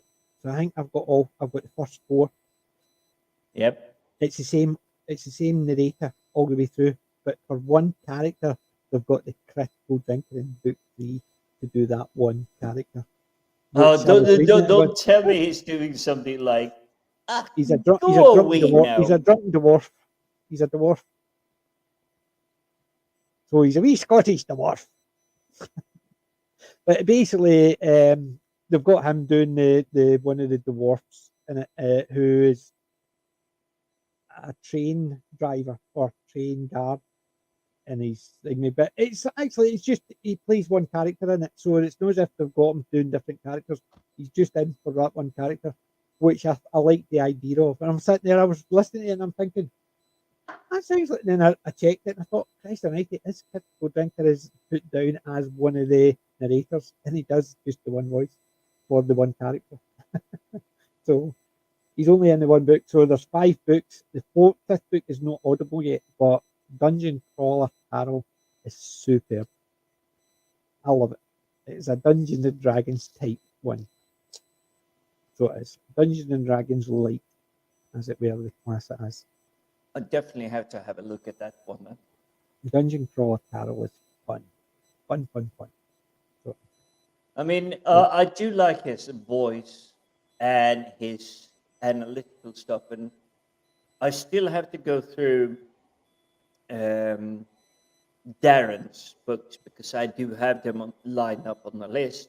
yep. I do have critical thinkers, because he's written books as well. He's released a few of the samples of his books of how he has written stuff, and he's narrated them himself. It's quite interesting, but I see him closer to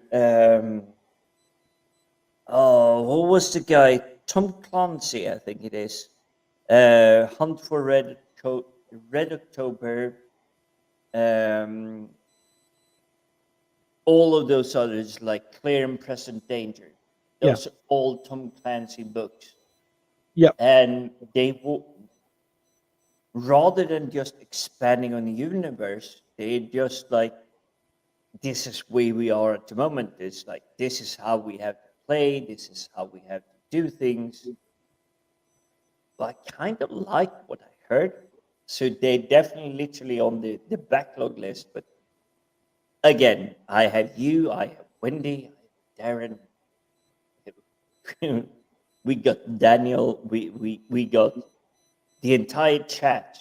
Yep. Colin, Grandma, Kellinge, Louise.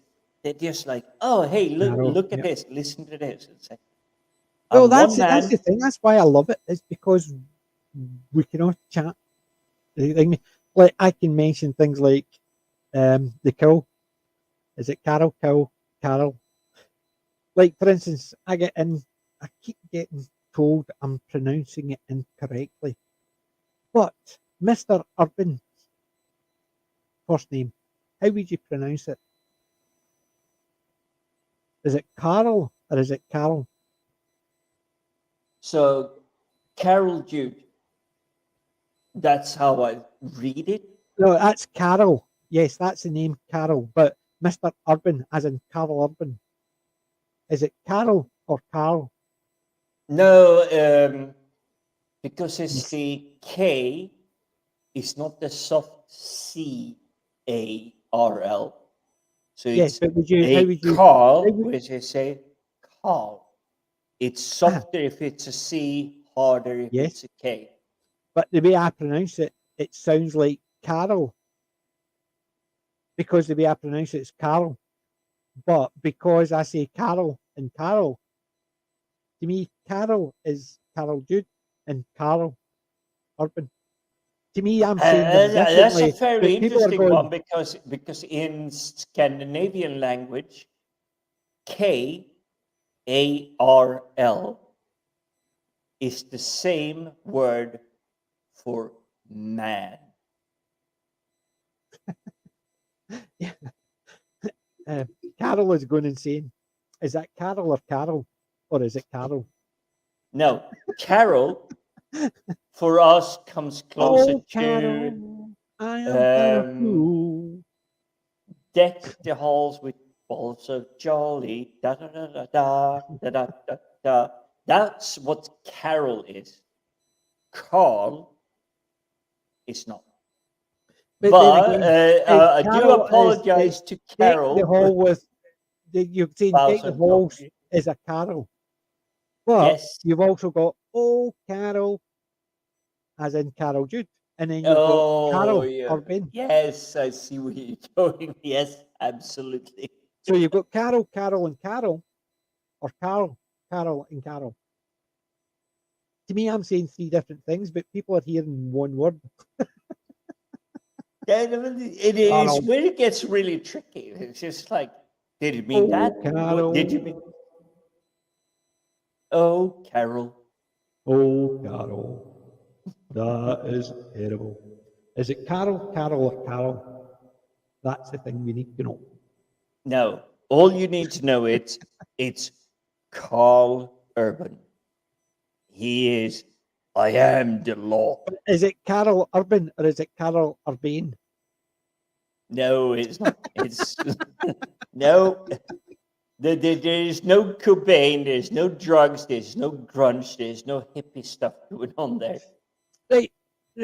You've got Kurt Cobain, right? It's just the pronunciation. But if you've taken Cobain and you take the Kurt out of it, and you've got Carol Urbane, You see what I mean? It's because you say Kurt Carol Cobain, Urban. but you've got Carol Urban. But surely the pronunciation is similar because the wording is the spelling is similar. If you take Kurt as in out of Cobain, as in Kurt Cobain, and you take the Kurt part CR, the KR out, is it not the same spelling? So it's a different pronunciation. See, Kelly, you says Ewan and Evan, whereas you've got Ewan EWAN or Ewan EUAN, which is I'll Ewan. I'll provide a different spelling to that for you, Kellynch. You have Ewan and Evan, but I'll provide you with the which is the Welsh one, which is OWIAN. Owen. Owen, Owen. which is the Yep. same as these two already provided. But it's the same as Ian and Ian. You've got Ian IAN and Ian the Scottish is IAIN. Yep. Then but Ian is actually John. Yep. So if somebody's called Ian and you call them John, that's the same. No, but this is why I always thought that Little John was an Ian. Yeah. But that's what I'm saying. So look, you've got Ian IAN is just Ian. That is it. They're not a John, they're just Ian IAN. However, if you've got Ian IAIN, that is also John because Yep. it's the Ian is Scottish for John. So you can call them Ian or John. Yep. Oh, language is so fun. It's especially when you start mixing it. And I know we have literally people from all over the globe. They've But learned different things. They've seen it's the different same things. idea as there, and there. Yep. Yes, over there, or there you are, and it belongs to them. It's theirs. So there, Yep. there, and there. Huh? But they all pronounce the same way, but they're different words. It's the best Which, one I had was which one is of why I my want to one of my take the friends. auto spell checker in my Yeah. Outlook mailbox when I'm trying to send a message to my bosses. It's like tons of red squigglers. Like, no, I meant it. I'm gonna kill this computer and then send the email because I meant what I said Yep. in the spelling I said it. But Microsoft in the United States, who owns the Outlook, it's like, oh no, you're not spelling it in American language. It's like, oh, if yourself. Yeah. I meant exactly what I typed it. Oh, we do that, but we are aware that what we say and what we do have got no conjunction because we know what we're wanting to do. We'll say something and do the opposite, but we know we meant that's exactly how we meant it. But yes, I want to smash this computer, then I'll send this email. In the email you've told somebody you're doing that. So you're sending the email first. But we all know what you meant, and that's the thing with the language. But it's the best one I had was that it was a friend I was at college with, Sam. He was called. Basically, when he introduced himself in English, he was Sam Panya, but he's from Thailand, so he was Sampot Panyan Seripon. We got him to actually explain his name, and we cut it down to syllables, so we could actually call him his proper name.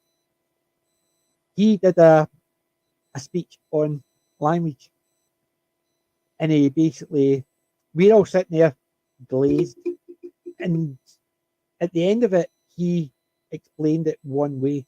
He started going on about how there's certain words. So you've got A, A, A, A, and A. This A means this, this A means this, this A means this, this A means this. And we're all going, he said the same word all 5 times. And he says, I didn't. He says, you heard the same word because the language you speak is not the language I'm speaking. So you hear in English, but I'm saying it in Taiwanese. So it's the pronunciation of it. And he says, and we're all going, but they all sound the same. And he says, there, and there. Yeah, we couldn't actually argue with that because we're aware of what that means. So if somebody says there, and there, we hear 3 different words because we know what those 3 words are.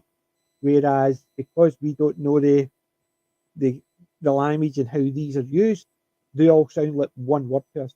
And that's the way language is working, which is to do with what we hear and what we say are 2 different things. Like I was saying earlier on, jaw, remember, it's just jar, but because I'm using a different spelling, suppose, jaw, but it's just jar. But to me, I'm hearing jar, but I'm just saying jaw. It's just the way I pronounce it. However, to me, when somebody says,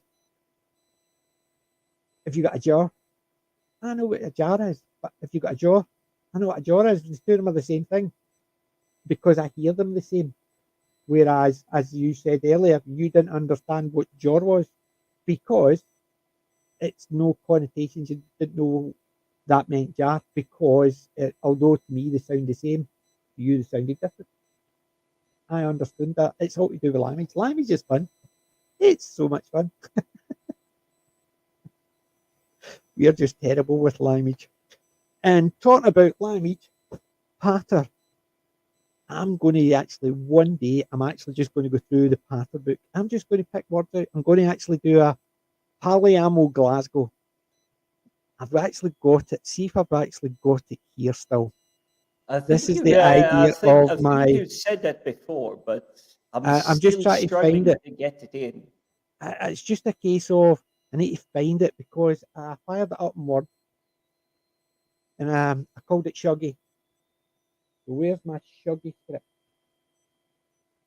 Right, where's my Shuggy script? Just so I can give you a rough idea of what I was working on because I still need to actually work it in a particular way. Shuggy. My, I'm looking to find it. Where the hell? No, there. Goes under there. I've got that much stuff because I've been tidying up because I lost all my files. I'm hoping I didn't actually lose these files. Where's my Shuggy stuff? I've lost my Shuggy stuff.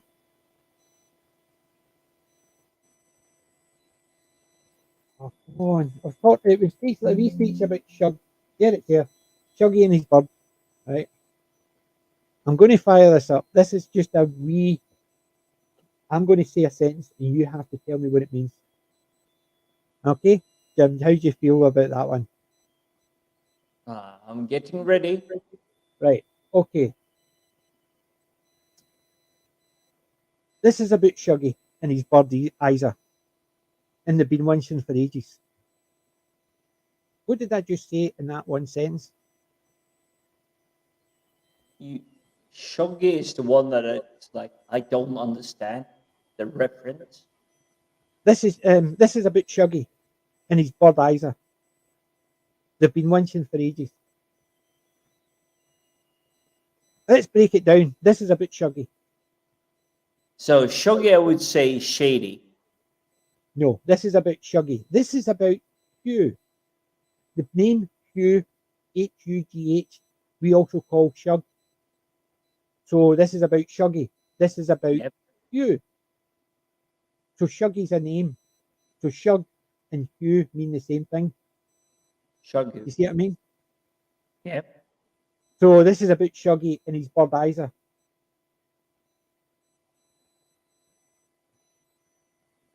Isa's a name short for Isabel. So Isa. Still game, you've got Isa. Remember still game? You've got Isa, the nosy one. Her, that's Isabel. That's short for Isabel. Isa is Isabel. But so you've got Shuggy and Isa. But Shuggy, his bird is called Isa. So what does bird mean? So you see that's where it gets confusing. Yeah, Shuggy and his bird Isa is Hugh. This is about Hugh and his girlfriend Isabel. This is about Shuggy and his bird Isa. So somebody's bird is their girlfriend. Yep. Do you see what I mean? So basically, that's only a part of a sentence, and they've been winching for ages. But this is where the language gets so complicated, and then I still want to get in there. It's just like, Well, they've been winching for ages. In effect, means, and they've been seeing each other for a long time. yep, They've been winching, which means kissing, necking, whatever you want to call it. We call it winching. yep, munching, And for yep, for ages, as in a long time. So they've been winching for ages. They've been seeing each other for a long time. They've been going out for a long time. So this is Shuggy and his bird Isa.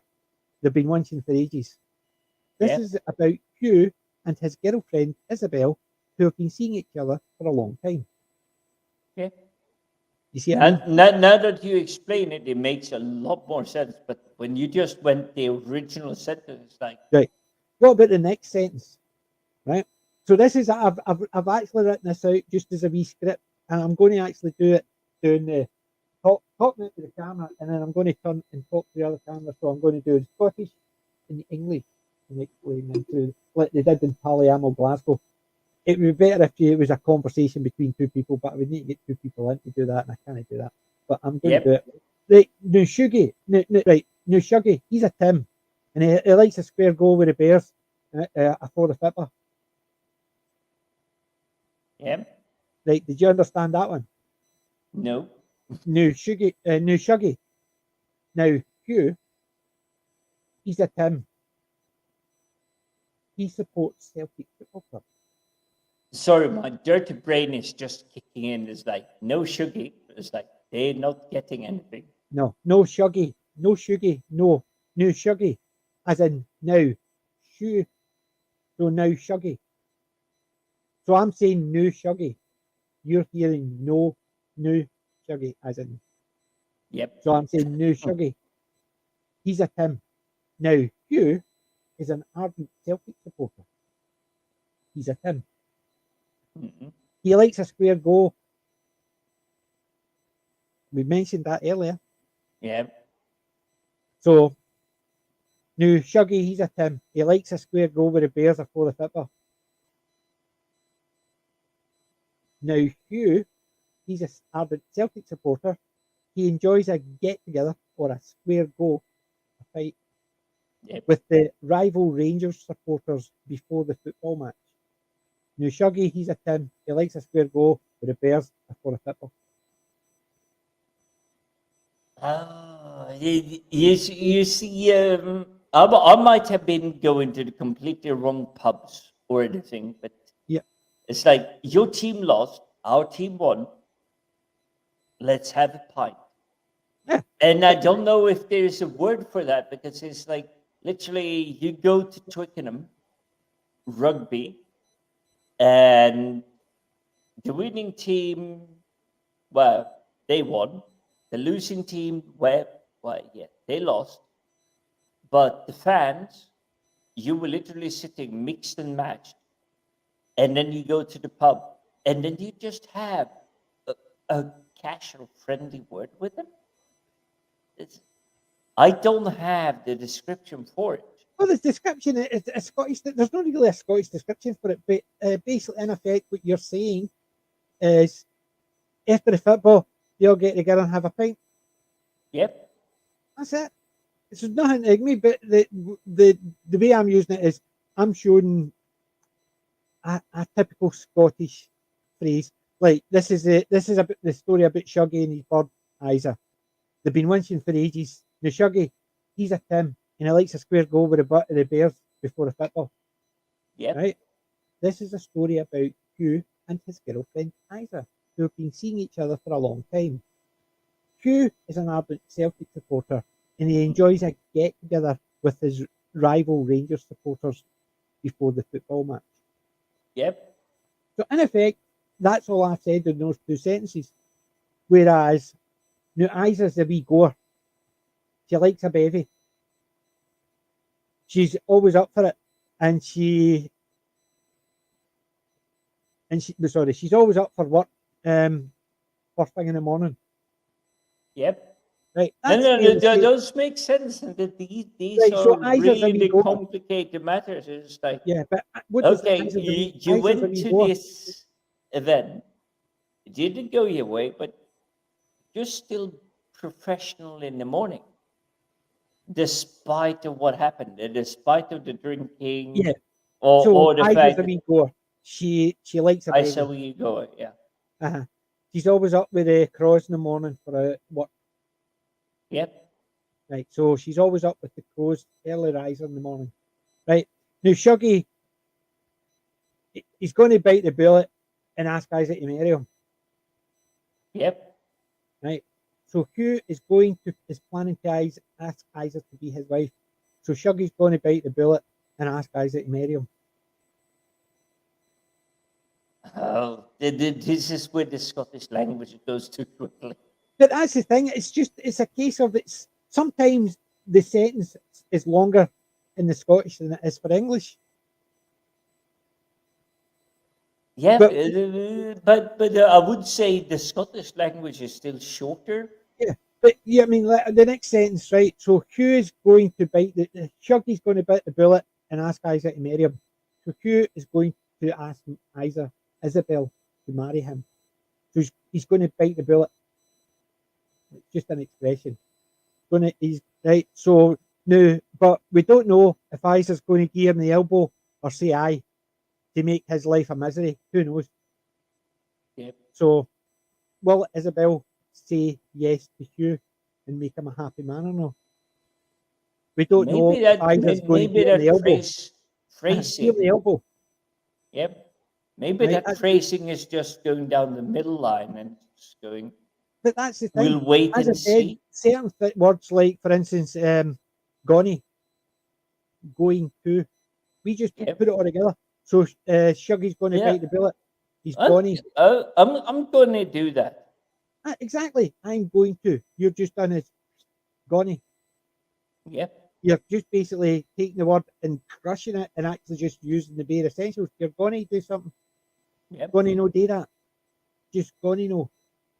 Watch things like you've seen Spits of Still Game.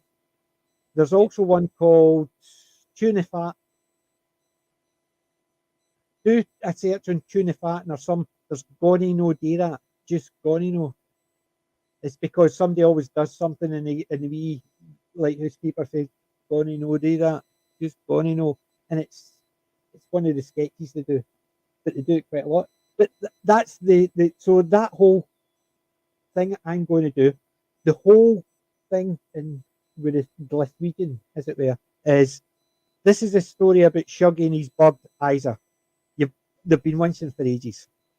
Now Shuggy, he's a Tim, and he likes a square goal with the Bears afore a football. And Isa, she's a wee goer. She likes a bevy, but she's always up with the crows first thing in the morning for work. So Shuggy's going to bite the bullet and going to ask Isa to marry him. But we don't know if Isa's going to give him the elbow or say aye to make his life a misery, or who knows. In effect, that is just that wee phrase. So, guys in the chat, did you understand it? So that's what I'm planning to do, a wee Polyamo Glasgow. If you want to see Polyamo Glasgow, type it into the search and it'll show you Stanley Baxter doing Polyamo Glasgow. He's only got they used to do it used to be a I will TV have show. to say that it will be a challenge because, yes, I've been on this island-ish, for 20 plus years, and I'm still just going, it's like, oh, you're Scottish. Yeah. How very quaint of you. Mhm. That's Please what I'm tell saying. me a little bit of your colloquialisms. Or it's like, no, I don't mean it in that condescending way, but it's just like, tell me the way you speak stuff. And Yeah, what you but that's just what I'm did is saying. like, I'm just going, it's like, Uh-huh. I got And I not the said that earlier foggiest. as well. I said that previously when we were talking about me staying up north. Completely different colloquialism. Like, for instance, I can give you a sentence to me because I understand it now makes sense. But when I first heard it, it meant nothing to me. Yeah, but I will give you something, and because I was listening closely to what you said, I can gear a sentence. You didn't say, I can give you a sentence. You said, I can give a sentence. I can give you a sentence. I give you. That's Yeah, the thing. you didn't go the full, I can give you a I can sentence. give you a sentence. Right. I'll give you an example. The wee loon decline of caffeine.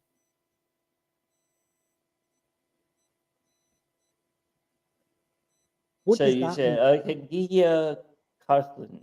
Right. So there's the sentence I gave you. I didn't understand what it meant when I first heard it. I know what it means now. So it means it's fine. I understand it. But the loon decline of caffeine. Yeah. Now So that you expanded, it makes more but sense to me. But now explain that sentence back to me. It's not Glaswegian. That's more further up north. That's the Inverness area. So a loon decline and the caffeine. I can give you A loon is a boy, a klein is a girl, caffeine means they're pregnant. So this boy and girl are pregnant. You're talking about a family or something. It's like, Yes. So a loon and a klein, a boy and a girl, yep. with caffeine. She's pregnant. Yeah.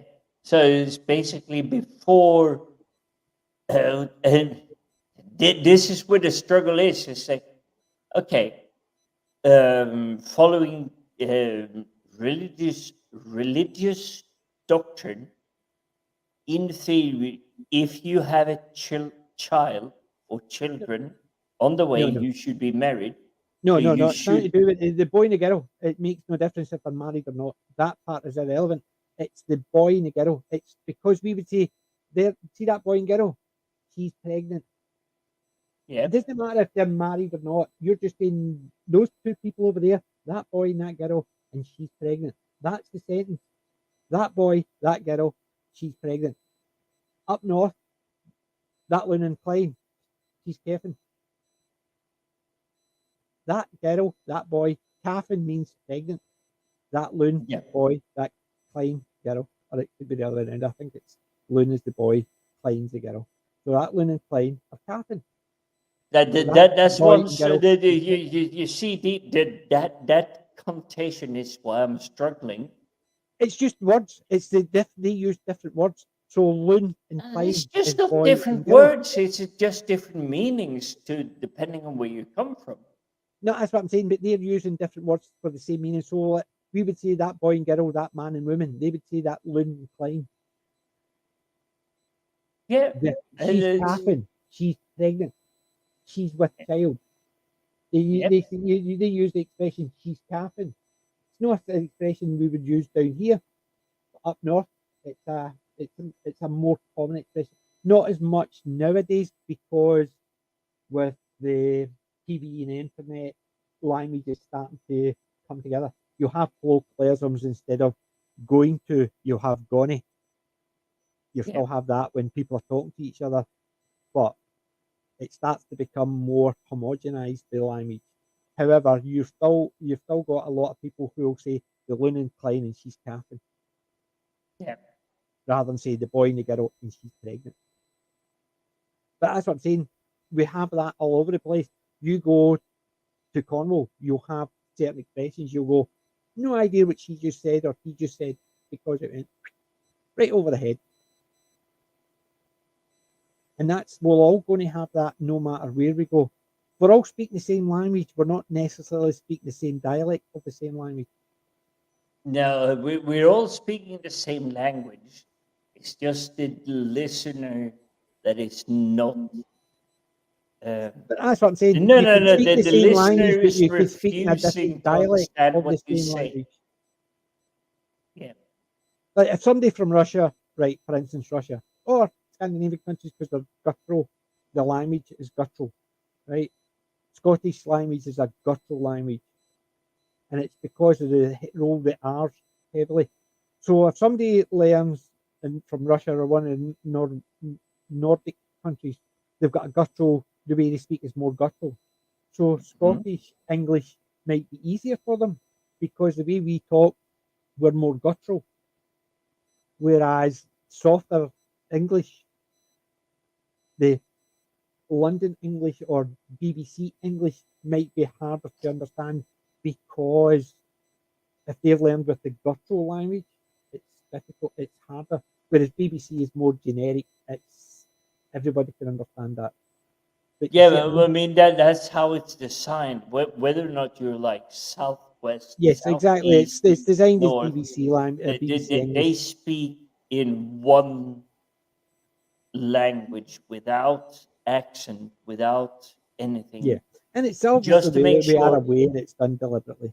Yeah, it is really done deliberately, but Yeah, it's I think weird. we actually lost somebody with a lot of people with that Scottish sketch stuff, Yeah, and they're probably looking and thinking, "I've no idea what he's saying," so away. yeah. We go. It's like Away. literally like, We're bugging off. Away we go. yeah, away we go. It's like, We're a war. We're a war. There you go. We're a war. uh, What's that mean? with a war, We're a war. with a war, We're a war. with a war. Um, We're away. A war, as in away. we're not in the path, or we're No, not like we don't care. You do no. that stuff. If you say we're a war, as in we are a wall, WALL, we're a wall. We're wall. We're a We're wall not means impacted. we are away. We're a wall. We're not impacted. We don't care what you say. No, We it means literally, it's like we are it's not. away. It means Yeah, we are away. we're away. It's not important to us. No, it means literally. Let's say, for instance, at the end of the stream, say, bye, ladies and gents, we're a war. As in, goodbye, ladies, we are away. That means we're a war, means we're gone. Bye bye. Oh, so not there anymore. Aye, we're not there anymore. We have gone. We're a war. Yeah, So it's we are basically, war. so like, for instance, if I wanted to end the conversation, I wouldn't say we're a war because that means I'm away. Goodbye. It means it, so you wouldn't use something to mean the end of. It's Oh, all to do with I'm definitely using this from the literally from Monday morning. Any of my email communications like werewolf. we're a war. Yep, it's Aye, just like werewolf. we're a It's like, war. It's basically, but look up Stanley Baxter, Polyammo Glasgow, and uh, he does a sketch, and it's a similar idea. I like the idea of it. It's the same as I would love to do a Foster Brooks one. I just don't have that talent to be that drunk and but do to it be that way. fair, he's a comedian, and He is a you're. comedian. I love his roasts. I've actually posted a couple of Foster Brooks on, and the one with Dean Martin. He's done. There's two sketches with Dean Martin. The brain surgeon and the pilot are on my channel. I would look at those two for Foster Brooks. They are absolutely hilarious because Mm-mm. Foster Brooks is superb. He also is part. He's Cactus Jack one, the bank teller. You forgot Yep. number two. Those Foster Brook ones are superb. I love Foster Brook. I would love to do a sketch like Foster Brook, but I know, don't even try it. You'll just embarrass yourself because nobody could do it like Foster Brooks could. The Polyammo Glasgow, I can get away with a wee bit because I do speak with a accent at times, and I know how to actually enhance it, but I also know how to bring it back. So, like for instance, I can say Shuggy and Isa, that's his bird in the windshield. Yes, I can say it quite small. I can say Shuggy and Isa's birds in the Richmond. That not mean it's you can actually. I just basically exaggerated it a wee bit too much and it went wrong. But if you're talking about Shuggy his bird Isa, you can say it quick Then enough and he can roll the R's enough. But you can also say Huey and his girlfriend Isabel.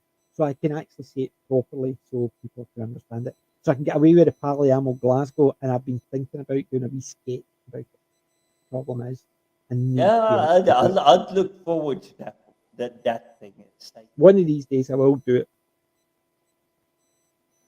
But and I'm just saying that to like divert from the fact that I haven't put anything on my own channel, but it's still being able to read, understand, and make a good conversation back on something you've seen. And it is, I do not want to discourage, because I have a lot of young colleagues. They're becoming geeky, oddly enough, despite of the new, shall we say, fresh current technology geek stuff. Because I learned a bucket ton from the original Star Trek TV show. Yeah.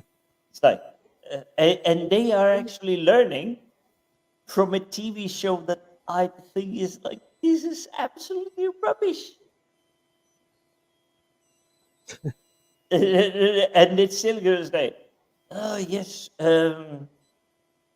we should probably do the, have you tried turning it off and on again? Just go and say, dude, you weren't born when the IT crowd was airing. But it is still, they learn from the past. Kind of like you're describing, there is information in there. It's hidden. It doesn't mean that it's wrong, but it's hidden. And you need to learn the language or the connotation. And I know it's like a slightly off tangent from where you were, but it's still, information is more important rather than just getting the concept. And some people don't understand the concept.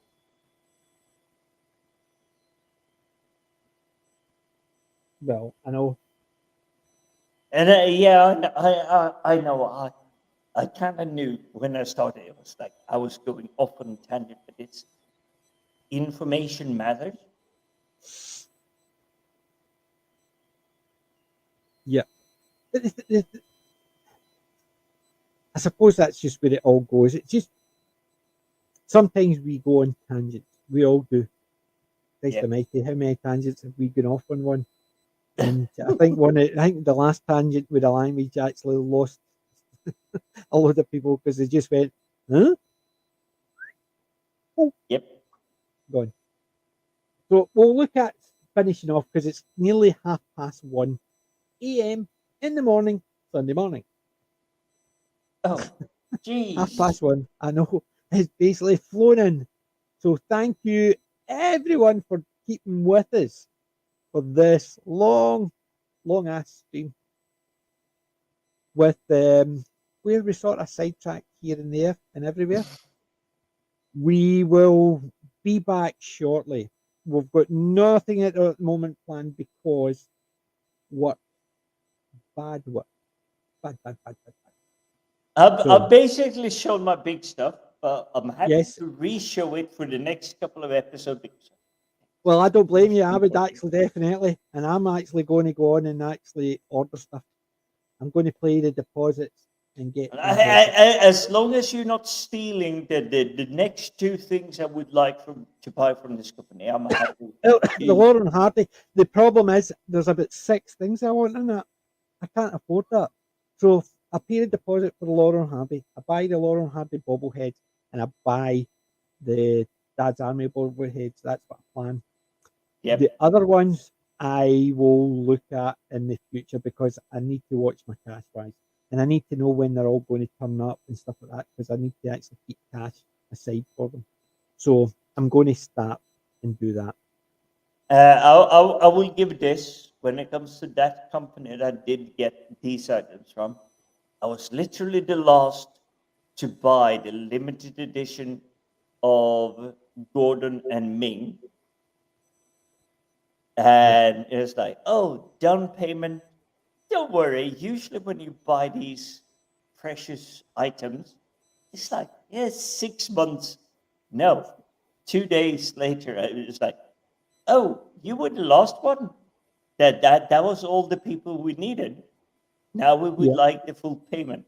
So Be Yeah, careful. well, I'm going to actually just order the Lauren Hardy ones, pay the deposit, and see how long it takes, because they Yeah. should give us a rough idea at that point, so I'll know how much I need to save up.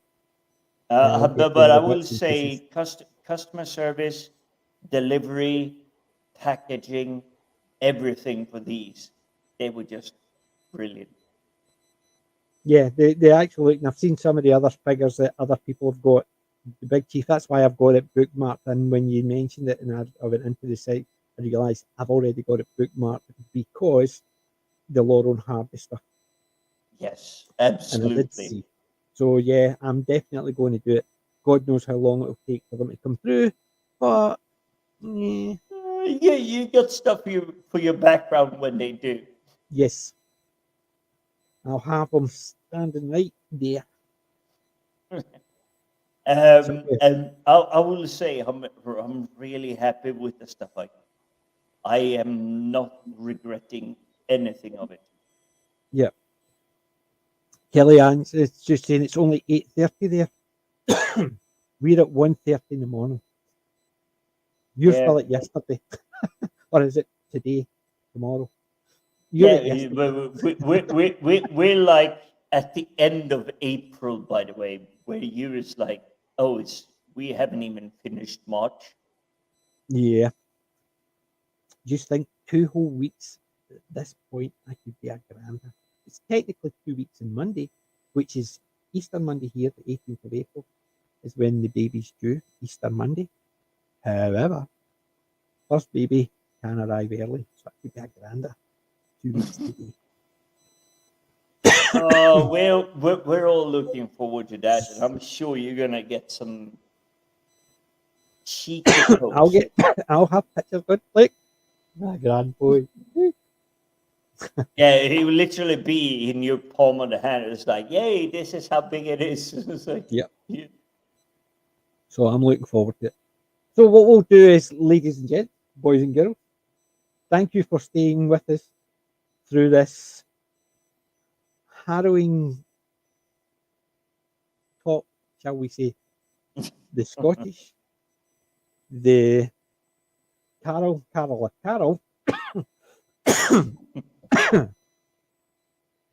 I'm now getting a frog in my throat. Must be French. But no, sorry, really bad jokes. Stick away from the grander jokes. But thank you for sticking with us. From me and Jim, we'll say good night. And remember, we're not old. I'm certainly not. We're classic. DJ maybe and Jim, shall we say tonight? Good night. Good night. Ta-da! I need to actually hit the end and then I re-hit